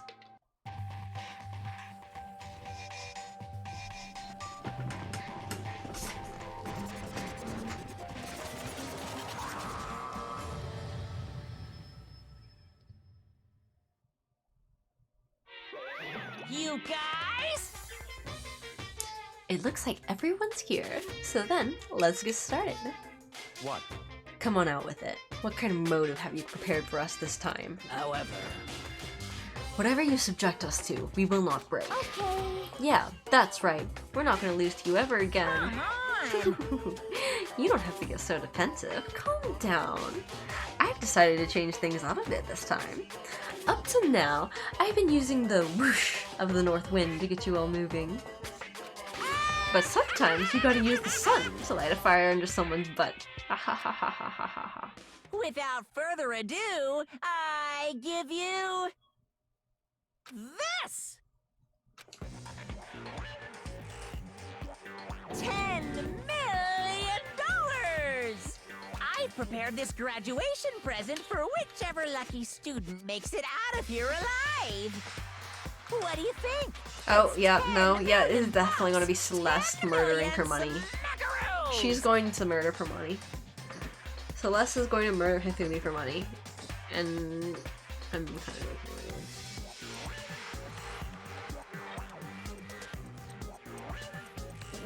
It's like totally wowie, wow, am I right?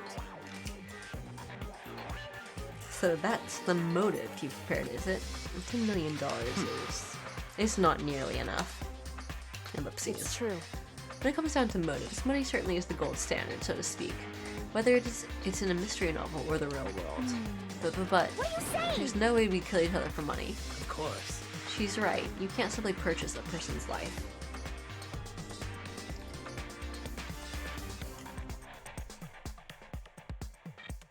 Yeah, I'm going to doubt Celeste pretty quick, honestly.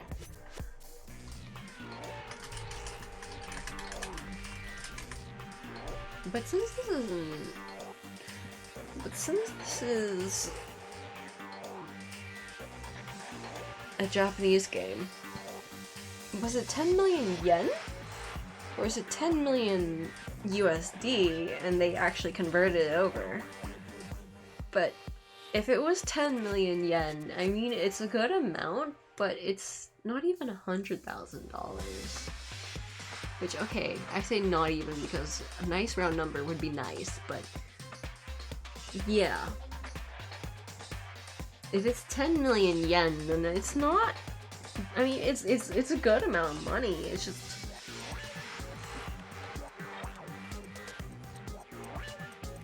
not that impressive.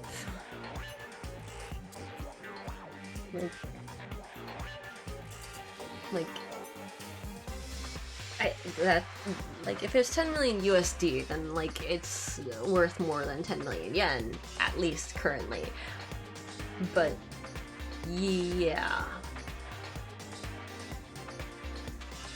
Yes, 10 million yen is not even 100,000 USD. It's 90,000. Which, okay, is still a good amount, and just like it's not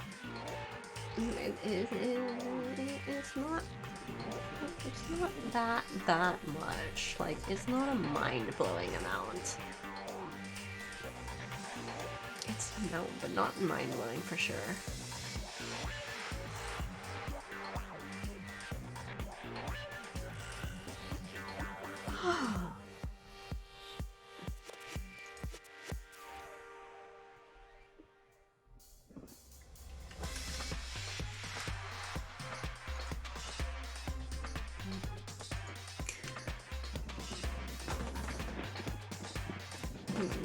American dollars, I see.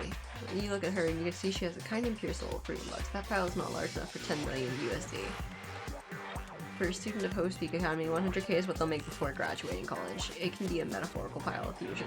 You're overly smitten with her, Opala. She's right, you simply can't purchase a person's life. You can say 10 million or however much. I don't give a crap, for serious. Yeah, that little pile on that table like that doesn't look as impressive either. Let's see, how much would 10 million USD be?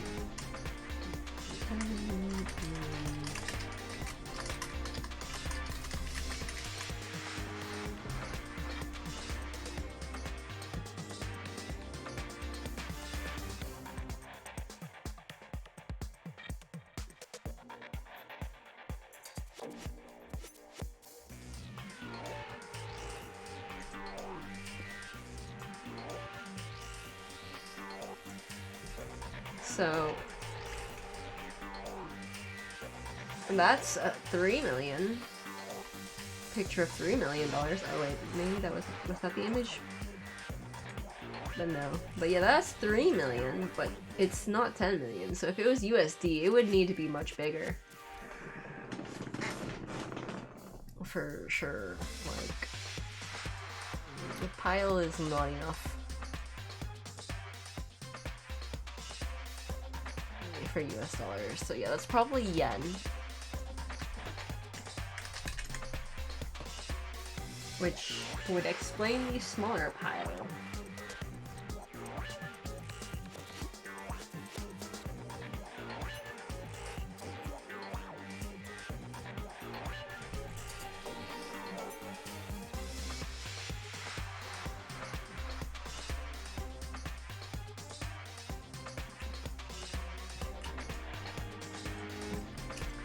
And that's the 10 million in USD. That's an actual 10 million in USD.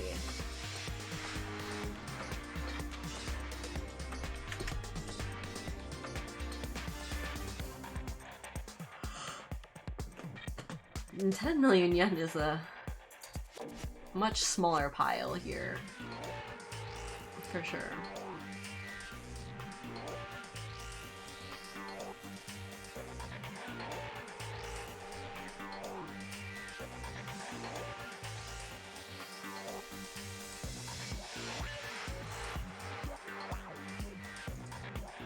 But 10 million yen is also a much smaller pile than what's in that picture. Apparently.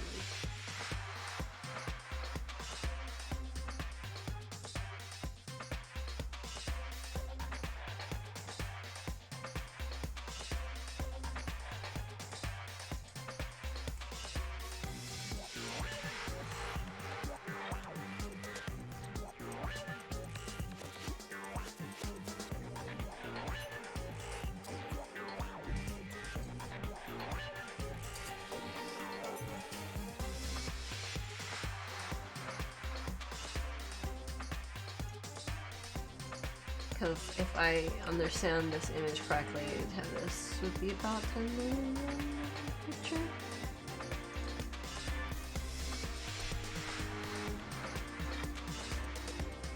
So the stack size is also, I think, wrong for 10 million yen.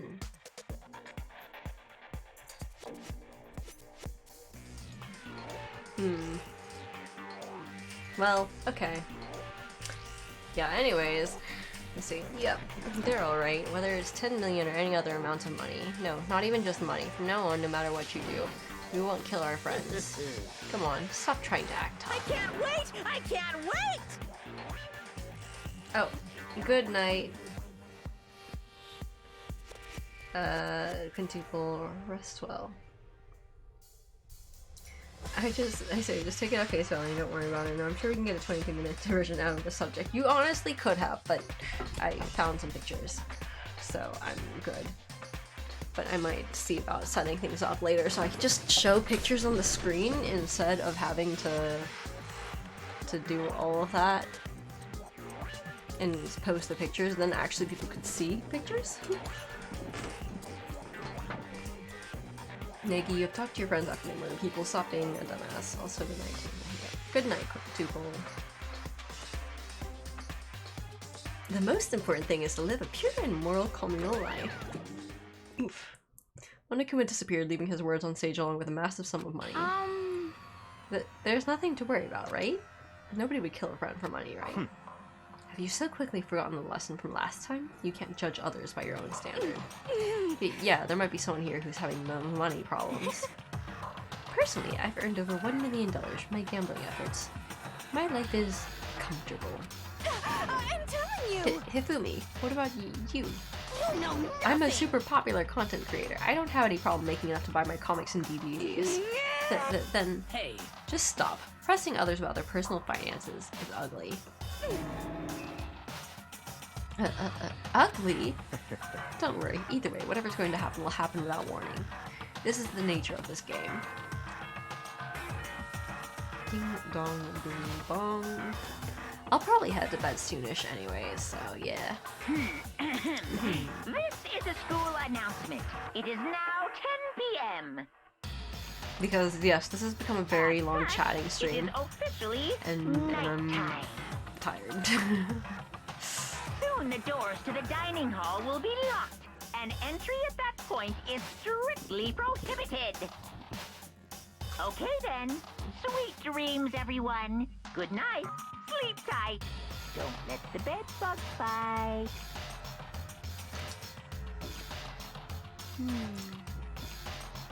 It's that time already, huh?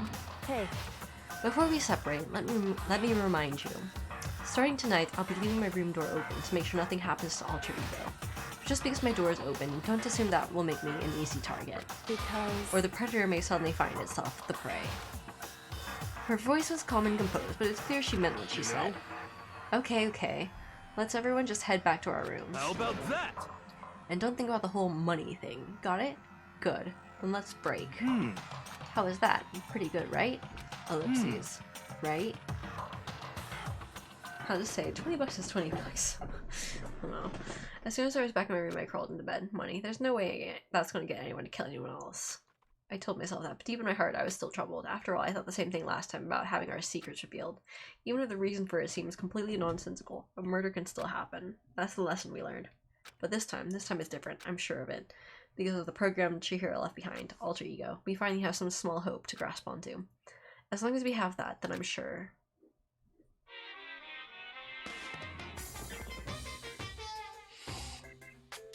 I know, right? Just stop mentioning Alter Ego, please. You're going to get him caught. Also, Lamau, there's a pinup calendar in the background. And it's waving. What? It has a little animation where, like, the lady in the poster waves. And what is that we got? Oh, it's a little toy gun at the bottom. A mirror that shows Monokuma, a baby doll. Oh, wow, what is all this stuff that showed up? When did these things show up? Little kids have it so easy because they can put Lil in front of their name, and right off the bat, everyone thinks they're cute. Well, fine then. I want everyone to start calling me Lil Monokuma. See? Just by adding that, my cuteness goes up by at least 10%, right? Yeah, the world doesn't have enough, nearly enough Lils. More Lils would lead to the salvation of the world. Just imagine. Lil arsonist, Lil war criminal, Lil destruction of the environment, Lil hit and run, Lil death tax, Lil Great Depression. Even the darkest subject can suddenly become brighter! Our dreams are expanding! Ding ding! Ding ding ding. Oh, I see.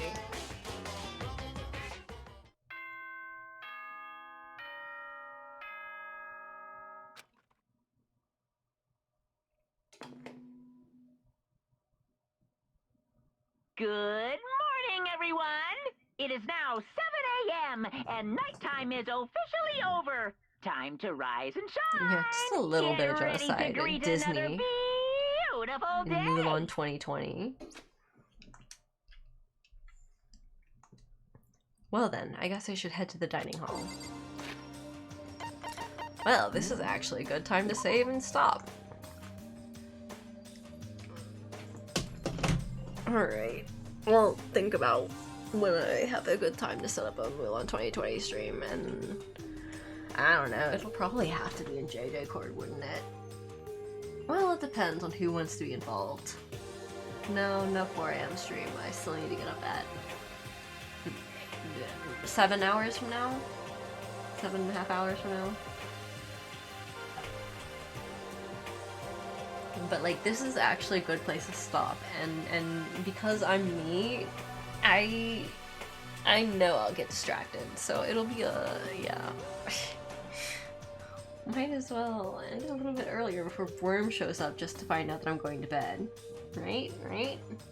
Poor Worm. This happens so many times. Worm will be like, "Hi guys!" I'm like, "Oh, well, hi, I'm heading to bed now." Sorry, Worm. It's nice to see you. For like a minute.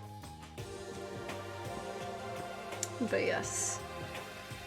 It's probably a good time for me to head to bed. And I should try to sort out something so that I can like pull up images. Pull up? Yeah. So I can try to pull up images in my screen more easily. Remember showing up as peak morning stream. Poor worm. Is that because it's the end of the stream? Happy for the good decision. Here's the don't worry. Good night. No, don't make me talk to my family. Oof, poor Strudel. Unfortunate. Maybe you can find- oh, there isn't another stream I see in my sidebar. Oh well. Sorry, Strudel. Maybe next time. Thanks for hanging out, you guys, and letting me go off on my... Actually, should I be thanking people for this, or should I be blaming people for this? Isn't it usually Fusion who sets me up on these tangents? Huh. Anyways, thanks for hanging out. Good night, and see you later. We'll see what goes on. Sleep well for you guys. Have a nice day if you guys are... yeah, morning's coming around for y'all. See you next time. Also, fuck off, young. I'm not short. Okay, well, don't fuck. Well, okay, but like, god damn it, I'm not short.